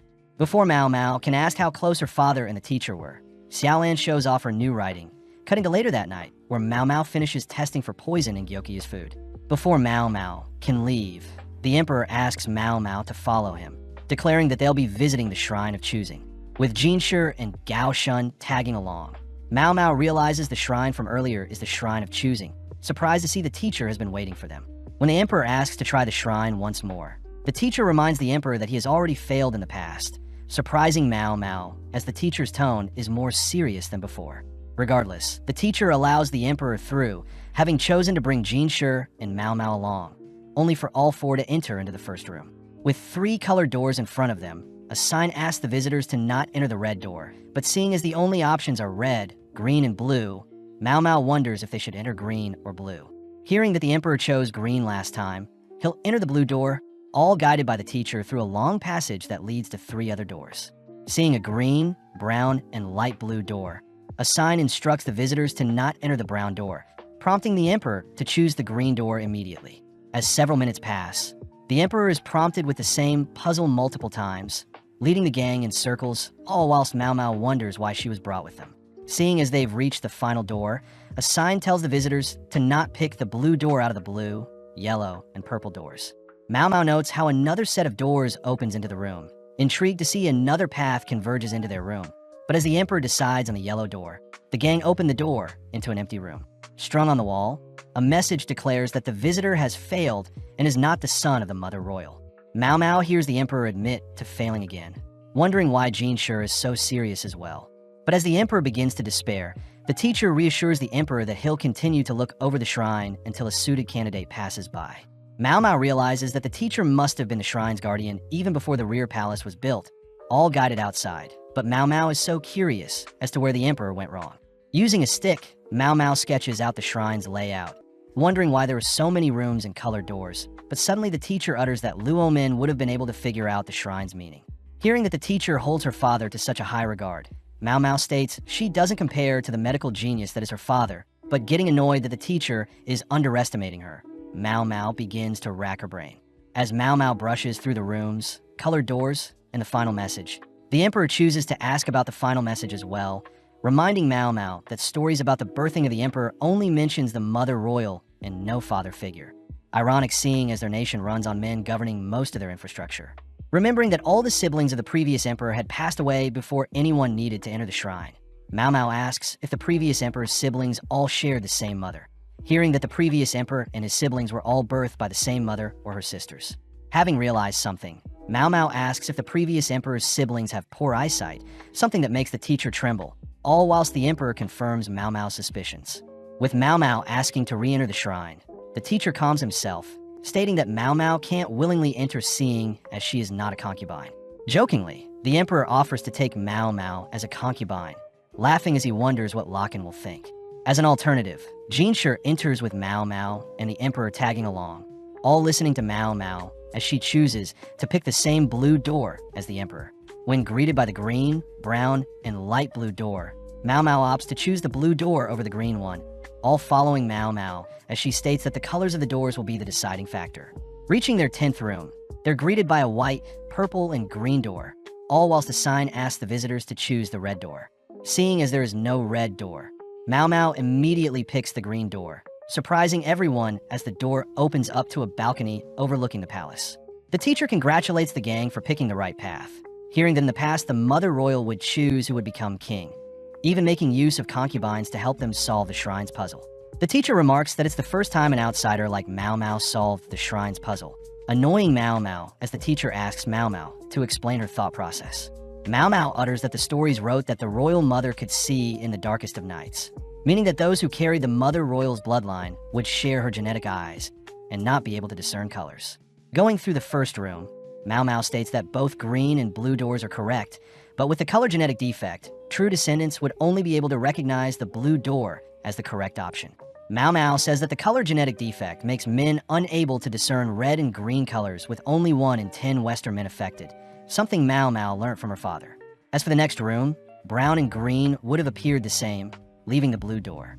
Finally, the 10th room reversed the trick, meaning purple and white were visible, but the green door would have been blank for those afflicted by the genetic defect, meaning the green door was the only option. The emperor wonders how such an illness was never noticed. But Mao Mao says those who grow up with it live normally with said illness, and in exchange those afflicted can see well in the dark, just like the tales of the Mother Royal's brilliant eyesight.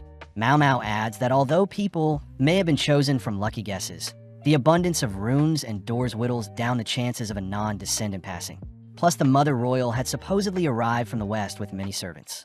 Jinshi points out how the Mother Royal apparently didn't have a husband to pass down the genetic trait, but Mao Mao says this was all part of the Mother Royal's plan. Seeing as the genetic trait is so rare, the Mother Royal needed to keep such a trait in the family, allowing concubines with such a Western trait to take the shrine test, ensuring that royals would marry someone with the genetic trait. The emperor wonders if he is a descendant of the Mother Royal, but Mao Mao reassures the emperor that not all descendants carry the genetic defect, impressing the teacher as he suggests that the emperor marry Mao Mao, seeing as she is quite intellectual. Sadly, the emperor doesn't want to anger Lakan, nor is he interested in Mao Mao's childish body. But as the gang leave the shrine, Mao Mao suspects that Jinshi is more than the emperor's favorite eunuch, choosing to suppress her suspicions as she doesn't want to pry too much.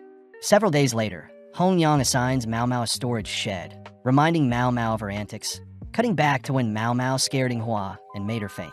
When Inghua woke up, she warned Mao Mao to conserve her weirdness, afraid Hongyang would move her room to a storage room. But Mao Mao said a storage room would be more beneficial for her, rushing off to personally ask Hongyang for a room change.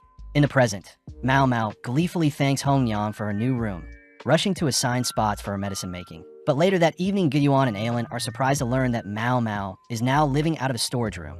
Hearing that Mao Mao has stopped collecting insects and now collects lizard tails, Inghua points out a strange rumor of a girl running around catching bugs. But Mao Mao realizes such a rumor may be about Shi Sui. That evening, Mao Mao asks Xiaolan if she knows where Shi Sui is, prompting Xiaolan to ask other servant girls. Seeing the girls hesitate around Mao Mao, someone who directly serves a concubine, Mao Mao eases the tension by offering up Jin Shi's handkerchief. Having been pointed to the north side of the palace, Mao Mao gets bitten by a mosquito only to notice some white blossoms, having collected the plant's seeds with fellow courtesans when she was younger. Mao Mao reveals the seeds can be used to make an abortion drug, reminded of Xin, who was after Li Hua's concubine position. But Mao Mao points out how the lantern plant, peony, balsam, and mercury would also be needed to create the abortion drug. Although all the plants can be found in the rear palace, Mao Mao still wonders how Xin learned of the drug, believing Xin acquired the ingredients from the caravan. But the question is who and where is the person feeding Xin the information. At that moment, a bush rustling can be heard nearby, only for Shi Sui to leap out of said bush, having been hunting down bugs. When Shi Sui tries catching a bug that landed on Mao Mao's head, she accidentally smashes it, forcing Mao Mao to rinse off nearby. When Mao Mao asks about the bug Shi Sui caught, Shi Sui gleefully drags Mao Mao elsewhere, crying that the bugs she's caught are unique in the east, but that moment loud noises can be heard in the distance. Rushing to check out the noise, Mao Mao spots the Empress Dowager passing by, amazed that such a youthful lady could be the current emperor's mother. Shi Sui mentions that there is a clinic solely run by court ladies, and that it was the empress herself who founded the clinic. Shi Sui reveals that the Empress Dowager is very kind, being the one that banned slaves and eunuchs. Sadly, courtesans still offer up their bodies in exchange for money and goods, a loophole that bypasses the slave ban. Before the girls leave, Mao Mao wonders if the Empress Dowager visiting the clinic is connected to what happened with Xin, holding back from digging further, not wanting to be scolded by the other girls.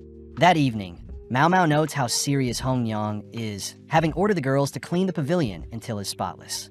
It's revealed that the Empress Dowager was personally visiting them, formerly known as Lady Engshi, as Engshi, someone who knows of Gyokyu's pregnancy. As Engshi plays with Lingli, Mao Mao notes how close Engshi and Gyokyu are, only for Engshi to personally greet Mao Mao. Engshi says she's heard of Mao Mao through Suiren, surprised that Suiren used to be Engshi's lady-in-waiting, but as Engshi gives Gyokyu a stare, Gyokyu requests to put Lingli in her bed. With everyone leaving the room, Mao Mao is left alone with Engshi, asked to sit down only for Engshi to voice the rumors she's heard of Mao Mao solving mysteries throughout the palace. Staying humble, Mao Mao says she simply advises people with her limited knowledge, intriguing Engshi as she personally asks Mao Mao to look into something for her, asking Mao Mao to see if Engshi herself had placed a curse on the late emperor. That night, Mao Mao gets to work, rehashing the horrible rumors she heard of the late emperor, hearing he was a fool and a puppet to the empress, but worst of all, he favored younger women. The late emperor had chosen to go after younger women, resulting in Engshi giving birth to the current emperor at such a young age. But luckily, Luo Min had ensured a safe delivery. Not long after, the emperor's younger brother was born. Someone Mao Mao knows should be 1 year older than her, meaning the Empress Dowager should be reaching 30 years old by now. Mao Mao notes how strange the ages of the emperor's current brother and the late emperor's age is, stopping herself from speaking nonsense. Only to cut to several days later, where Engshi is holding a tea party with the 4 high-ranking concubines. Before the tea party starts, Hongyang escorts Gyokyu to a room where she can rest, a symptom of early pregnancy. As Mao Mao and the girls make preparations, they voice how scared they're seeing as the tea party is outside the rear palace and is in the inner court where the emperor lives.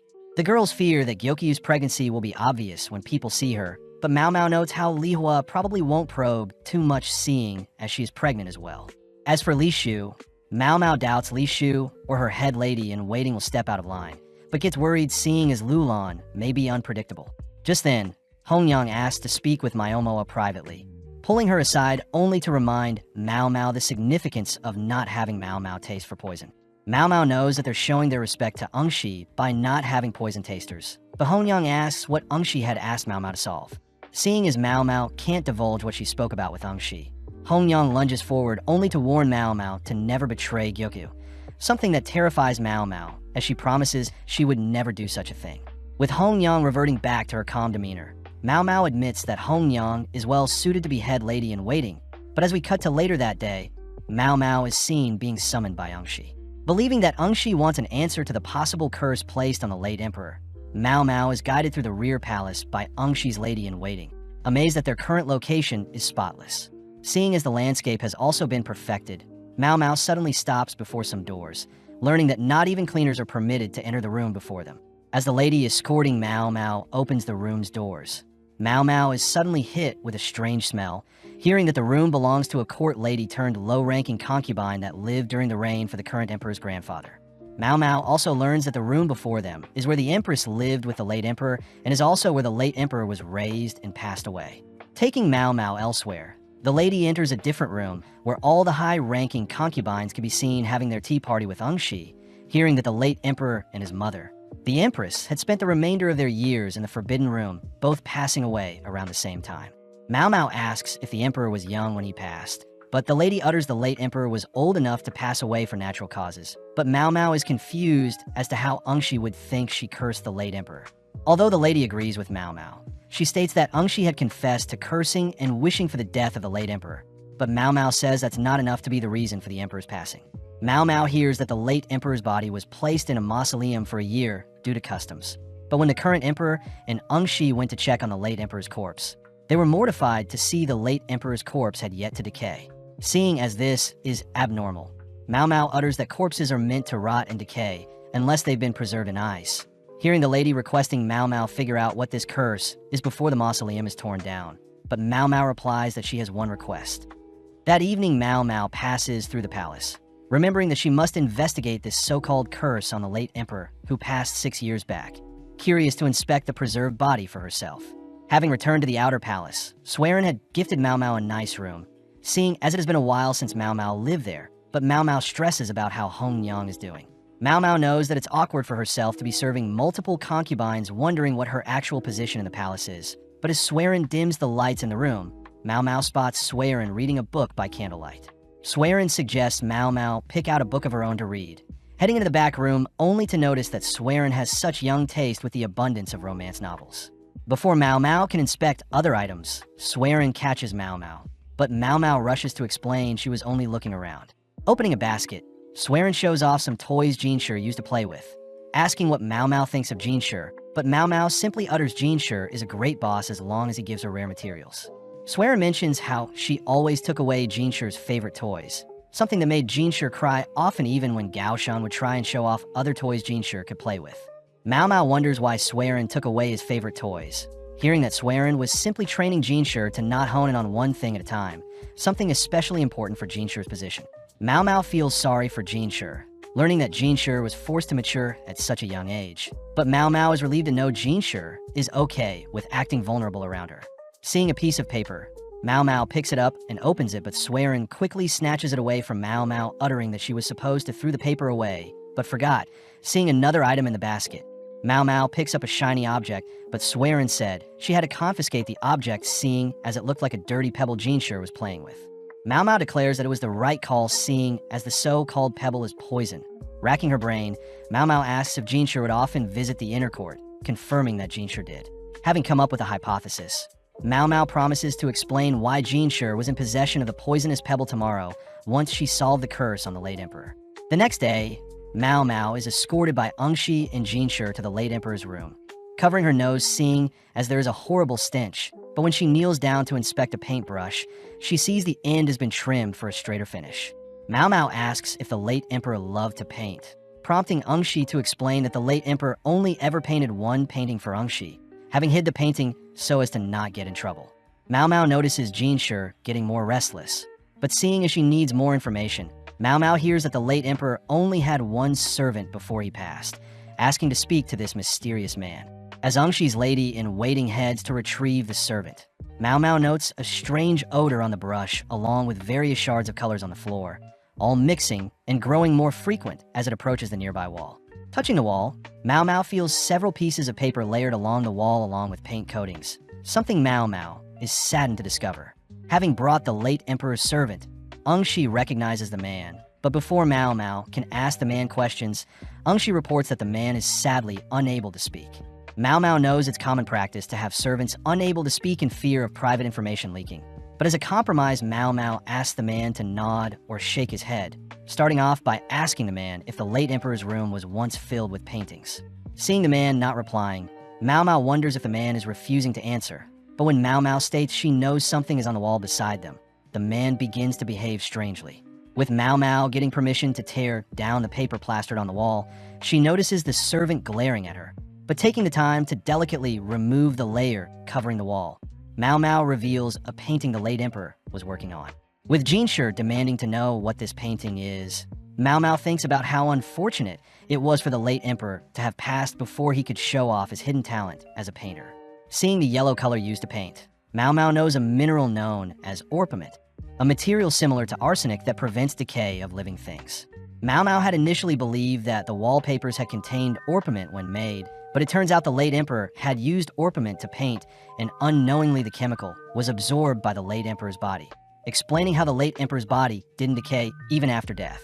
Thinking about the late emperor's life, Mao Mao deduces that the emperor had spent the remainder of his years confined in a room to indulge in painting, explaining the mute servant that would keep such a look down upon a hobby secret from the outside world. Pushing against the painting, Mao Mao knows that there are multiple layers of paintings behind their current one, but seeing the lady in the yellow dress, Mao Mao realizes that the lady must be the late emperor's mother. Mao Mao wonders how the empress felt when she found out her son was not fit to be the emperor, suspecting that the empress took over the role of ruling to protect her son, only to give the late emperor a room filled with paint where he could express his deepest desires. Sadly, the empress's gift to the late emperor was ironically poison, but regardless, Mao Mao declares this is the secret curse Shi was looking for. Satisfied, Shi takes a moment to appreciate her husband's painting, something that makes Mao Mao tear up. That evening, it's revealed that Shi actually despises the late emperor's painting, pissed to see the empress had been painted, but not herself. Shi reveals that her giving birth at such a young age was due to her family pressuring her to give herself to the despicable emperor in order to give her family political advantage. Flashing back, Shi was working as a lady and waiting in the rear palace for a mid-ranking concubine, her half-sister. That night, Shi and her sister had met up with the late emperor, but when Shi's sister had tried to touch the late emperor, he threw her away, quaking in fear. Seeing the late emperor in such a pathetic state, Shi had taken the chance to check on the late emperor, immediately captivating his eyes. As several years passed, Shi grew pregnant with the late emperor's child, even dodging several assassination attempts, but luckily gave birth to a son that was accepted by the empress at the time. Shi had heard of a case where a lady had claimed her daughter to be the child of the late emperor, but the late emperor had refuted such a claim, instead assigning a random doctor to be the true father of the baby girl. Shi knows that all doctors have to be castrated in order to enter the rear palace, feeling bad for the doctor that helped her give birth, but even more sad for the lady that was forcibly separated from her baby girl. With more time passing, the late emperor no longer visited Shi, but one day whilst Shi was touring the palace, she noticed the late emperor passing by. Seeing his head hung low, Shi despised the late emperor who wouldn't even look at her, growing more infuriated when she sees the late emperor prioritizing younger women over her. One night, Shi had confronted the late emperor, taking out all her frustrations on him for the scar on her belly along with the lack of attention he had shown her over the years, and not long after that the late emperor shut himself away from the outside world. Thinking back, Shi admits that the late emperor truly had no ambitions except painting, remembering the only time when the late emperor had painted her, but Shi reveals she had swearin, her lady-in-waiting at the time, throw it out. As Shi leaves the room, she notices Jinshi waiting for her, uttering that the late emperor did visit him in the past. Taking out the pebble he had as a kid, Shi feels sad for Jinshi, seeing as Jinshi was born out of mistake, but still Shi values Jinshi. Jinshi reveals that he had seen the painting of Shi the late emperor had painted for her, reminding Shi that her favorite dress color was yellow, something that makes Shi wonder if the painting was truly about her and not the empress. Brushing that fact off as a coincidence, Jinshi wonders what the late emperor was trying to tell him in the past, but Shi admits she doesn't know, nor does she want to know. Shi takes the chance to ask what Jinshi thinks about Mao Mao. Noticing Jinshi acting shy as he utters Mao Mao is a useful asset to him, but having raised Jinshi from birth, Shi reminds Jinshi to hide his favorite toys or else someone will take them from him. A few days later, we see Gyokyu introducing Mao Mao to her 3 new ladies-in-waiting, Haku, Koku, and Saiku, 3 sisters. Mao Mao notices the sisters are actually quite close with the other girls. Hearing that they're all from the same hometown, and Haku is the eldest seeing as she is the same age as Gyokyu. Mao Mao respects the decision to only hire people Gyokyu knows, but when Mao Mao introduces herself to the sisters, she accidentally gets the girls' names wrong. The sisters agree to wear headbands to distinguish themselves moving forward. But later that day, we see Inghua wrestling Mao Mao as she wants Mao Mao to leave the storage and go back to living in a normal room. Mao Mao sadly refuses, holding strong against Inghua, all whilst the 3 sisters watch. But out of nowhere, Hongyang appears, dragging Mao Mao and Inghua back to work. That evening, Gyokyu agrees to give Mao Mao both the storage room and her original room, asking Mao Mao to rest up in her room when she sleeps, something that excites Mao Mao. As Mao Mao works on cleaning the pavilion as usual, she realizes that the amount of work has decreased since the sisters joined them. But the sisters ensure Gyokyu's pregnancy goes well along with evening out the headcount due to Lolon's increase in servants. Wrapping up work, Mao Mao sprints off to her shed, worrying the sisters as they wonder if Mao Mao truly sleeps in a shed even though she is a lady-in-waiting. Working on some medicine, Mao Mao notices Inghua spying on her, but Mao Mao knows that Inghua is only looking out for her along with Gyokyu. Hence why Inghua doesn't want Mao Mao to spend too much time in a shed and instead get to know the sisters. Heading to apologize to Inghua for earlier, Inghua asks if Mao Mao is free tonight, declaring Mao Mao will accompany her tonight to make up for what happened earlier. Heading to the north side of the rear palace at night, Mao Mao wonders what could possibly be out there, but suddenly Inghua instructs Mao Mao to place a cloth over her head. Stopping in front of an old building, Inghua knocks on the door, only to be greeted by a mysterious lady. Mao Mao notes the beautiful old court lady, but as the trio head through the house, the lady utters that the number of court ladies have plummeted in the past years. Entering a room filled with other ladies, they all sit around a fireplace. But Mao Mao thinks about how strange it is for 12 people to gather in a closed room on such a hot day. Starting their gathering, the lady states that they'll begin telling 13 scary stories, starting off with a tale of a lady being pushed into a moat. As the story reaches its climax, Inghua is seen clinging onto Mao Mao, only for the one telling the story to blow out their candle. Seeing as the stories are basically scary rumors, Mao Mao gets bored as she wants something more scary. But suddenly Mao Mao notices Shui is amongst them, gifted a snack to munch on. Up next is a lady talking about a story from her hometown, uttering that her village was near a forest filled with demons that would curse whoever entered.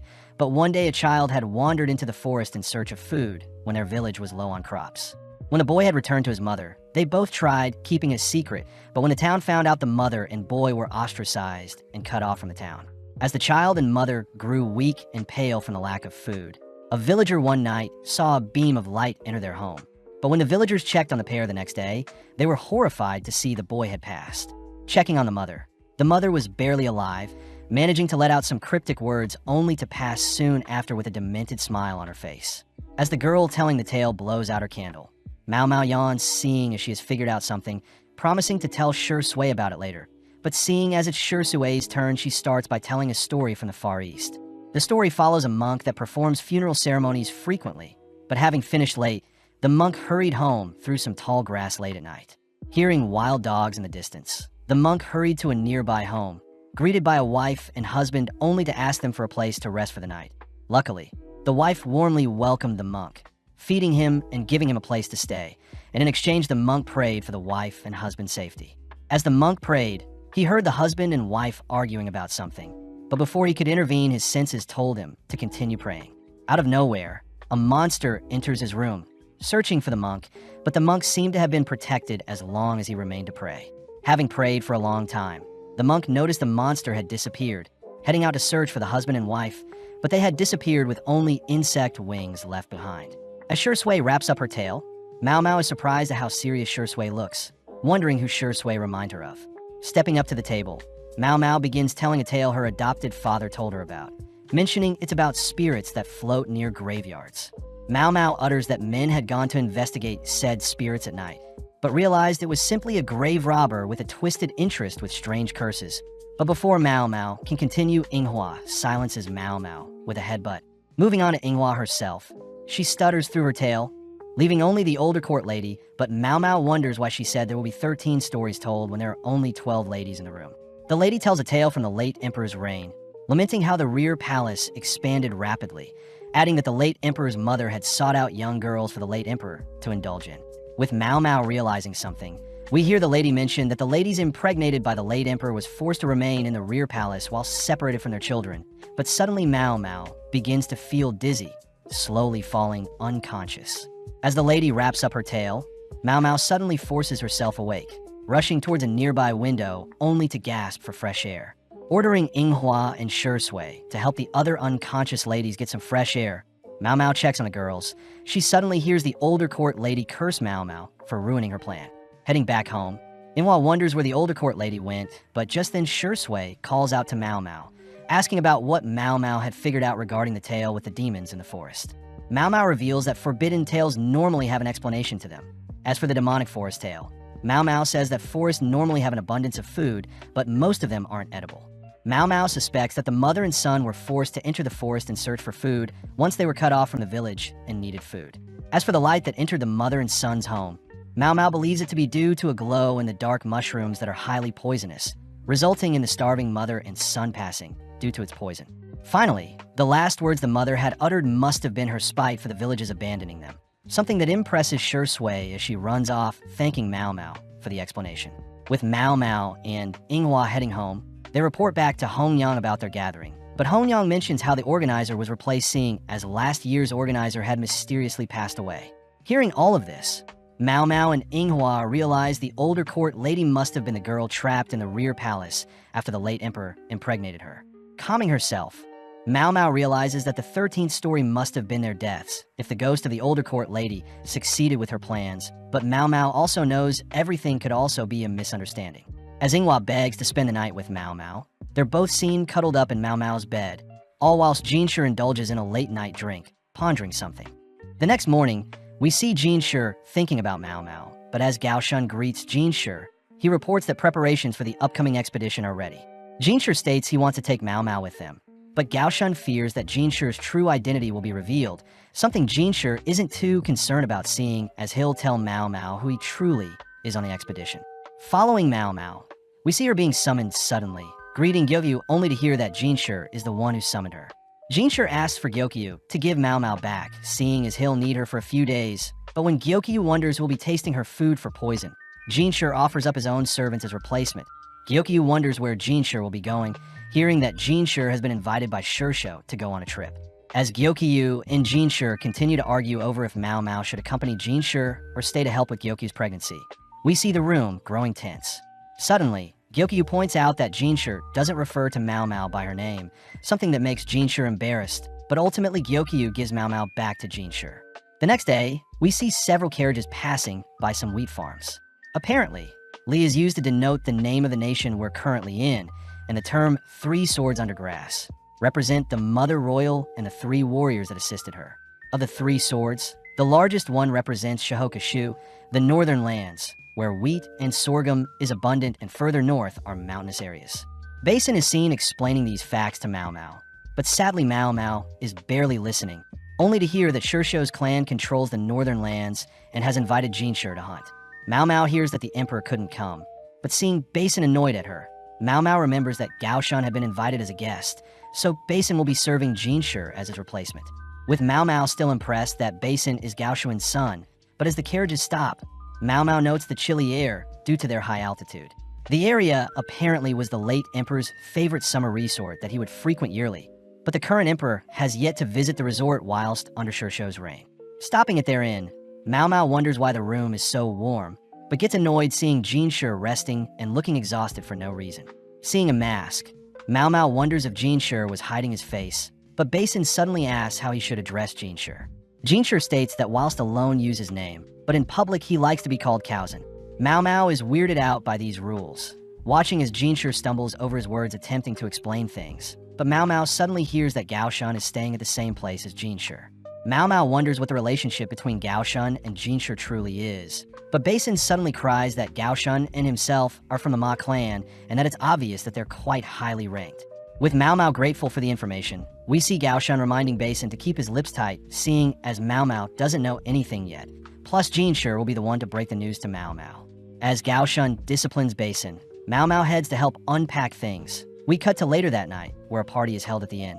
Sadly, Mao Mao notes how Jinshi has locked himself away from the others. But when Mao Mao asks if they can open a window, Jinshi asks Mao Mao to focus on testing the food for poison. As Mao Mao is presented with the foods she needs to taste, she makes note of the soft shell turtle only to take a sip of the alcohol, making note of the strong flavor with hints of fruity aftertaste. Looking at the other food items, Mao Mao states that all the foods are fatty and packed with calories. But suddenly Mao Mao sees Gao Shan bringing some preserved food for Jinshi. Mao Mao hears Jinshi utter that he can't eat any of the delicious food. But as Mao Mao herself takes a bite of the soft shell turtle, she asks if Jinshi is truly holding back from eating. Seeing Jinshi about to change his mind, Gao Shan reminds Jinshi he can't eat, prompting Jinshi to order Basin to eat the food in his place. Sitting down, Basin downs the alcoholic beverage, but instantly Basin gets drunk, rushing off to his room, seeing as he has a nosebleed. With Basin collapsing, Gao Shan helps carry him away, cutting to later that night, where Gao Shan shows Mao Mao her room. Choosing to clean off for the night, Mao Mao is amazed at the luxurious room she's been given, wishing for a good hunt tomorrow. Cutting to some hooded figures in a forest, we see them unveiling a newly crafted pistol designed to be fired in a forest, something they plan to use tomorrow. The next day, we see the gang heading up a mountain to the hunting location half an hour away, where they'll eventually need to walk another hour by foot. Having made it to the location, Mao Mao hears that the nobles want to cook the game they catch at camp, but seeing as there is nothing to do, Mao Mao goes on a walk into the nearby forest. Admiring the greenery around her, Mao Mao suddenly wonders if a waterfall is nearby, but upon turning around spots Lihaku adoring a dog. As Mao Mao greets Lihaku, she finds out that Lihaku had been assigned as one of the guards, but Mao Mao is impressed that Lihaku had been recently climbing the ranks quite quickly. Mao Mao takes the chance to point out Lihaku's horrible whistling skills, but luckily Lihaku has brought a dog whistle, stating that such a talented dog can be summoned from miles away. That evening, we see everyone gathered for a feast, but Mao Mao says that summer resorts are meant to be cool, but for their current room, it is quite toasty. Turning to face Jinshi, Mao Mao notes how Jinshi is still wearing his mask even through the heat. Nor will he eat food, something that draws the attention of others as Jinshi is clearly a very important person. Seeing Jinshi speaking to Shursho, the leader of the Shihokushu clan and the organizer of the hunt, Mao Mao notices Jinshi acting flustered. Mao Mao realizes Jinshi is being affected by the heat, but before Mao Mao can say or do anything, Gao Shan signals to Mao Mao to remain still. Having had enough, Jinshi excuses himself from the gathering, prompting Mao Mao to quickly retrieve a bottle of water, filling it with salts. Chasing after Jinshi, Mao Mao tries removing Jinshi's mask, but fearing that someone may see him, Mao Mao escorts Jinshi to a nearby waterfall. Mao Mao starts by wiping down Jinshi's face, wondering how she can feed him water without removing the mask, but Jinshi asks if he can tell her the secret he's been hiding. Before Jinshi can utter another word, a bullet strikes the ground where our duo are sitting, revealed to be bandits holding a FIFA gun. With another shot being fired, Jinshi tackles Mao Mao out of the way, but Mao Mao can smell some sulfur. Seeing no other way out, Jinshi carries Mao Mao towards the tip of the waterfall, both leaping off the cliff into the water. As the bandits rush after them, they reason that Jinshi and Mao Mao have no chance of surviving such a fall, instead rushing to hide their gun. Deep in a cave behind the waterfall, Jinshi gets to work giving Mao Mao mouth-to-mouth CPR, followed by chest compressions that bring Mao Mao back to life. Mao Mao is pissed that Jinshi would even jump off a 50-meter waterfall, but Jinshi states that the water below softened their fall, and luckily Jinshi could swim to save them. Seeing her soaking wet, Mao Mao apologizes as she disrobes, only to wring out the water from her clothes, leaving only her undergarment. As Mao Mao offers to help squeeze out the water from Jinshi's wet clothes, Jinshi gets embarrassed, declaring that he'll do it himself. Mao Mao is glad Jinshi doesn't look as exhausted as earlier, but as Mao Mao checks her pockets for items she needs to worry about, she suddenly offers up the little butterbur food she has. Mao Mao states that Jinshi is lacking salt at the moment, having forgotten her water and sugar at the top of the waterfall.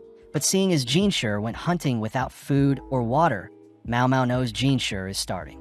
As Mao Mao leans in to check Jinshi's temperature, Jinshi can't help but get flustered, but heeding Mao Mao's advice, Jinshi snacks on the butterbur. Jinshi also offers Mao Mao some of the food as well, but Mao Mao asks what that weapon earlier was, something Jinshi recognized as a FIFA. Luckily, such a weapon is powered by gunpowder and needs to be reloaded after each shot, but Jinshi had seen 2 consecutive shots. Mao Mao realizes that there must have been 2 guns and multiple attackers after Jinshi, but looking around the cave, Mao Mao asks if Jinshi knows how to get out. Jinshi states that there's a hole deeper in the cave, something that Basin should know about, but not Gaoshan.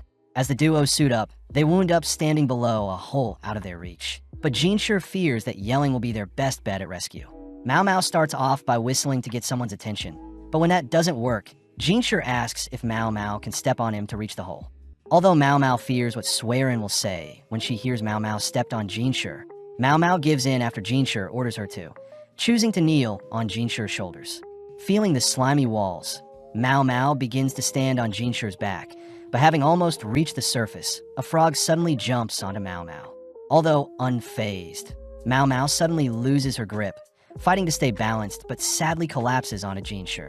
Luckily, Jinshi had softened Mao Mao's fall, but as Mao Mao tries getting up, Jinshi simply pulls Mao Mao close, holding on her tightly.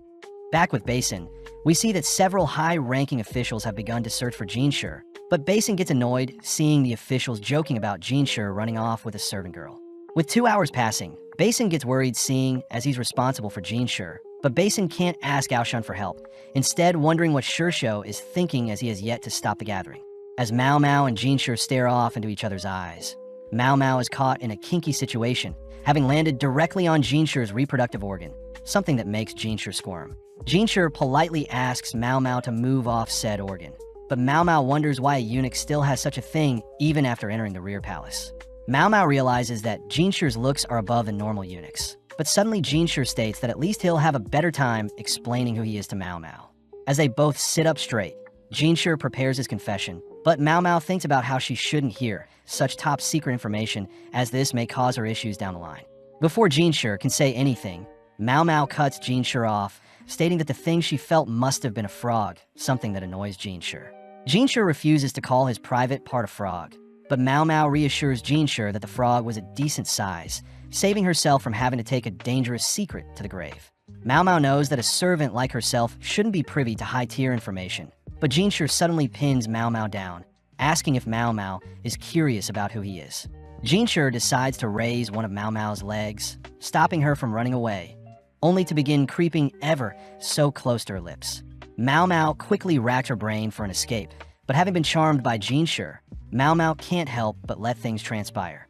Luckily, some barking can be heard nearby, prompting Mao Mao to begin whistling, signaling for the dog from earlier to leap onto Jinshi. Relieved to have been saved, Lahaku suddenly peeps into the hole, hearing that Mao Mao and Jinshi need to be rescued. Having dragged everyone out of the hole, Lahaku is caught up on the assassination attempt on Jinshi's life, but Jinshi asks if Lahaku is aware of anyone purchasing FIFAs for the hunt. Sadly, Lahaku says such a weapon would be useless for hunts, so they must have been smuggled, making Jinshi wonder if they should inspect everyone's luggage.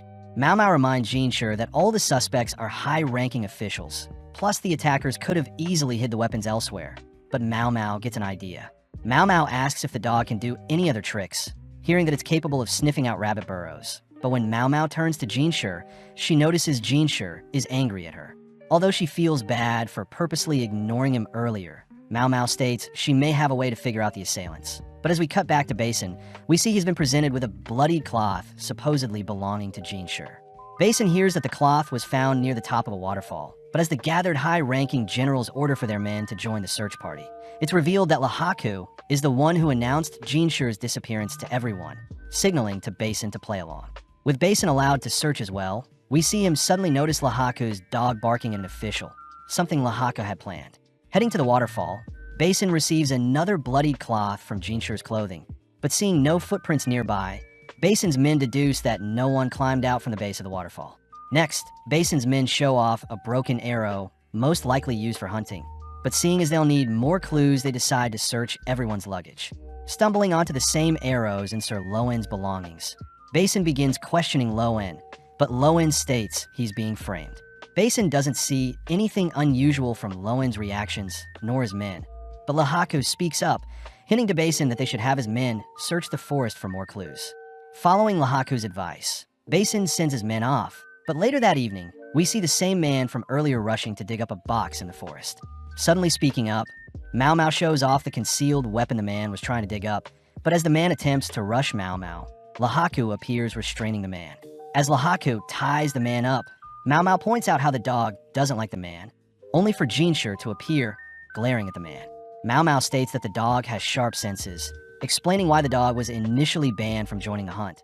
But as Mao Mao hands Jinshi the FIFA she's holding, she states that 3 FIFAs were found in total. Inspecting the FIFA, Jinshi wonders if it was imported from the West, having never seen such a build so small, but upon firing off a round, a massive smoke cloud appears. Mao Mao recognizes the gunpowder to be made of coal, saltpeter, and sulfur, and it was ultimately the strong smell from the sulfur that allowed the dog to hunt down the buried FIFAs along with the man himself. Mao Mao reveals that Sir Loan was only used as bait, but out of nowhere Basin arrives, asking if Jinshi is hurt. Seeing as the man has various associates, Basin states that they're ready to apprehend them all, meaning Jinshi needs to ensure the men are brought to justice. As Jinshi returns to the gathering, it's revealed that the assassination attempt was covered up, with whispers of certain officials being dragged away for no reason.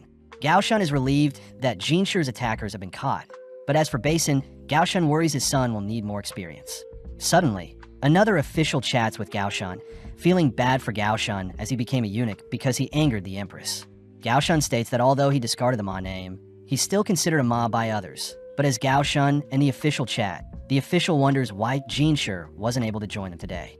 Gaoshan utters that the masked figure is taking Jinshi's place this time, but the official states that it would be an insult for someone as good-looking as Jinshi to be emperor one day. Annoyed by that comment, Gaoshan suppresses his thoughts, but hearing the official asking if any of the emperor's concubines have gotten pregnant, Gaoshan chooses to excuse himself. Stepping outside, Gaoshan hears that everyone is checking to see if the emperor's younger brother could ever succeed the throne, but Gaoshan is more intrigued to hear if Jinshi told Mao Mao the secret he'd been hiding.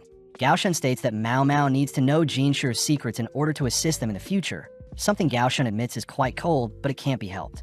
Cutting to Mao Mao, she's seen speculating on all the mysteries she's encountered, like where the FIFAs were imported from along with the attackers' motives. Mao Mao remembers Jinshi mentioning the FIFAs were a Western design, reminding Mao Mao of the Envoy sisters and them sneaking out, making Mao Mao wonder if the sisters are somehow linked to the attack today. Stopping herself from speculating further, Mao Mao suddenly hears Jinshi outside her door, heading to greet him, but is ordered to keep the door shut as they speak. Jinshi starts off by apologizing for his actions earlier, but Mao Mao says she should apologize as well, noting how Mao Mao herself is actually pretty slow when it comes to picking up other people's emotions. Apparently, when she was a baby, Mao Mao would cry for attention, but being around busy courtesans, Mao Mao soon learned to stop crying, seeing as no one would care if she cried or not. Feeling an awkward tension between them, Mao Mao states that she won't tell anyone what she experienced with Jinshi, reassuring Jinshi that his secrets are safe with her. Building up the courage to face Mao Mao, Jinshi opens the door only to hand Mao Mao a gift. But as Mao Mao opens the gift, she begins quivering, seeing as she's finally in possession of the ox Bezor she had been promised. When Jinshi tries telling Mao Mao something else, Mao Mao once again ignores Jinshi, instead locking her doors only to leap on her bed admiring the ox Bezor. As Jinshi continues to pound on Mao Mao's door, we cut back to Gaoshan thinking about how, although the current emperor is the ruler of their nation, Jinshi the Moon Prince will eventually succeed the current emperor, especially since Jinshi is the emperor's younger brother, Ka Zajetsu. With several days passing, we see several men being gathered, but as the organizers call out to inspect the men, we notice a familiar-looking person is amongst the attendees with a limp in their leg. Following Mao Mao and Xiaolan, we see Xiaolan stressed about getting a job, seeing as her contract in the rear palace ends in 6 months. Xiaolan wished she could be rich, that way she can simply marry a merchant or noble and not have to worry about money. But Xiaolan asks if Mao Mao has any connections to help. Thinking back, Mao Mao notes how much Xiaolan has grown, having met Xiaolan as a gossipy girl, but now she works hard at the new school for servants and hopes to get a job. Mao Mao does wonder if Xiaolan would like to work at the Verdigris house, seeing as Xiaolan's cute face will surely draw in customers. But Mao Mao states she'll only resort to such things if Xiaolan is desperate. Seeing as she can't introduce Xiaolan to Jinshi in fear of Xiaolan being exposed to danger in the future, the girls suddenly spot Shui calling out to them, prompting Xiaolan to ask if Shui has any connections. Thinking for a bit, Shui says she can introduce Xiaolan to some people, cutting over to the baths in the rear palace. Mao Mao knows that the baths are massive pools of steamy water exclusive to the rear palace that can hold several hundred girls at once. But it's a known fact that high-ranking concubines have their own miniature bath in their pavilion. The current building they are in is sectioned off for mid-ranking concubines and servant girls. But out of nowhere, Shui gleefully leaps into the steaming bath, only to rush out seeing as it's quite hot. As Shui cools off, Xiaolan reminds Shui that the baths in the morning are quite hot and they cool down over time. But Mao Mao gets distracted seeing as Shui's outfit accentuates her assets. Xiaolan orders the girls to wash off first before they enter the bath, all heading over to a different section of the bath, only to begin rinsing themselves with water. Seeing Mao Mao apply some hair soap she got from the clinic, Shui copies Mao Mao and applies the soap, only for Mao Mao to help Xiaolan apply soap on her head. Seeing the soap stinging Xiaolan's eyes, Mao Mao quickly rinses off the soap, adoring Xiaolan only to be horrified of the soap monster Shui has become. As Mao Mao and Shui enter the warm bath, they hear that Xiaolan prefers to wipe herself down with water instead of bathing. Something Mao Mao learns is because Xiaolan is from the countryside and isn't used to indulging in hot baths. Mao Mao takes the chance to ask about the connection Shui was talking about, prompting Shui to guide the girls towards the concubine section of the bathhouse, scaring Xiaolan.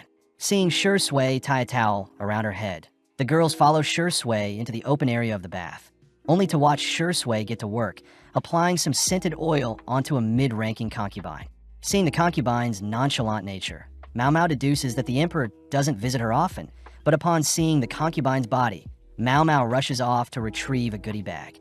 Returning, Mao Mao shows off some thread she can use to help pluck out hair instead of using a dull razor, demonstrating on another lady, first only to apply some scented oils to ease any pain.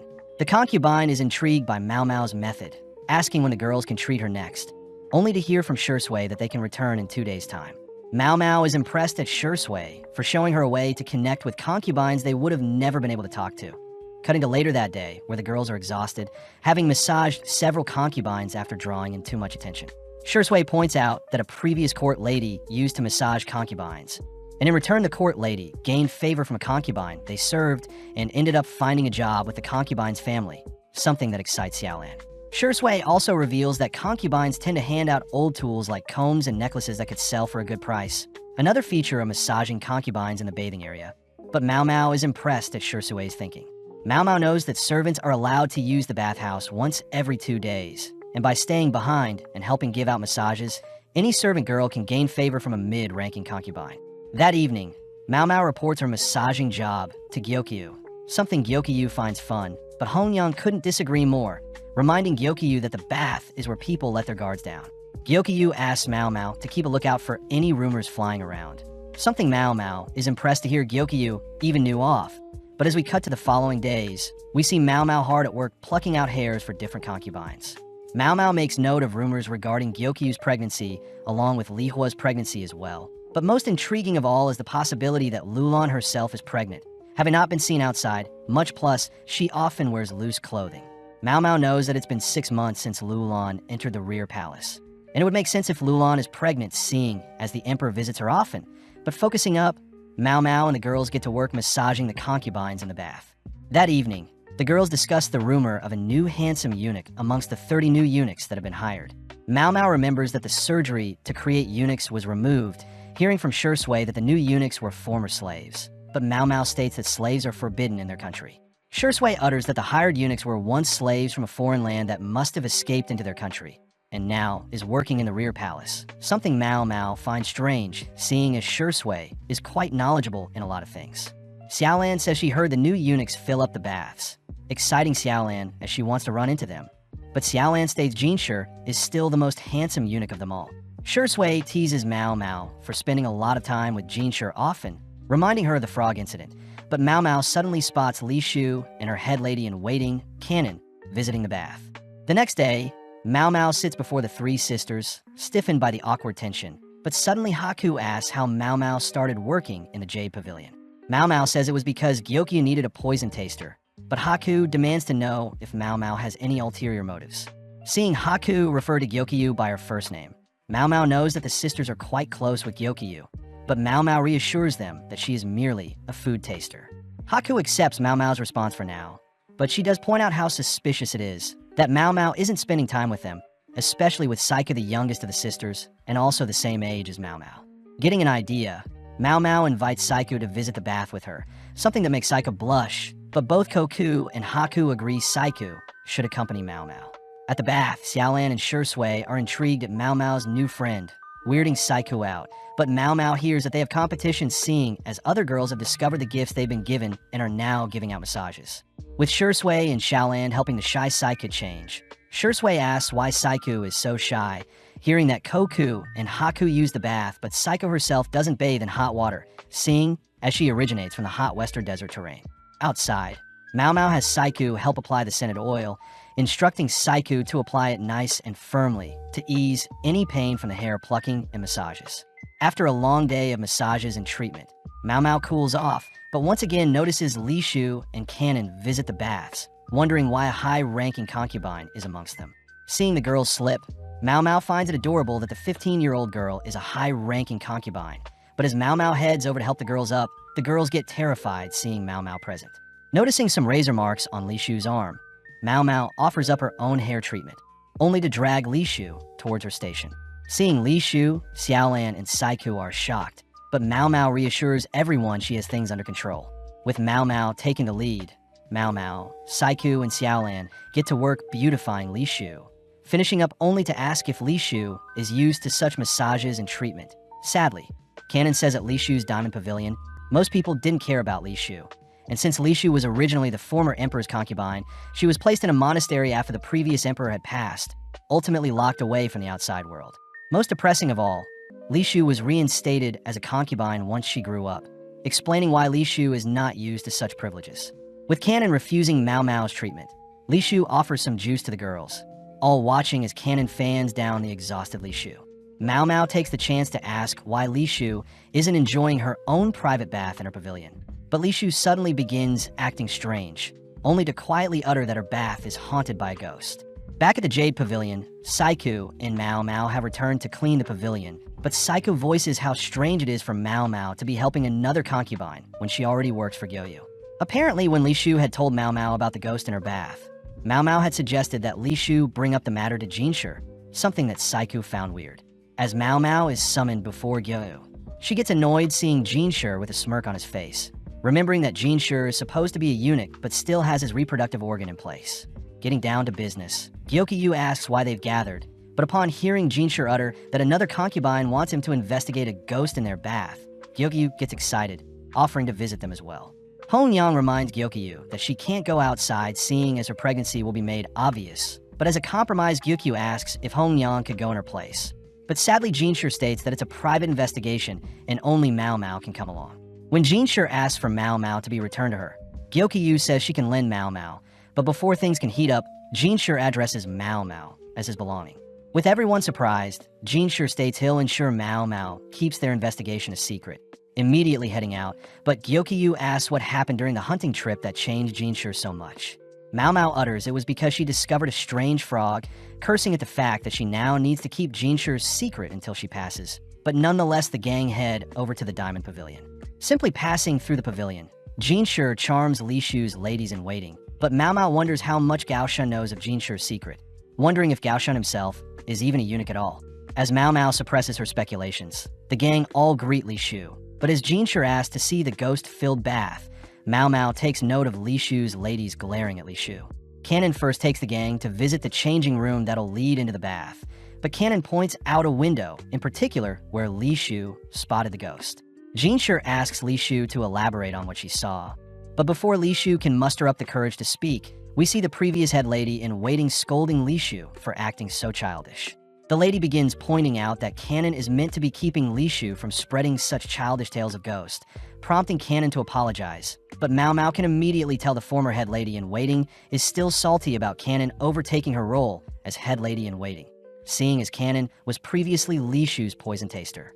As Mao Mao spots a strange head pin on the previous head lady, Jinshi begins to charm her, reminding the girls that he needs to do his job regardless if the rumors are true or not. Jinshi suddenly mentions how his throat is quite dry, prompting the previous head lady along with her party to rush to make some tea, only for Jinshi to ask Li Shu to continue with what she was saying earlier. Mao Mao commends Jinshi for his honorable act, all listening in as Li Shu recounts the night of the incident when she had finished taking a bath. Li Shu points out that she prefers her bath to be cool, but her ladies intentionally go against her wishes and make the bath steaming hot, forcing Li Shu to wait longer than normal for the bath to cool to her liking. Li Shu utters that she knows her ladies don't think fondly of her, But luckily Cannon does stay by her side, and on the night of the incident Li Shu had finished her bath only to head over to the window to get some fresh air. When Li Shu opened the window, she suddenly saw a white-faced figure laughing at her behind some fluttering curtains, something that freaked Li Shu out. When Mao Mao asks if it could have been a person, Li Shu states it had to have been a ghost, something Cannon can confirm as she saw the figure and tried to confront it, but the figure disappeared and the curtains strangely stopped fluttering. Hearing that the windows of the room were all closed at the time, Mao Mao wonders how wind could have gotten in, choosing to open up the nearby window to inspect the room's layout. Mao Mao remarks how strange of a layout this is, seeing as the Crystal and Jade Pavilion both have separate buildings for their baths, but Li Shu's Diamond Pavilion has a warehouse room next to its bath. Mao Mao asks Cannon why there is a warehouse room in the adjacent room, only to be escorted into the warehouse room, where Cannon unearths some mold that makes the room uninhabitable.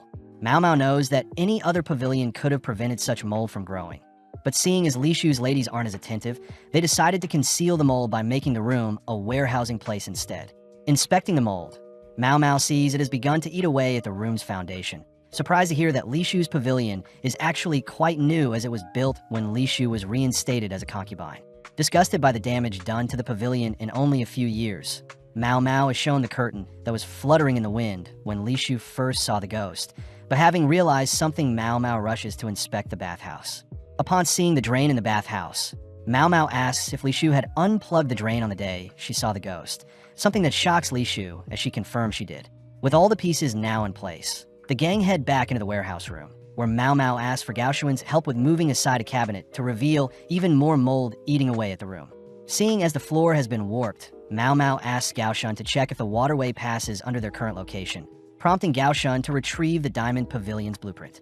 Upon looking at the pavilion's blueprint, Mao Mao explains that the bat's water does pass through a pipe that runs under their room's floor, and it's the vapors from the hot water that made the curtain flutter even though all the windows were shut, having passed through the gaps in the rotted floor. Li Shu still wonders what the ghost figure was, but as Mao Mao scans the room, she heads over to unveil a small copper mirror Li Shu used before she received the bigger mirror gifted by the envoys. Mao Mao sees that the copper mirror has been nicely kept, a gift Li Shu had received from her late mother.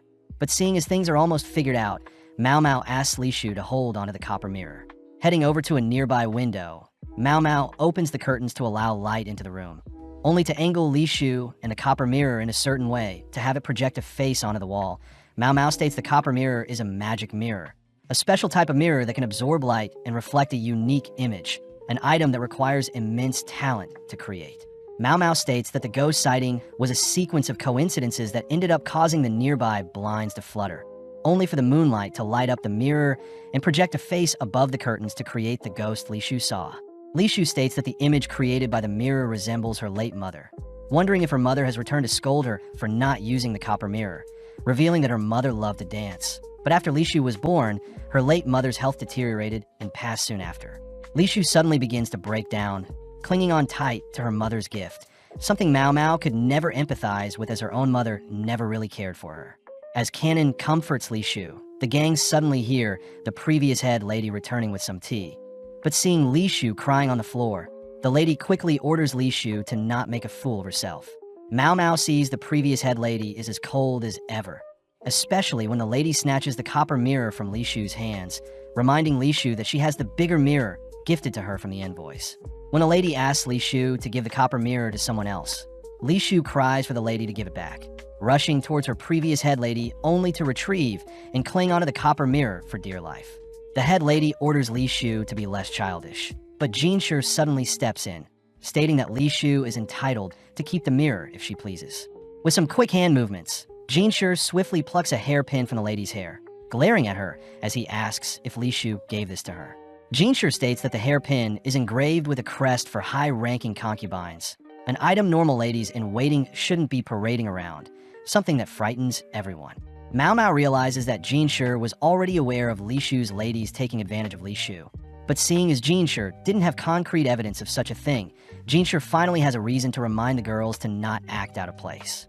That evening, we see the eunuchs hard at work, all while several servant girls admire the new handsome eunuch amongst them. The next day, the quack doctor is seen feeding their pet cat, reminding Mao Mao that the anesthesia she had asked for won't be needed, seeing as the palace no longer gives out surgeries to make eunuchs. Mao Mao does wonder how new eunuchs enter the palace, hearing that there used to be a document to authenticate new men as being eunuchs. But after these documents were forged, the palace now gives out physical exams to inspect the new eunuchs. Apparently, 3 officers inspect the new eunuchs to ensure their reproductive organ is gone, and it's an exam all eunuchs have to undergo, including the quack doctor, when they exit and return into the rear palace. But this does exclude the emperor and his kin. The quack doctor brings up the new eunuchs that were swarmed by the low-ranking concubines recently in the baths. But elsewhere we see Gao Shun questioning Jinshi on when he'll officially reveal his secret to Mao Mao. Gao Shun reminds Jinshi he'd better bring Mao Mao to their side quickly. But Jinshi fears that Locken will intervene and stop Mao Mao from being tied up in such affairs involving Jinshi. Jinshi states that Grand Commander Locken is a genius that took over his family at such a young age, and is someone the Emperor highly respected, able to do whatever he wants, and is untamable. Seeing as Mao Mao is a valuable asset, Jinshi states they'll have to interact with Locken in the foreseeable future, but Jinshi still fears how Mao Mao will react when she learns the truth about him. Getting back to work, Jinshi points out half of his work revolves around the overabundance of Lolan's servants along with her flashy dresses. But suddenly Gao Shun shows off an interesting issue where a court lady is supposedly flirting with the new eunuchs. Gao Shun reminds Jinshi that the new eunuchs are former slaves, motivating Jinshi to double-check the eunuchs just to be safe. But the next day, Jinshi and Gao Shun watch over the eunuchs as they perform their usual task. Jinshi hones in on the handsome one in particular, hearing that the left side of their body is disabled due to abuse, and they have scars all over their body they like to keep concealed. Seeing the handsome eunuch attracting several servant girls, Jinshi chooses to greet the eunuchs personally, promising to assign tailored jobs to each eunuch. But out of nowhere, a large crash can be heard nearby. At the scene of the crime, we see a eunuch has dropped a large piece of ice mint for a high-ranking concubine, and the culprit seems to be Xiaolan, who desperately apologizes, all whilst clinging onto a hairpin. As Xiaolan trembles in fear, she sincerely apologizes, all whilst a crowd begins to form. Immediately, Mao Mao says it was an accident, but the eunuch says an apology won't cut it, especially since ice is quite expensive and the block broken has equal value to a slave. Tying up the broken ice, Mao Mao hears that Lulan herself had requested the ice in order to make some ice treats, horrifying Mao Mao seeing as she has no connections to Lulan. As Mao Mao racks her brain for a solution, she asks if she can take the ice and return in an hour with a replacement, something the eunuch welcomes as he doesn't believe Mao Mao can make up for Xiaolan's mistake. But when Mao Mao prepares to leave, she suddenly notices Jinshi watching everything transpire. Running low on time, both girls head to the medical office, only for the quack doctor to calm the grieving Xiaolan. Apparently, Xiaolan had finally received her first hairpin from a low-ranking concubine she was massaging, but having been too fixated on her future, Xiaolan had bumped into the carriage holding the ice. Mao Mao feels sorry for Xiaolan, seeing as her future may be sealed after this mistake, but seeing as Jinshi has arrived, Mao Mao asks if she can borrow a kitchen and some ingredients. Smirking, Jinshi asks what he'll get in return, annoying Mao Mao as she doesn't have time to mess around, boldly declaring that she has nothing to offer Jinshi. Jinshi reminds Mao Mao she wasn't the one that broke the ice, but Mao Mao reasons that helping a friend in need is something that just makes sense. Plus, Mao Mao cries she won't be able to sleep well, and it may affect her working abilities, something Jinshi finds adorable. Jinshi agrees to help, but choosing to lean in close, Jinshi orders Mao Mao to listen to him more intently when he's speaking. Mao Mao is confused by the request, prompting Jinshi to think of another request, making Mao Mao wonder if she should just ask Yokyu for help. Knowing that concubines shouldn't be involved with other concubines, Mao Mao's hair tie suddenly comes loose, forcing Jinshi to catch it only to return to Mao Mao, asking why Mao Mao doesn't use a stick to tie up her hair. Mao Mao says she doesn't have fancy accessories, but Jinshi is insulted seeing as he gave her a hairpin during the garden party, asking Mao Mao to wear it in exchange for his help. Jinshi whispers he'll also tell her his secret soon, heading to prepare the ingredients and kitchen Mao Mao had asked for. But as we move forward in time, Mao Mao is seen handling some fruits, sugar, and fresh cow milk. With Xiaolan doubting Mao Mao's skills, the girls get to work whilst the eunuch waits outside, prompting Mao Mao to begin mixing up the sugar into the milk only to smash apart the remaining ice. Mao Mao proceeds to sprinkle salt onto the ice, only to place the milk mixture atop the ice, slowly stirring the mixture as Xiaolan watches the liquid slowly solidify. Finally, the girls dice up the fruits and mix them into the mixture, ultimately creating ice cream, an icy sweet treat. Mao Mao calls for the eunuch to deliver the meal to Lulan, giving both Xiaolan and the eunuch a taste of the ice cream to prove the treat is worthy of a high-ranking concubine's taste. Mao Mao reveals that Jinshi had disclosed Lulan's likes and dislikes, confident that Lulan will at least give the ice cream a taste. But just then Shui appears, having rushed over when she heard Xiaolan was in trouble. Luckily, Shui has lightened up the mood, choosing to run away with the leftovers of the ice cream, teasing Xiaolan only to feed the adorable girl after a while. Elsewhere, we see Gyokyu feel her child beginning to move in her womb. Cutting to the next day, where Mao Mao has brought the cat to play with Lingli, only to watch Lingli approach Gyokyu, both excited to meet their new family member. With everyone adoring the mother and daughter, Mao Mao hears Gyokyu mention how she feels downward kicks in her belly, alerting Mao Mao as she asks to touch to confirm. Getting serious, Mao Mao asks how Lingli's birth was, intrigued to hear the delivery was quite smooth, seeing as Lingli was a small baby. And it was ultimately Hongyang herself that helped deliver her, seeing as the court lady assigned to them got sick and most doctors couldn't be trusted. Mao Mao wonders who will be helping with Gyokyu and Li Hua's deliveries, seeing as last time a midwife helped with Li Hua's delivery, fearing that Hongyang won't be enough this time to deliver Gyokyu's child.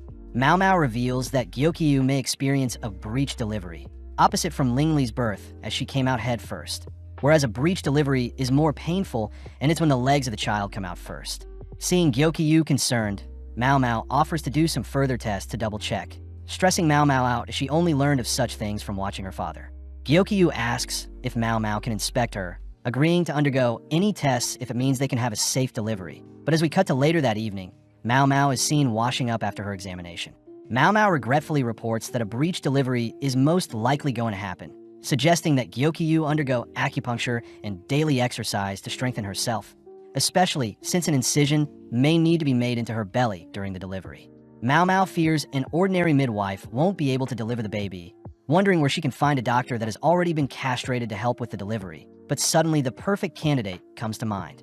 Mao Mao tells Gyokyu she has the perfect doctor in mind, reassuring Hongyang that it's not Swearin, revealing that the doctor she has in mind is actually a criminal. Hongyang immediately refuses the person Mao Mao has in mind, but Mao Mao cries that the doctor is the most qualified doctor in their nation, intriguing Hongyang as Mao Mao is speaking so highly of a criminal.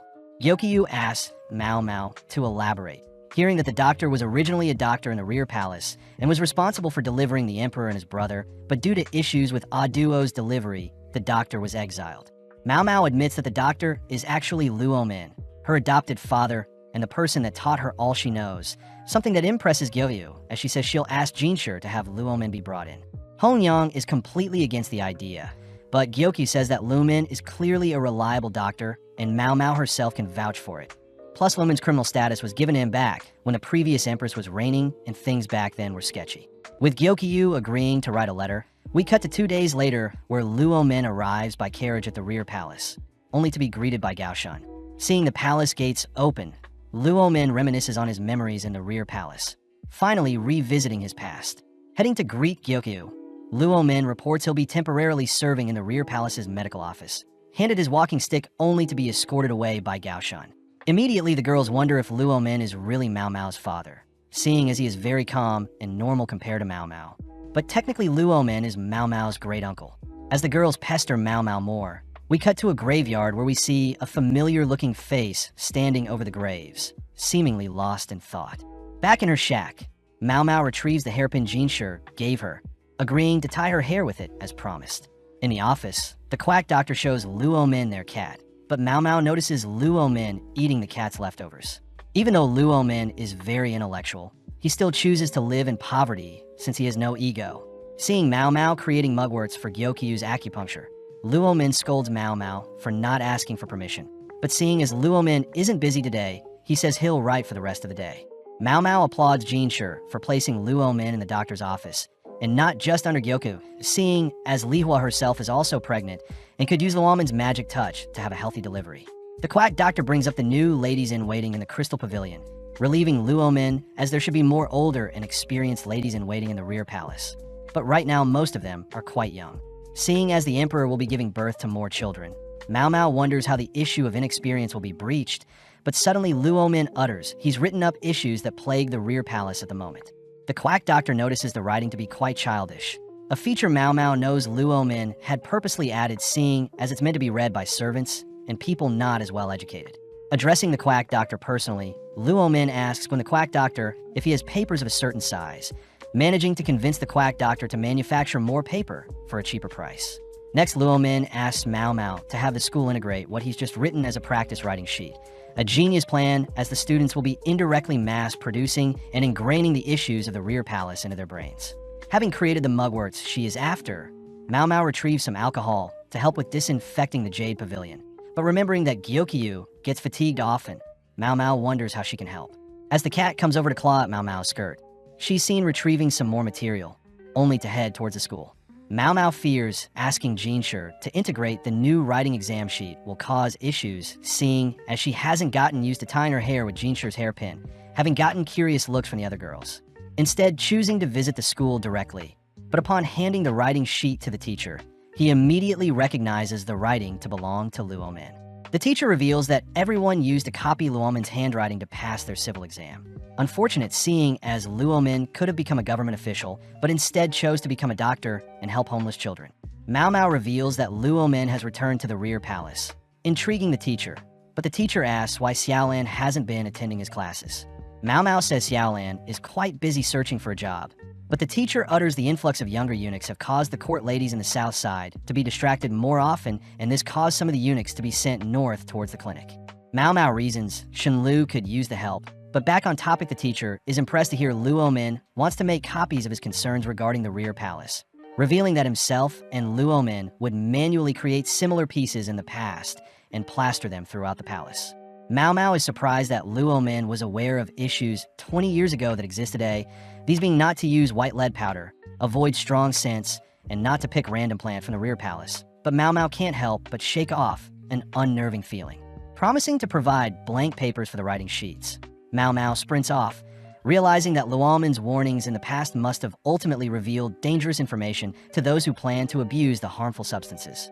Since most of the workforce is replaced every 2 years, and seeing as the concubines would have been replaced as well when the late emperor passed, Mao Mao visits the only person that would have remained around the same time Luo Min was last working. Visiting Shenlu, Mao Mao breaks the ice by giving some concentrated alcohol, only to sit down as Shenlu serves her some tea. Mao Mao acknowledges the skills of the workers in the clinic. Seeing as the ladies have remained for over 20 years, Mao Mao wonders why the clinic ladies haven't been replaced like the workers in concubine. Getting serious, Shenlu reveals that she along with the other clinic ladies were brought in at the age of 10, making Mao Mao realize that the late emperor must have deflowered them at such a young age. And seeing as people are only after pure maidens, the clinic ladies were forced to settle for a job in the rear palace. Mao Mao realizes the festering hatred in the rear palace must be carried by the clinic ladies, reminded of the time when Shenlu had asked Mao Mao to check in on Susu, believing Shenlu had good intentions. But Mao Mao wonders if Shenlu had been discreetly feeding Shin information on how to create an abortion drug through the sick servant girl. This would also explain how Shenlu knew of Li Hua's pregnancy, as Susu could have accidentally told Shenlu, leading Shenlu to warn Shin of things that can cause an abortion, but that warning could have been twisted and used to empower Shin to create the abortion drug. The clinic ladies could also manipulate which items were sold by the visiting merchants. But as Mao Mao's mind spins out of control from all of her speculations, Mao Mao reminds herself she has no evidence. Plus, the clinic is quite a valuable place. Calming herself, Mao Mao notices several books around the clinic, picking up a book in particular about insects that even Shenlu admits is quite new. Flicking through the book, Mao Mao spots the book documenting the moths she had used for the moon party, remembering the Shui herself was capturing and studying them. Mao Mao finds it weird that a servant girl like Shui had access to such expensive paper, plus she could read and write, making Mao Mao suspicious of who Shui is. At that moment, the familiar-looking eunuch enters the room, a person Mao Mao immediately recognizes to be Suire. Suire warns Shenlu to be careful around Mao Mao, seeing as Mao Mao had figured out Shenlu's involvement with the abortion drug, plus Mao Mao prevented Suire's clean getaway from the palace. Mao Mao wonders how she can escape, but Suire threatens to stab Mao Mao if she acts up, reassuring Mao Mao that they can settle things peacefully. Myomoa takes note of Suire's beaten-up arm, wondering if it's due to the resurrection drug she took, but Suire asks if Mao Mao wants to know what her end goal is. When Mao Mao refuses to listen, Suire suddenly drags Shui in, threatening to slay her if Mao Mao doesn't listen, revealing that they'll be leaving the rear palace for a bit. Suire knows Mao Mao will listen to her, especially since Suire will tell Mao Mao how to make the resurrection drug. It's quite well known that there are 2 beasts in the palace, one in the east that is ruled by military power and one in the west that is ruled by bureaucracy. These beasts, of course, being the military official Locken from the east and Shursho, the political heavyweight from the west. Locken asks to have tea with the Emperor's younger brother, inviting Shursho, as it's been a while since they've gotten to speak to the Emperor's younger brother. As the three men change locations to the center courtyard, the three men enjoy a beverage in silver cups, all whilst Jinshur has Basin communicate for him. Locken gets down to business, reporting his findings regarding the recent assassination, choosing to pull out the schematics for a FIFA, only to ask if Shursho knows anything about it. Shursho has no idea what a FIFA is, but Locken reveals that he had disassembled the FIFA and sketched out its build, uttering that the weapon had been developed in the West and uses a flint instead of a fuse. Shursho is surprised to hear the newly designed FIFAs are more efficient for warfare, but Locken glares at Shursho, uttering that it's strange that random assailants were able to get a hold of such valuable weapons. With the mood tense, Shursho says it's Locken's job to find out, but Locken admits that the people they captured are no longer able to speak, having interrogated them too violently. Locken takes the chance to ask if Shursho has any leads, but sadly Shursho knows nothing. Moving on, Locken chooses to show off a game of Go he had with his wife, breaking the tension. Seeing Locken going on about his brilliant Go game with his wife, Shursho chooses to excuse himself, but Locken says he'll make sure to send Shursho more details on the Go game he had. Before Shursho leaves, Locken asks Locken to stay for some of their finest red grape juice, but when the juice is poured in a glass cup, the grape juice is shown to be a green color. As both Shursho and Locken exchange glares, Shursho finally departs, all whilst Locken says some grapes when squeezed produce a green liquid. Basin wonders why Locken offered a red drink when the grape juice is clearly green, but as Jinshur heads back, he finally removes his disguise, revealed to be Lady Aduo instead of Jinshur. Aduo was impressed to hear that Mao Mao is Locken's daughter, weirded out by how Locken and Shursho were acting, but at the same time we see Mao Mao knelt down in a strange place, having been reported missing. Following Jinshur, he's seen asking Gyokyu why Mao Mao is missing, but Gyokyu says she has no idea, believing Jinshur was borrowing Mao Mao. Jinshur asks Hongyang when Mao Mao was last seen, hearing that Mao Mao was visiting the doctor's office to prepare the mugworts. But after she visited the teacher, Mao Mao had apparently vanished with no traces. Jinshur says Mao Mao is aware of the punishments for leaving her post, especially when serving a high-ranking concubine like Gyokyu, but suddenly the gang begin to wonder if Mao Mao's past had finally caught up to her. Gyokyu knows Mao Mao can easily be attacked if surrounded by multiple people, but Gaoshan says Mao Mao would have at least left something behind for them, annoying Jinshur as they must find Mao Mao quick. Heading over to the doctor's office, Jinshur immediately heads to speak with Luo Min, asking if Luo Min can recall the exact talking points before Mao Mao went missing. Complying, Luo Min tells Jinshur about Mao Mao crafting the mugworts and leaving without saying anything else, but Jinshur fears that the information is nothing groundbreaking. Thinking for a bit, Jinshur wonders where the cat is, surprising the quack doctor as he admits the cat was clinging to Mao Mao before she left. The quack doctor says whilst Luo Min was in the bathroom, Mao Mao had picked up an item to help with Gyokyu's fatigue, but this drew the attention of the cat. Intrigued, Luo Min gets up, immediately pulling out the medicine Mao Mao was looking at, only for the quack doctor to confirm that Mao Mao definitely took some of the medicine with her. Luo Min asks for permission to search for Mao Mao, declaring that he'll be looking for the cat, but suspects that they may get clues on Mao Mao's whereabouts. As Jinshur follows after Luo Min, Gaoshan wonders why they're looking for the cat and not Mao Mao. They stop before a forest, as Luo Min has found some medicine Mao Mao took. As Gaoshan calls for the cat, Luo Min declares that cats don't normally stray far from their home, leading Gaoshan to announce that they've found the cat. Heading north, the gang notices the cat rolling around, prompting Luo Min to point out a particular looking hole in the tree, where scrunched up paper can be found. Luo Min suspects that it must have been a clue left behind by Mao Mao, but Jinshur cries that it's blank. Luckily, Luo Min suspects there's more to the paper than it seems, piquing Jinshur's interest as Luo Min is clearly holding back from something. Back at the doctor's office, Luo Min places the paper over some fire to reveal some text, a trick Mao Mao played around with as a kid, where juices or fluids would reveal themselves when burnt on paper. The quack doctor suddenly remembers Mao Mao carrying a bottle of alcohol with her before leaving. As for the reason the cat was sleeping near the tree, Luo Min says it's due to the silver vine medicine, a substance that helps with fatigue when made into tea and coincidentally something that cats love. Jinshur is amazed at Luo Min for reading Mao Mao's intentions, but upon reading the shrine character on the paper, Luo Min asks if there are any shrines nearby. Jinshur utters that in the north there are only old buildings, but he'll order for a search. As for the second character, neither Jinshi nor Gaoshan can decipher. Seeing Luomin so relaxed, Jinshi wonders why Luomin isn't stressed, but Luomin reveals he is stressed, but he can only do so much, so he chooses to conserve his energy. Plus, Mao Mao had already disappeared once in the past when she was kidnapped, but she still worked every day until she could reunite with Luomin, something that inspires Jinshi to get to work and ensure Mao Mao is safe. As Jinshi storms through the palace, he remembers to keep up his act as the handsome eunuch, choosing to report his findings to Gyokyu in hopes she can help with deciphering the second mysterious character.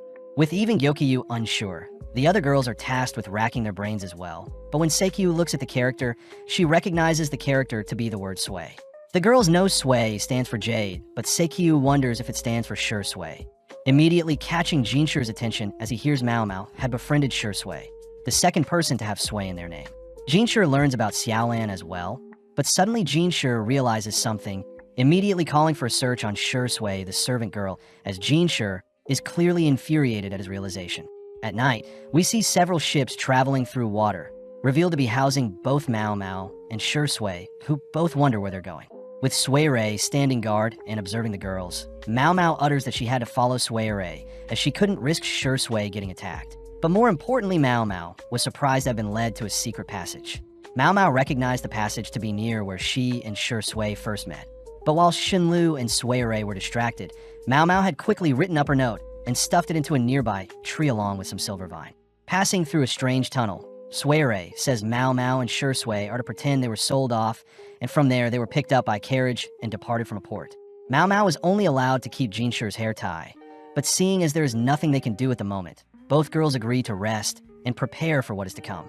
Arriving on land, the girls are tied up, but Mao Mao realizes they had swapped ships twice, meaning they were just on a river. Escorted by Sway and some guards, Mao Mao believed they were heading north, but the surrounding forest is quite humid. As Mao Mao scans the surrounding areas for clues, she suddenly notices Sway shriek, turning to see a snake nearby, but Mao Mao notices something strange about Sure Sway. Picking up the snake, Mao Mao tosses the snake in front of Sway, frightening her enough for her to fall back, but Sure Sway quickly removes the snake, leaning down only to reassure Sway that it's fine. Fearing that Sway's irregular breathing may cause harm, Mao Mao assists with calming Sway down, but once things have calmed down, Mao Mao calls out Sway for being quite close to Sure Sway. Sway tries denying it, but Mao Mao calls out Sure Sway for having a lot of noble tendencies while still housing her servant attitude. Sway points out how Mao Mao herself can read and write as well, even though she is a servant. But Mao Mao deduces that Sure Sway must have been the one to lead the cat into the palace through the secret passage, having never anticipated to have run into Mao Mao when they first met. Laughing out loud, Sure Sway admits they've been caught, revealing that Sway, her sister, is quite afraid of snakes. Mao Mao realizes that Sure Sway and Sway have similar names, but it was never an issue since other servants couldn't read. Mao Mao is happy that the mystery of the cat appearing has been solved.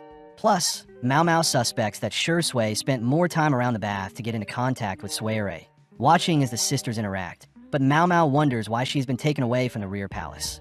Mao Mao fears that Locken may get involved, but out of nowhere Sway chooses to remove Mao Mao's bind, all continuing onwards. But Mao Mao still has one suspicion she needs to check. Having traveled for a whole day, the gang finally arrive at a fortress, only for Sway to signal to the watchtower to let them in.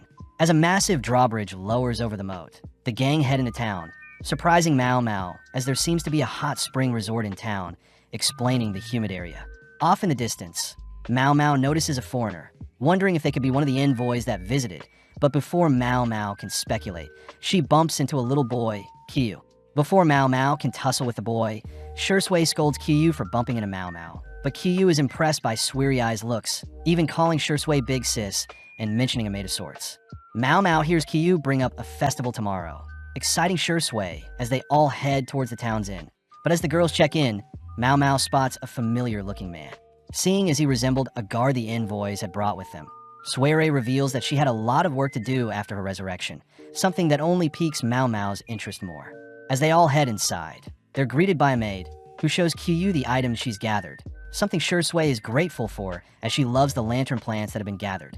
Before Kyu can take credit for gathering the items, Sure Sway forces Kyu to thank their maid, ultimately giving Kyu a hug as he's learning. As Mao Mao inspects the items for the upcoming festival, We cut back to Gaoshun, who makes a report on an unused shrine near where Mao Mao's note was found, revealing that it is an unused passage that led outside the palace. Next, Gaoshun says one of the eunuchs went missing around the same time Mao Mao did. Finally, there seems to be no servant by the name Shui registered. Before Jinshi can figure out what is happening, a eunuch rushes into his office, crying out that something is happening to Gyokiyu. The next day, Jinshi visits the Jade Pavilion, greeting Hongyang, who reports Gyokiyu is going into labor and the birth preparations have begun. Escorted upstairs, Jinshi bumps into Luomin, who reports Gyokiyu has been stabilized with little fatigue, but still unknown when the actual birth will happen. As for the breech birth, Luomin says Mao Mao's remedies have worked, but hearing the name, Jinshi stresses seeing as it's been 10 days since she went missing. The quack doctor seems to be quite useless, so Luomin asks him to take care of the cat, but as Jinshi leaves for now, Gaoshun rushes to report their findings on the missing eunuch. Having the name of Tian, the eunuch was apparently not associated with anyone, meaning it's hard to find any leads. Apparently, Tian was seen praying around a shrine, but Gaoshun takes out a map, showing that Tian was seen around the graves on the north side, belonging to the souls that were deflowered by the late emperor. With sightings of Tian praying at a grave in particular, Jinshi immediately heads out, but upon entering the vicinity of the graves, Jinshi spots Shenlu praying there. Caught off guard, Shenlu swiftly excuses herself, but upon brushing by Jinshi picks up a familiar scent. Remembering it to be the distilled alcohol Mao Mao made, Jinshi grabs hold of Shenlu, demanding to know where Mao Mao is.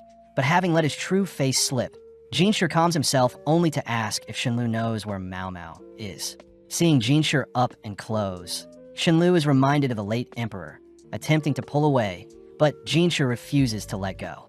Shenlu cries that she is reminded of the first time she ever met the late emperor, having been given a sweet and greeted warmly by the late emperor. Shenlu says after she grew up, the late emperor never visited her, beginning to cry as she wonders why Jinshi is pretending to be a eunuch. As Shenlu flees, she is captured by Gaoshun and other eunuchs, but seeing Jinshi frozen in place and unable to issue an order, Shenlu quickly drinks a poison. Collapsing to the ground, the eunuchs swiftly works to have Shenlu throw up, quickly dragging her away, as Gaoshun wakes Jinshi up from a shock. Jinshi asks if he really looks like the late emperor, declaring that he never saw what the late emperor looked like when young, plus Jinshi didn't look like his brothers or mother. In the past, Jinshi had heard rumors of himself being an illegitimate child, and it was his own decision to take on the role of a eunuch in the rear palace. But before Jinshi gets distracted, he reminds himself he needs to find Mao Mao. Standing before the graves, Jinshi notices some fresh lantern plants before a grave in particular, noting how the lantern plants aren't supposed to be in season. Reading the name Tai Ho, Gaoshun states that it's the name of the court lady that passed away last year and was well known for holding ghost story gatherings. Jinshi knows that only one person is related to the Tai Ho blood, and apparently they were the one that gave birth to a daughter after an affair with a doctor. Seeing as the pieces are falling into place, Jinshi has figured out something, calmly walking off as he says he'll be visiting the Garnet Pavilion. With a razor-focused glare, Jinshi states that the concubine Tai Ho served was ultimately married by Shursho and gave birth to Lulan. As for the daughter of Tai Ho and the doctor, there are no records for where they disappeared to, as they had left the rear palace. Jinshi suspects that Lulan may know where Tai Ho's child and the doctor went, declaring he'll do everything he can, only to greet Lulan. Jinshi apologizes for the sudden visit, but Lulan, whilst covering her face, has one of her ladies reassure Jinshi it's fine. Jinshi can't help but notice Lulan's ladies all wearing matching outfits and makeup, all resembling foxes. Before Jinshi can ask a question, he locks onto a marking above Lulan's eyes, immediately rushing to have a closer look at Lulan. Apprehending Lulan, Jinshi says Lulan is meant to have 7 ladies in waiting, demanding to know why there are only 6 present. Jinshi says he had been keeping track of everyone's names and faces, and since Lulan and her ladies changed outfits every day, he had to remember their eyes, lips, and more importantly, moles.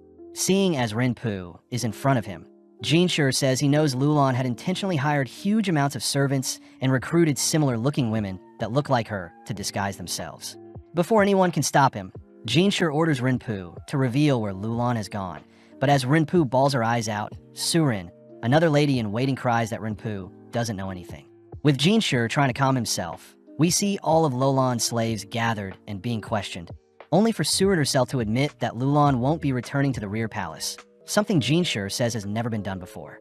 Seeing as their interrogation isn't going anywhere, Jinshi says Lulan has committed a huge crime, wondering what Shursho was thinking to have handed his daughter over to the Emperor only for her to flee. Seeing as they're at a standstill, Jinshur wonders what other clues can lead them to Mao Mao. But at the same time, we see that Locken has uncovered Mao Mao's disappearance, immediately rushing to search for her only for a massive explosion to occur. The next day, Basin regretfully informs Jinshur that Locken has found out about Mao Mao's disappearance. Plus, Shursho himself has seemingly disappeared. Jinshur fears it probably isn't a coincidence, and Shursho will be charged alongside Lulan. As for Shinlu, she seems to be okay, but hasn't awoken yet. Basin reports that Shinlu had connections to Taiho, but Jinshur is surprised the other clinic ladies didn't know of Shinlu's plans, suspecting that they all still shared the same resentment caused by the late emperor. Jinshur knows he has to find Lulan, wondering who'll be searching for Shursho in the process, but just then someone knocks at their door. Entering the room, Kinlahan greets Jinshur. Someone Jinshur knows is the adopted son of Locken himself.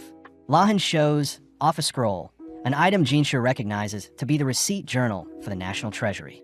Lahan says his father had asked him to look into the origins of the FIFAs, but when Lahan looked into the captured men who attacked Jinshur, he wound up digging up the receipts before Jinshur, asking Jinshur to reread over the prices of food. Jinshur notices the price for grain has gone up over the years, strange since there has been no droughts nor plagues. Lahan also points out that the cost of iron has increased nationwide, believing the government is building some sort of massive structure somewhere. Jinshur is impressed Lahan is exhibiting signs that resemble Locken, stopping Lahan as Jinshur says it's clear someone is profiting from the increased pricing.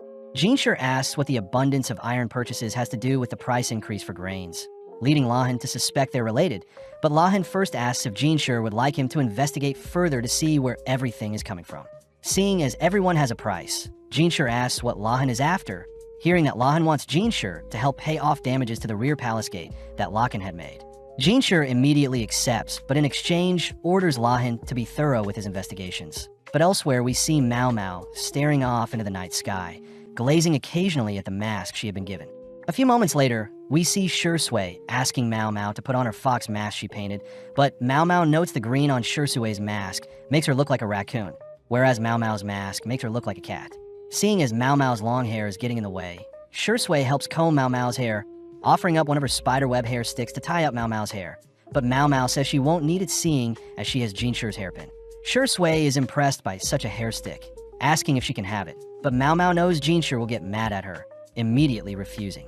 Getting to work, Shursui ties up Mao Mao's hair with Jinshur's hairpin and some ribbon, revealing that the festival is held in a shrine outside the village. In the dead of night, multiple villagers all don their fox masks, only to make their way through a forest, creating an eerie vibe, especially since lanterns and fires are their only source of light. Mao Mao notices others have green paint around their mask as well, wondering why mostly men and Shursui choose green, but Mao Mao suddenly spots a grasshopper fly on her lantern. Shursui says the abundance of grasshoppers requires them to hold a bigger festival in hopes of warding off evil spirits, strangely watching as Shursui crushes a lantern plant for its seed. Seeing Shursui pop it in her mouth, Mao Mao warns her that the lantern plant seeds are poisonous, but Shursui already knew that, spitting it out not too long after. Heading up some stairs, Shursui recounts that the god they worship is a fox spirit, and the area they stand on used to be inhabited by different villagers. But eventually Westerners overtook the original owners of the land. The Westerners had promised to villagers all sorts of intel on enriching the land and removing pests. But as more invaders sought the land the villagers had owned, the villagers were ultimately forced to relocate deeper into the forest. Seeing everyone praying to the fox spirit, Mao Mao learns that fox represents the Westerners who brought knowledge, hence the white mask. But painting over the white mask represents the effects of the newcomers invading and overriding the original land. Mao Mao recognizes the fox mask to resemble the concept of intermarriages, similar to when the teacher explained the concept of selective breeding. Plus, Shursui reveals that the men use green paint since they're colorblind as well, and they can't see red, so they paint using green. Mao Mao deduces that the Mother Royal, along with the people that built the hidden fox village, must have been the same group of people that came from the west. But as the ceremony draws on, Mao Mao is asked to place her mask in a basket where they're stored and set to burn in a year. Shursui chooses to drag Mao Mao around with her, impressing Mao Mao at the food varieties, but both girls can't help but be drawn to a meat store selling frogs and locust skewers. Remembering her past with frogs, Mao Mao asks for a chicken skewer, only to watch Shursui dine on a locust skewer, revealing that she has never actually eaten bugs before. As Shursui eats her bugs, she spits out a grasshopper that was mixed in with the locusts, but Mao Mao is more intrigued by the child sitting at the center of the shrine. Shui says the child is actually Qiyu, and every year a child is elected to play the role of God. Luckily, different children swap out seeing, as they do get antsy after sitting still for too long. As the girls head to wait for Qiyu, they run into other children that are disappointed to have received some poor-looking wheat, all wondering why the elder only gives them wheat from their fields. Luckily, Mao Mao offers up the wheat she had been carrying around, exciting the kids as they run off, but right on cue Qiyu appears having finished his duties for the night.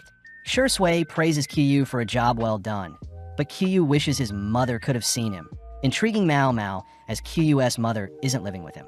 To wrap up the night, the villagers gather near a lake to watch the burning of the previous year's masks. But Qiyu asks what the girls wish for seeing, as everyone gets one wish when painting their mask, and it's said to come true when the masks are burnt. Qiyu himself refuses to reveal what he wished for. But just then, everyone turns their attention to the group of villagers carrying a torch towards the river, making Qiyu jealous as he wanted to be the child to carry the torch. With the torch being passed onto a villager with a bow, the lone archer fires a single fiery arrow towards the masks, setting the mast-filled structure ablaze. As several masks burn up completely, we see that most masks actually sink to the bottom of the lake, a spectacle that reminds Shui of insects as they normally leave their children behind to survive the harsh winters. Returning home, the girls are greeted by Sui, who had been waiting for them, gladly serving up some dinner only to notice Mao Mao glaring at her. Mao Mao demands to learn about the resurrection potion Sui had promised, but is still confused by Sui and Shui's dynamic, especially since Mao Mao has been given a lot of freedom, even though she is meant to be a hostage. With Shui asking Sui to keep up her end of the promise, Mao Mao immediately asks if thornapple and blowfish were used for the potion. Plus, Mao Mao wonders how Sui felt going in and out of consciousness. Sui is a little weirded out, but says thornapple wasn't used in the potion, as foreign recipes make use of thornapple to keep their patients in a near-death state and are used to enslave them. Sui was lucky to have survived with only some scars, plus she didn't lose any of her memories. But hearing that Sui needs to run more experiments with the potion, Mao Mao offers up her own body to test the potion. Shui is glad that they're getting along, cutting to later that night where Mao Mao and Sui sit together, stressing Mao Mao out as she has so many questions that she wants to ask, choosing to hold herself back for now.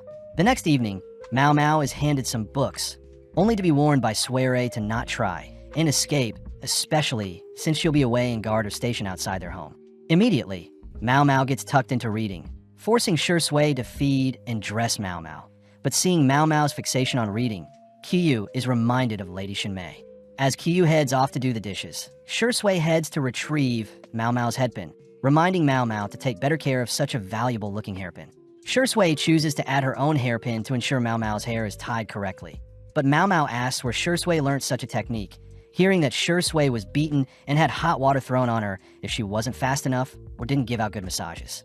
Mao Mao wonders what master would punish a student so badly, but using a calm smile, Shui says it was actually her mother, refusing to elaborate further as she asks Mao Mao to not act up as Shui herself needs to head somewhere as well.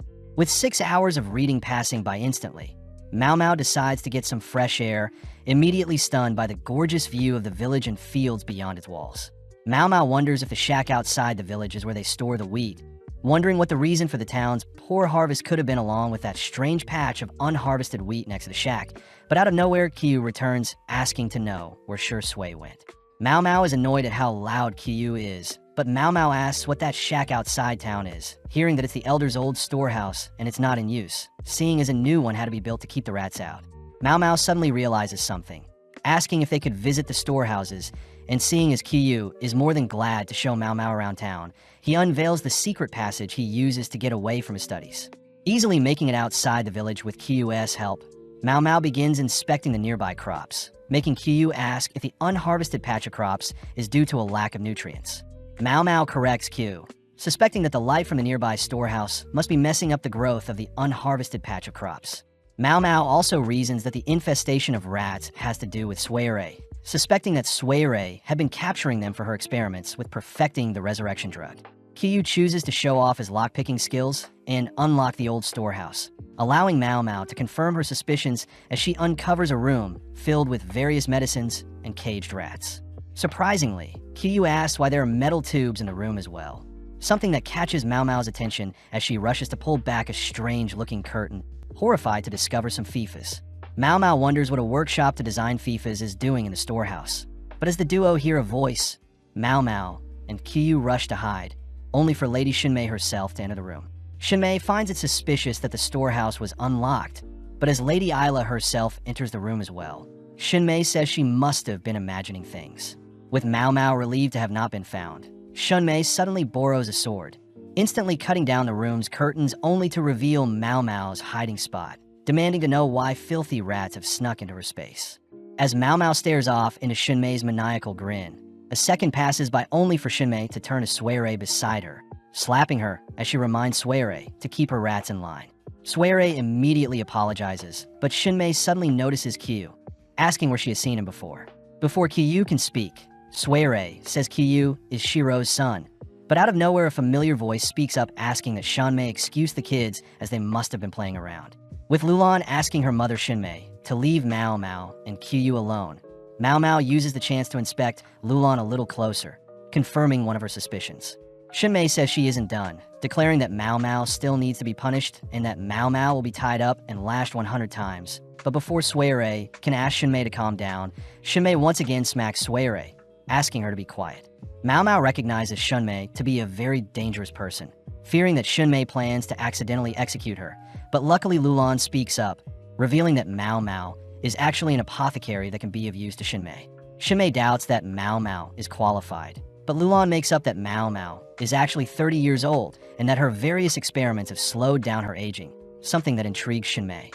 Lulan continues by declaring that Mao Mao is capable of making immortality potions, plus Shinmei can get rid of Mao Mao whenever she wants, referencing a man that Shinmei made disappear prior. With Shinmei now having a change of plans, she tells Lady Isla that they'll chat later, preparing to leave, but Shinmei suggests that they bring Mao Mao with them all to a different stronghold.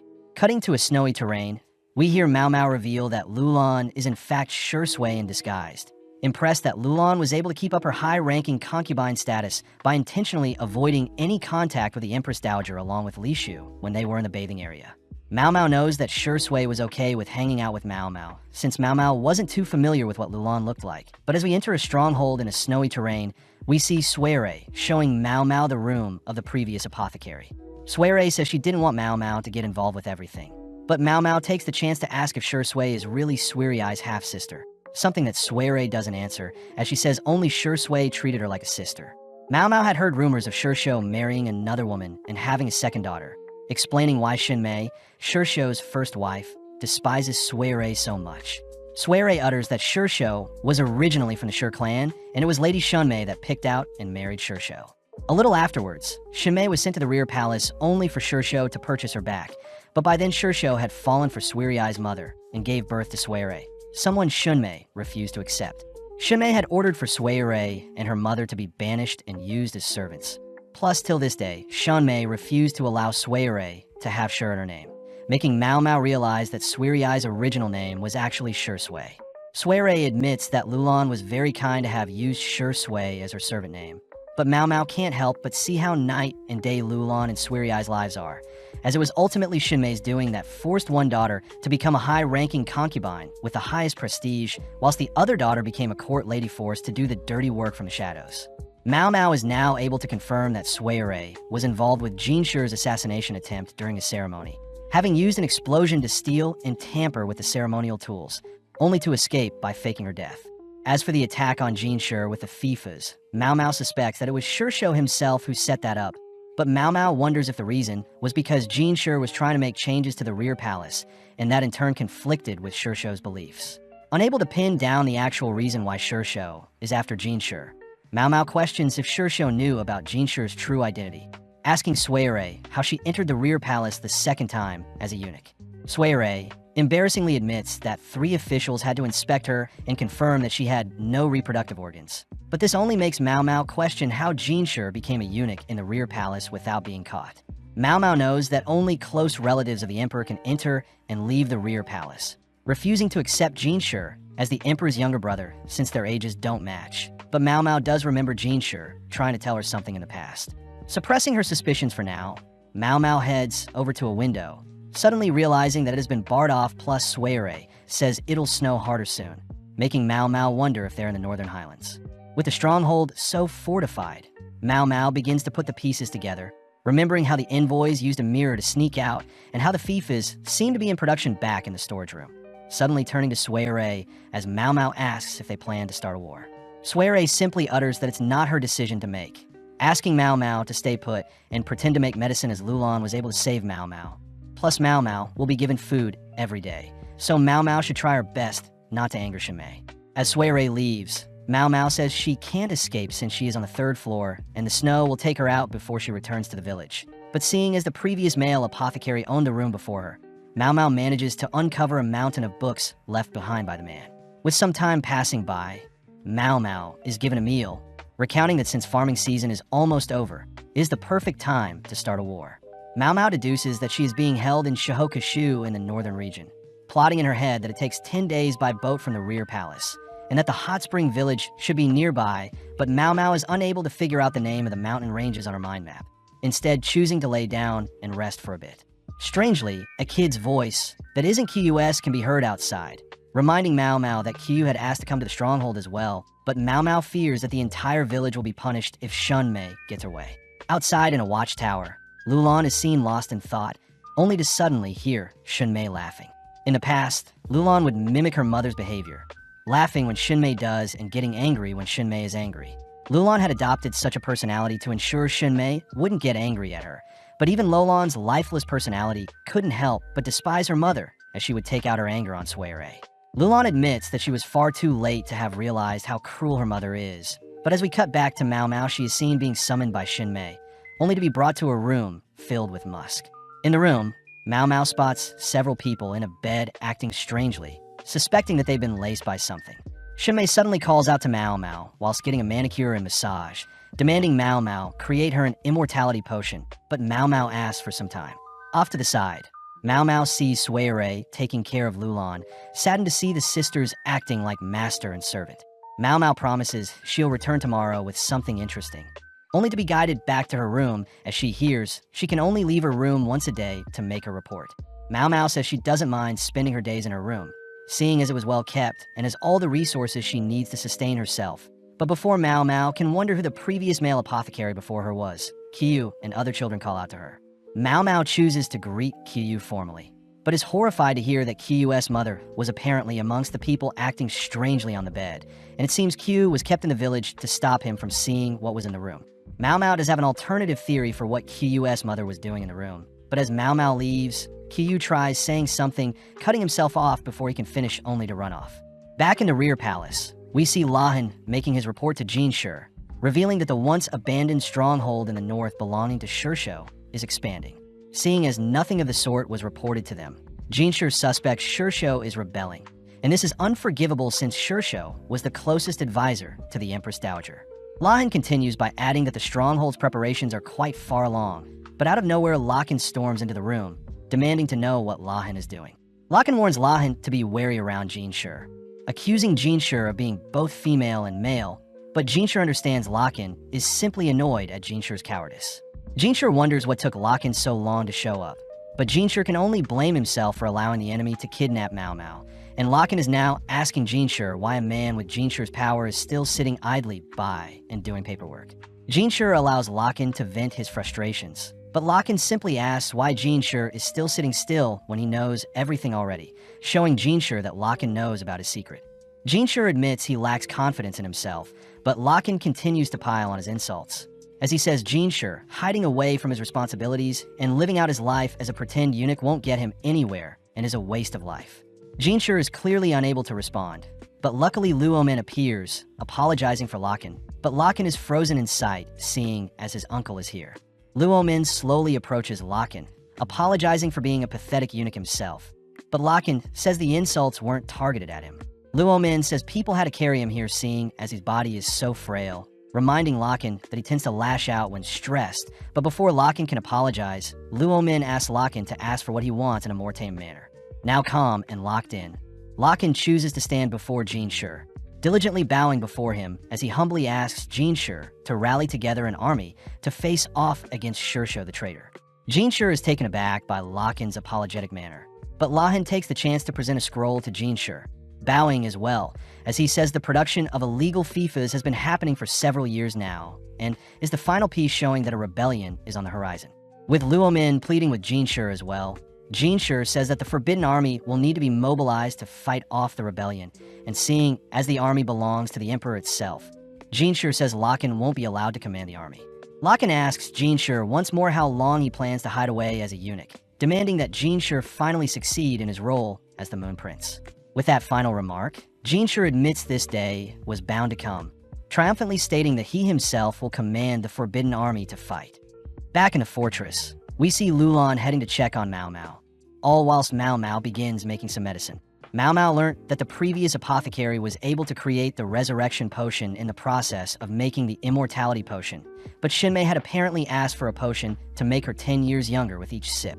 Mao Mao knows that such a potion is impossible, but her pride prevents her from giving up, something Lulan overhears, so she chooses not to disturb Mao Mao. With days passing, Mao Mao presents her findings to Shunmei only to work diligently in her room for the remainder of the time, but several days fly by in an instant. Mao Mao occasionally hears Qiyu and several other kids playing around the halls outside her room, but interestingly enough, Mao Mao is able to sniff out a familiar smell, wondering if FIFAs are being produced on the floor below her. At that moment, Mao Mao receives a letter from a stranger, opening it only to see that there's a piece of wire attached to a note telling her to flee whilst the guards are distracted. Funnily enough, it's revealed to be Qiyu, and it seems he had failed to draw away the guards. With Suirei appearing, she demands to know what Qiyu and Mao Mao were doing, but Qiyu simply says he was playing around, but Suirei takes note of the piece of paper barely hanging out of Mao Mao's shirt. Suirei and the guard both agree to not make a scene out of this incident, but unfortunately, Shinmei appears, asking to know more. Qiyu spots his mother, but gets mortified seeing her lifelessly stand behind Shinmei. But when Suirei tries to explain the incident as Qiyu playing around, Shinmei raises her claws towards Qiyu, uttering that Qiyu will need to be punished for messing around. Suirei reminds Shanmei that Qiyu is still only a kid, but when Qiyu looks to his mother for help, she once again doesn't respond. Shinmei begins asking who is at fault for such a ruckus, threatening to punish the culprit by putting them in a water chamber, pissing Mao Mao off as it seems Shanmei gets excited seeing others suffer. Mao Mao reasons she should just let Qiyu or the guard be punished, but unable to bear Shinmei's personality, Mao Mao calls out Shunmei for being despicable. Instantly, Shinmei smacks Mao Mao, but Mao Mao simply continues by crying that she had asked Qiyu to help her escape the stronghold, personally accepting all the blame. Shinmei declares that Mao Mao is of no use to them, ordering for Mao Mao to be put in the water chamber, but Suirei says they'll need to look for another apothecary to replace her. Shinmei reminds Suirei to only speak when asked to, following up by breaking her fan over Suirei's head, only to strangely lick up the blood from Suirei's new wound. Shinmei spits out the blood, uttering that Suirei's existence taints her bloodline, but Mao Mao can only feel bad for how Suirei is being treated. Lulan speaks up, asking to use the Taibon, something that makes Shunmei excited, but Mao Mao wonders where she heard such a thing before. At that moment, Suirei begins to act strange, weirdly grasping onto herself as she begins to breathe heavily. Shinmei orders for the guard to first take Mao Mao underground, creepily heading into a darkened room solely lit up by a single torch, but before the guard leaves, he places a box onto the ground, apologizing as he flees the scene. Locked inside and seeing the box before her, Mao Mao remembers what a Taibon is, recounting that a Taibon is a capital punishment created by a mad king that involves trapping someone in a pit alongside some dangerous-looking creatures. As various snakes, bugs, and spiders emerge from the box, Mao Mao smirks, retrieving her 2 head pins, but with some time passing, the guard returns, freaked out when he sees some smoke coming out from Mao Mao's room. Opening the door, the guard sees Mao Mao leisurely dining on some skewered snake, learning that Mao Mao was able to slay the creatures in the box by creating some insect repellent ash with some medicine she had on her. The guard reveals that Suirei and Qiyu had asked him to check in on Mao Mao, even handed a jade pendant that Qiyu wanted Mao Mao to have, plus the guard himself says he is done working in the stronghold. The guard also mentions how there was a smoke signal not too long ago, signaling that a rival force is making their way towards a stronghold, and seeing as the entire stronghold is in a frenzy, the guard utters he is using the chance to sneak away. Mao Mao is instructed to avoid the staircase on the other side of the floor since they're making gunpowder in the basement, but Mao Mao gets intrigued, rushing towards the basement against the advice of the guard.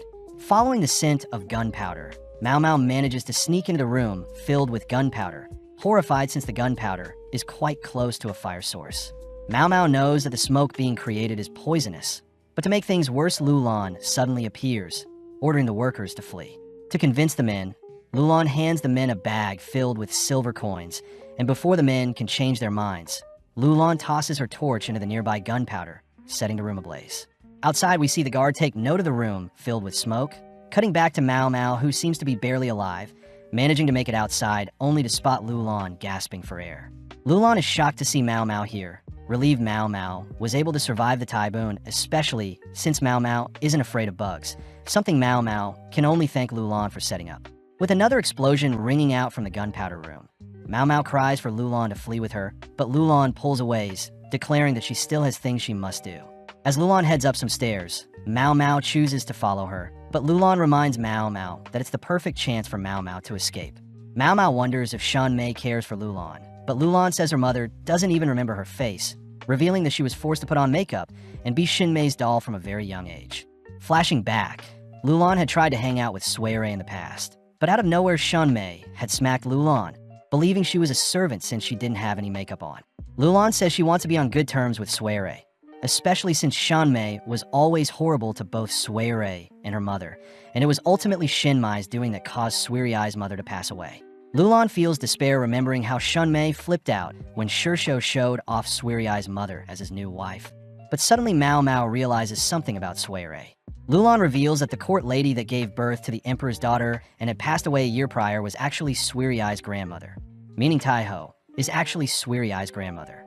Apparently when the doctor left with the daughter ended up growing up and marrying Shirshou, ultimately giving birth to Sui, who technically has imperial blood passed down from the late emperor. As the girls head through the stronghold, Mao Mao is reminded of the time when they were almost suffocated because of the ghost Taiho, but Mao Mao says it couldn't have been her since ghosts aren't real. Lulan reveals that Shan Mei had married Shirshou to get revenge, taking advantage of the fact that Shirshou was a Westerner that originated from the same lineage as the Mother Royal, explaining why Lulan was wearing a green mask since she can't see red as well. As the girls stop in front of a door, Lulan says Shan Mei had always wanted Lulan to become the new Mother Royal, but Mao Mao is conflicted, wondering if she should refer to Lulan as Shui.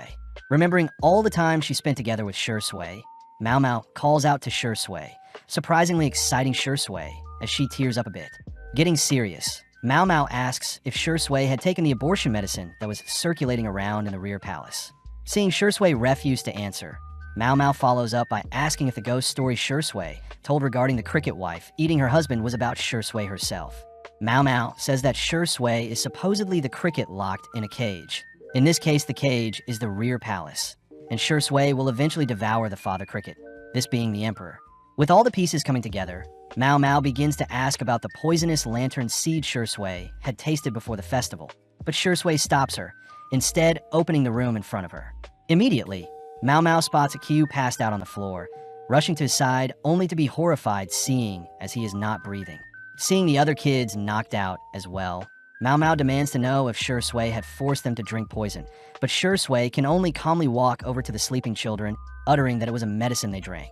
Before Mao Mao can attack Shui, Mao Mao holds herself back, hearing Shui declare that every single person, including the children in the stronghold, would be slain if the emperor captured them. So Shui decided to give them a more comforting goodbye. Apparently, Shui had gathered the kids and read them a picture book, apologizing to them since their mothers were under the control of Shin Mei, so Shui fed them their medicine before they could reunite with their parents. Interestingly enough, Qiu came late since he was trying to rescue Mao Mao, but when it was Qiu's turn to drink the medicine, he drank it even though he had an inkling of what was to come. As silence fills the room, Mao Mao glares at Shui, demanding to know why Shui has brought her to this room and shown her something so tragic. Shui apologizes for getting Mao Mao involved in everything, especially since Shirshou says Shan Mei wasn't always this psychotic, but Shui disagrees since the moment she was born Shan Mei was always cruel to her. Shui says Shan Mei is mean to everyone, and Shirshou can't do anything to stop her because he seeks her forgiveness, something akin to an insect devouring their husband after giving birth, but Shui says insects do that to protect their newborn child, whereas Shan Mei devoured Shirshou for her own benefit. Shui states she doesn't want to be like her mother, hence why she willingly placed the poisonous lantern plant seed in her mouth, a known abortion medicine. Mao Mao says Shui not liking her mother must be what's driving her, but suddenly Shui reveals that she did some digging into Mao Mao's history, impressed that Lock-in is Mao Mao's biological father, but Mao Mao says she doesn't have any parents, and Luo Min is the only person Mao Mao accepts as her father figure. Shi Sui says Mao Mao is similar to Sui Rui, since Sui Rui isn't related to Shi Sui in any way, but Shi Sui suspects Shi Shou was plotting something by marrying Sui Rui's mother, and now Shi Shou has control of someone with imperial blood. With a single glance, Mao Mao knows Shi Sui is hiding something, wondering if Shi Sui is hiding a deeper connection with Sui Rui than she is letting on. Mao Mao questions why Shi Sui is so insistent that Sui Rui has no connections with her, especially since Sui Rui will be punished alongside Shi Sui. As Shi Sui lifts Qiyu onto the bed with the other sleeping kids, Shi Sui asks Mao Mao if the kids would have survived the winter if they were insects, something that reminds Mao Mao of when Shi Sui uttered that insects never survive winter since they leave behind their children. Realizing something, Mao Mao begins to understand why she was brought here, attempting to reach out to Shi Sui, but Shi Sui pulls away. Mao Mao begs in her mind for Shi Sui to flee with Sui Rui while she can, screaming in her head for Shi Sui to leave her lineage and family behind so she can live a happy life. Before Shi Sui can leave, Mao Mao's body moves on its own, quickly grasping onto Shi Sui's arms, but Shi Sui pulls away once again, reminding Mao Mao she has her duty to fulfill. Mao Mao orders for Shi Sui to remove her pride and come with her, but Shi Sui asks if there was poison Mao Mao had to take, what would Mao Mao do? Without hesitating, Mao Mao says she would drink it in one go. Exactly what Shi Sui was expecting, but this reaffirms Shi Sui's stance as she turns to leave. Refusing to give in, Mao Mao calls out to Shi Sui once more, rushing to come up with an excuse to sway Shi Sui. Mao Mao says she wants to wish Shi Sui good luck, only to take out the hairpin Jinshi gave her, handing it to Shi Sui only to ask that Shi Sui return it and pay her back in the future. Shi Sui is giddy, seeing Mao Mao so goofy, laughing seeing as the soot on her face reminds her of a tanuki, but just like that Shi Sui takes her leave.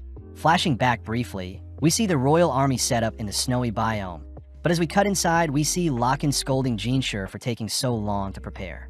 Lahan reminds his father that Jinshi is considered a royal, making Jinshi realize that Lahan also knew he was the emperor's younger brother all along. Getting down to business, Lahan recounts that the base they'll attack is controlled by the Shi clan and has been funneling massive amounts of metal for a while. Plus, Shi Shou's hot springs have been supplying the sulfur needed to produce gunpowder when combined with saltpeter, meaning Jinshi must be careful of fifas and cannons when attacking. Seeing Jinshi stressed, Lahan proposes a way to neutralize the cannons, declaring that if they remove the enemy's gunpowder reserves, they'll be more safe to attack. Gao Shun does bring up the sanctity of such a scummy tactic as the royal guards normally attack with honor. But Jinshi says they'll throw away their pride if casualties can be prevented. With Gao Shun reminding Jinshi that Mao Mao will see him differently moving forward, Lahan heads outside, receiving a report that the snow will subside by nightfall, and they're free to start soon. As Lahan orders for the fire lancers to be ready, we cut over to Shi Shou, who is unable to sleep, completely weirded out, seeing Shinmei unfazed by the threat of attackers raiding them. In the room next to Shi Shou's, Shinmei had intentionally gathered various wives and given the men to have fun with, something Shinmei seems to enjoy watching fondly. Out of nowhere, a loud explosion can be heard, something that comes from the basement and was caused by a Shi Sui lighting up the gunpowder reserves. But before Shi Shou can rush to check it out, his body refuses to allow him to leave his confinement.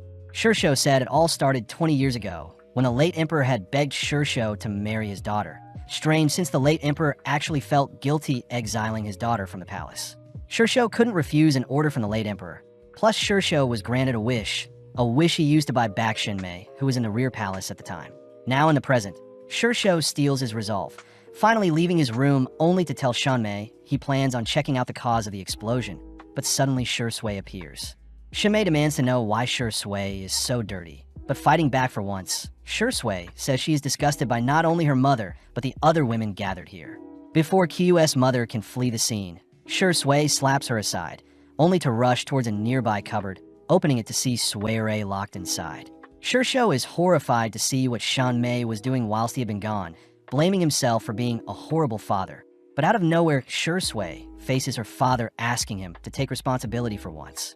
With Shi Sui reminding Shi Shou that he is the head of the village of foxes, we cut outside where several soldiers are seen firing and igniting several explosions up in the mountains behind the fortress, and the resulting quakes give rise to an avalanche.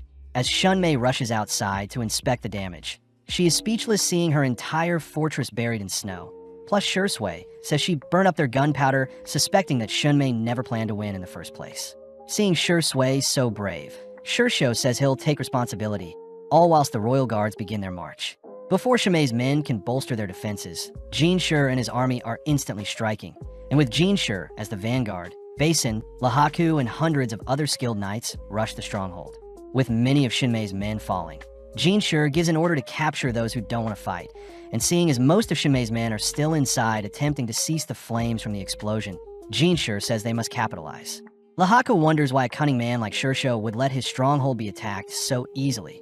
Plus, Lahaku is more stunned to learn that Jinshi was their commander, a once eunuch but is now the leader of the Imperial Army. Having made it to the entrance of a stronghold, Basin captures a guard demanding to know what is happening inside, but the guard says he must put out the fire to save the people trapped inside. Before Jinshi can rush inside, Lahaku says the smoke from the explosion will naturally draw out the people inside, but Jinshi says he can't stand idly by since there may be people trapped inside. To convince Lahaku otherwise, Jinshi mentions that Mao Mao is also amongst the people inside the fortress, and seeing as no one wants to upset Lakan, they continue onwards into the fortress all whilst Mao Mao watches from above, shocked to see Jinshi. Mao Mao reassures the sleeping children that everything will be fine, and seeing as Mao Mao may get confused as an enemy, she prays that the people storming the fortress will recognize her. At that moment, Jinshi himself breaks open the door to the room, only to lock eyes with Mao Mao. As Jinshi walks towards Mao Mao, she is speechless, wondering if Jinshi is here to save her. Jinshi cries that Mao Mao is bleeding, but Mao Mao says it's nothing, taking in the moment as she admits she misses chatting with Jinshi. Before Jinshi can inspect the wound on Mao Mao's face, an Imperial soldier addresses Jinshi as the Crown Prince. But Jinshi reveals that since Gyokyu gave birth to a baby boy, Jinshi is no longer considered the Crown Prince. Mao Mao finally is forced to accept that Jinshi is the Emperor's younger brother. Wondering how Jinshi the eunuch, who was supposed to be 25, is now the 19-year-old brother of the Emperor. But as Jinshi leaves to explore the remainder of the fortress, Lahaku is tasked with assisting Mao Mao. Lahaku is shocked to hear Mao Mao is Lakan's daughter, uttering that Lakan hurt himself while searching for Mao Mao, but Mao Mao is more impressed that the avalanche and raid was perfectly timed. Lahaku wonders who is sleeping in the beds, saddened to hear that they're kids that have been put to sleep with poison, but it's a better fate than being executed once captured. Mao Mao wonders if the kids can be buried next to their mothers, but Lahaku can't promise such a thing, as he orders for others to help him bury the bodies nearby secretly. Mao Mao says Lahaku may get punished for such a thing, but Lahaku jokes that Lakan could easily help Mao Mao sweep something under the rug. With Mao Mao glaring at Lahaku, he proceeds with carrying the corpses of the children away, only to sound a whistle to indicate he's fulfilled an order. As Lahaku leaves, he asks Mao Mao to follow him, and seeing as Sure Sui had entrusted Mao Mao with the lives of the children, Mao Mao declares she'll simply do the best she can. Following Jinshi, he confirms that Lahaku had successfully helped Mao Mao escape, and as his squad moves to enter one of the rooms, a FIFA can be heard deterring them. Before the guards can fire twice, Jinshi charges in and disarms the guards, only for Jinshi to demand to know where Shursho is. The guards cry that they have been deceived and know nothing, but Basin gets angry, raising his blade to one of the guards' necks. At that moment, Shursho appears from one of the rooms holding a FIFA, something that puts people on edge. Jinshi declares that Shursho has been ordered by the Emperor to be arrested, but Shursho already knew that, preparing to fire at Jinshi. One of Jinshi's men cry that Shursho is bluffing since there is no lit match on the FIFA, but Jinshi detects something off about the FIFA, swiftly tackling his men out of the way, but the deflected projectile hits one of the guards. Shursho points out how ironic it is for the guard to be struck by a weapon they use to hunt down animals. But Jinshi is more horrified to see how advanced the FIFA has become, something that makes Shursho admit to the attempted assassination on Jinshi during their hunt. Shursho utters that he only wanted a little more time, weirding Jinshi out as he notices something strange about the way Shursho is acting. But as Shursho drops his FIFA, Jinshi's men rush to impale Shursho. Closing his eyes, Shursho still remembers how beautiful Shunmei looked in the past, but in the present all he can do is take responsibility and laugh maniacally. Jinshi is disgusted at how fake Shursho is acting, still confused as to why Shursho, a trusted acquaintance of the Emperor, would willingly betray everyone. With nothing left in the room, Jinshi and his men continue throughout the stronghold, running into several adults who point Jinshi into Shunmei's room, declaring that Lulan and Shunmei are inside. With Jinshi asking his men to scope out the perimeter, he alone enters into one of the side doors, immediately uncovering a secret passage in the room. When Jinshi goes to inspect it further, Lulan suddenly holds him at gunpoint, nonchalantly asking if Jinshi could follow her. Although hesitant, Jinshi listens to Lulan, surprising even Lulan as she knows Jinshi could easily overpower her. Within a few minutes, Lulan escorts Jinshi into a room where Suirei and Shunmei are waiting. But Jinshi immediately notes how bruised Suirei is, having believed Suirei to be a more bold and masculine person. Lulan says she has brought Jinshi to Shunmei, calling out how Shunmei always hated Jinshi since he looked like the late Emperor plus Jinshi, if far more pretty than Shunmei herself. Lulan continues to lay into Shunmei, revealing that Shunmei was thrown to the side by Shursho after some time. But when Shunmei yells for Lulan to stop, Lulan decides to switch things up, suddenly putting away her FIFA. Lulan starts by giving a history lesson about the pathetic late emperor 30 years ago, having always been too weak to speak up against his mother, so the late emperor's mother ruled from the shadows. When the empress saw that her son had no interest in women, she gathered all the finest and most gorgeous women there was to entice the late emperor, and this ultimately included a young Shunmei. When Shursho had heard of this, he had asked about his and Shunmei's relationship, but Shunmei had prioritized the chance of being married into royalty and possibly becoming the Empress Dowager. Lulan reveals to Shunmei that her becoming the late emperor's high-ranking concubine was only an excuse, something that infuriates Shunmei as she demands to know what Lulan is talking about. But Lulan says when her grandfather passed, he had mentioned how sad it was for his daughter to have become a hostage. With it being Shunmei's first time hearing such a thing, Lulan asks Jinshi if he knows why the rear palace grew so large, something Jinshi believes is thanks to Shursho. Lulan confirms this as Shursho wanted to replace the idea of slave trades, especially since slavery was legal in the past, and not all slaves were treated like courtesans, as most were actually worked to the bone. Luckily for Shunmei, who was a slave at the time, had unknowingly been freed by Shursho, who had intentionally suggested making the rear palace a location where male slaves would become eunuchs and females could serve as servants and court ladies. This idea benefited the emperor, who could be in control of more slaves, whilst also saving the lives of men and women from having to work until they die in a foreign land. Lulan reiterates that Shursho worked very hard to reunite with Shunmei, asking why Shunmei didn't escape with him in the past. Flashing back, we see Shursho sneaking into the rear palace via a secret passage he built, only to ask Shunmei to run away with him. Shursho professed his love to belong only to Shunmei, something that hit Shunmei hard, but before Shunmei could accept Shursho's offer, memories of being mocked by other ladies for being inferior, older, and of lower status clouded her judgment. In a fit of rage, Shunmei had accused Shursho of looking down on her, ultimately shooing him away. Lulan says it was Shunmei's ego that forbade her from living a peaceful life, but Shunmei accuses Shursho of seeking her family's power and even marrying Suirei's mother to hurt her. Heading over to Suirei, Lulan unveils a phoenix hair stick, an item Shunmei knows only those with imperial lineage can carry. Shunmei refuses to believe a servant like Suirei could house imperial blood, but Lulan corrects Shunmei, revealing that the late emperor would actually visit Suirei quite often with the help of Shursho. Lulan reiterates that it was the late emperor who asked Shursho to take care of his daughter, and when Shursho had fulfilled the late emperor's wish, the late emperor willingly gave back Shunmei to Shursho, having not needed to hold Shunmei as a hostage any longer. Hearing all of this, Jinshi curses the late emperor for putting Suirei and Shursho through such torment. But Shunmei is still in denial that Shursho would do so much for her. Lulan takes the chance to ask Jinshi what Shursho's final moments were, relieved to hear Shursho had laughed maniacally, as ultimately Shunmei will re-inherit control of the clan. Lulan reminds Shunmei that her horrible acts in the past have created nothing but corruption, but thanks to Shursho's scheming, he took all the blame, and in turn was able to revert all the corruption Shunmei had created.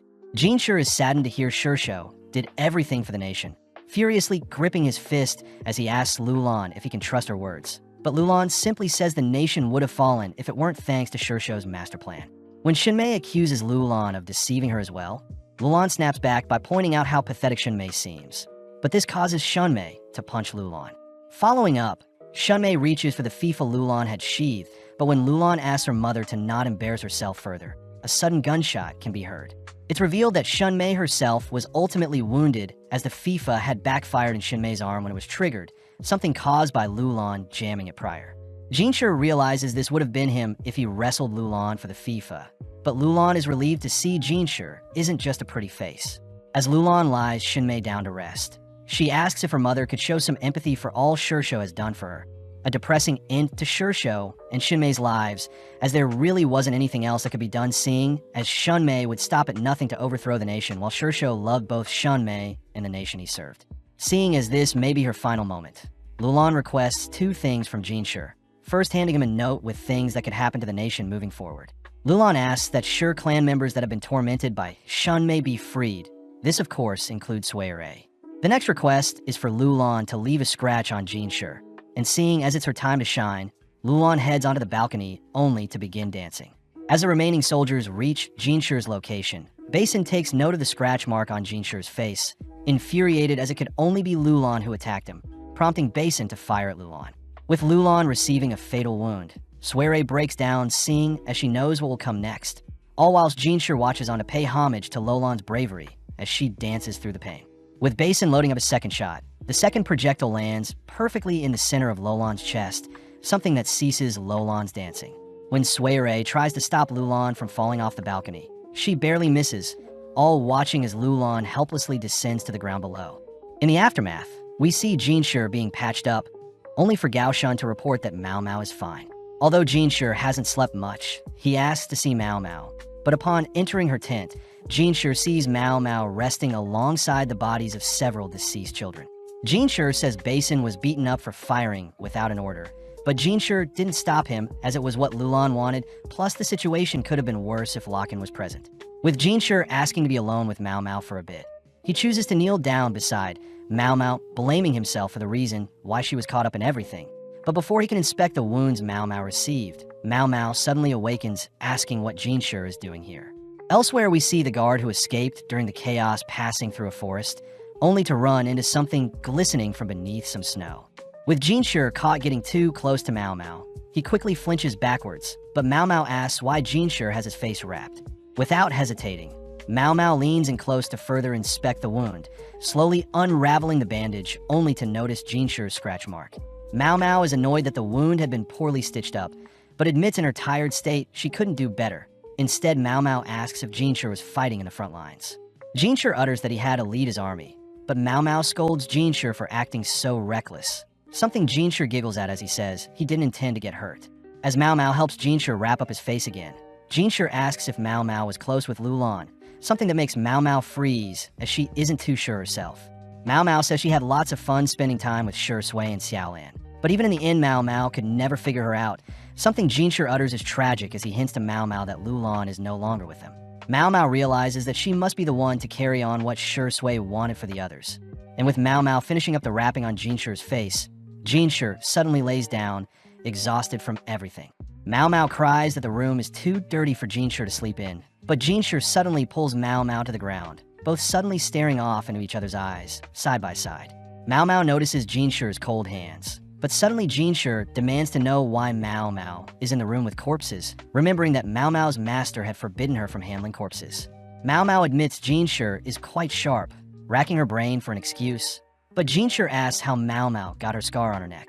Mao Mao utters that an angry woman attacked her, but seeing Jinshi trying to charm her, Mao Mao reassures Jinshi the scar will fade. With both Jinshi and Mao Mao bickering and arguing, Jinshi asks if his beauty is his only determining factor.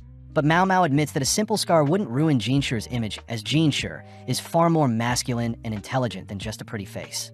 With Mao Mao declaring that Jinshi has become more manly than before, Jinshi flinches at the compliment, suddenly beginning to twitch. Mao Mao asks what is wrong, but Jinshi suddenly leans in close once again, declaring he can no longer hold back, freaking Mao Mao out as she fears what Jinshi will do to her.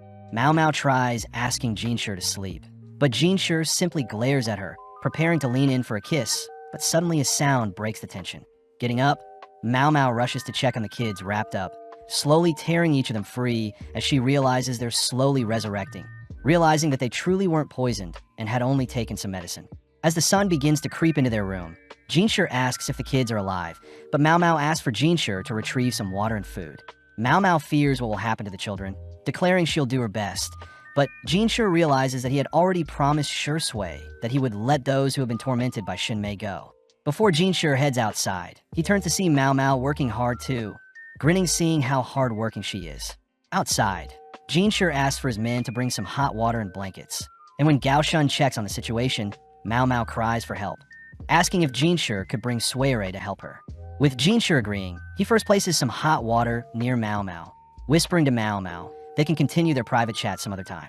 Within a few seconds, we see Jinshur greeting a depressed-looking Suirei. But when Jinshur utters that the children have come back to life, Suirei suddenly becomes invigorated with life, swiftly rushing to help Mao Mao.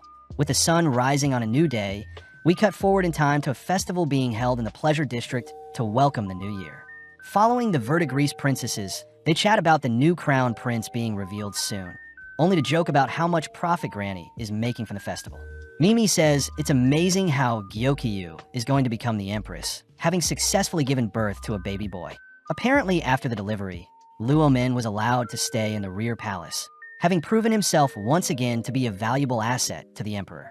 As for Jinshur, he is back to working his job as a eunuch, and sadly for Mao Mao, her old room in the rear palace had been cleaned out, cutting to the present day, where Mao Mao is back in the Pleasure District crafting medicine. Surprisingly, Kyu barges in asking for food, but Mao Mao reminds Kyu he woke up last out of the 5 children that was revived. Flashing back, we see Suirei and Mao Mao working to ensure the kids woke up safely, but Suirei had felt bad since the medicine affected Kyu the worst, as he was the last to wake up. Mao Mao says Kyu had lost some of his memory and part of his body is paralyzed, but strangely after all the children woke up, they had their names changed, plus Jinshur had asked Aduo to take them in alongside Suirei. Mao Mao happily reports that Suirei had been pardoned due to her circumstances. As for Kyu, he now lives in the Pleasure District under Choyu, but Mao Mao and him still argue. With Mao Mao giving Choyu something to go play with, he accidentally bumps into Seikyu, who is surprised to learn Mao Mao is an apothecary in the Pleasure District. Seikyu says the Crown Prince reveal went well, only to hand Mao Mao a letter for her and Shui from Xiaolan. Seikyu says people were sad Mao Mao and Shui left, but as we cut to later that evening, Seikyu departs, having updated Mao Mao on how Xiaolan is doing now that Mao Mao had left the palace. Mao Mao says Xiaolan believes Shui and herself were hired elsewhere, so Xiaolan continued to work in the baths alongside Seikyu. But when Mao Mao reads Xiaolan's letter addressed to her, she is happy to see Xiaolan had managed to get hired after leaving the rear palace. At the end of the letter, Xiaolan wishes to reunite with Mao Mao and Shui to enjoy some ice cream together, something that makes Mao Mao tear up. With it already snowing, Mao Mao had heard that Shui's corpse was never found, so the search party will try again once the snow subsides. At home, Mao Mao lays in bed alone, slowly falling asleep as she wishes Shui's body is never found. The next day, we see Mao Mao experimenting with some medicine again, but before she is able to do anything reckless, Jinshur appears alongside Gaoshan, asking what Mao Mao is doing. Jinshur says he had freed up some time to visit, something that inspires Granny to leave our lovebirds alone. But Mao Mao is impressed Jinshur's scar is healing up, wondering if Luomin had redid the stitching. Mao Mao hears that Jinshur had been busy managing the lands owned by the Shur clan, especially since most of the Shur clan had been executed and their land had been repossessed. Mao Mao wonders if the new land will boast more paper, but seeing Mao Mao deep in thought, Jinshur reminds Mao Mao to pay more attention to him. Jinshur takes the chance to remind Mao Mao to tie her hair with his hairpin, but Mao Mao admits she had given it away, uttering that they may be able to find it once spring comes. Jinshur fears that Mao Mao maybe sold it off, but Mao Mao cries that she gave it to Shui, hoping she may return it someday, and seeing as it's a touchy subject, Jinshur changes topics. Jinshur instead asks Mao Mao to listen to what he is about to say. But after some thinking, Jinshur realizes his true status is actually quite old news already. With Mao Mao asking what else Jinshur wants, he suddenly pulls Mao Mao in close, subtly kissing Mao Mao's neck, but Mao Mao gets annoyed seeing as saliva is poisonous. Getting annoyed himself, Jinshur chooses to bite down on Mao Mao's neck, pulling Mao Mao even closer only to whisper that he wants to continue where they left off. As both Mao Mao and Jinshur admire each other's facial features, Jinshur slowly leans in for another kiss. But before their lips embrace, Choyu barges into the room, forcing Jinshur to drop the act. Mao Mao thanks Choyu for bringing what she had asked for, heading outside only to notice Gaoshan and Granny eavesdropping. Mao Mao asks Granny to prepare a room for the exhausted Jinshur. But when Mao Mao tries beckoning Jinshur to head to bed, he instead uses Mao Mao as his pillow, slowly drifting off as Mao Mao resumes her work. Elsewhere, we enter a ship port where we follow a lady asking to purchase a jade cicada. But the shop clerk says such an item will be too expensive for her.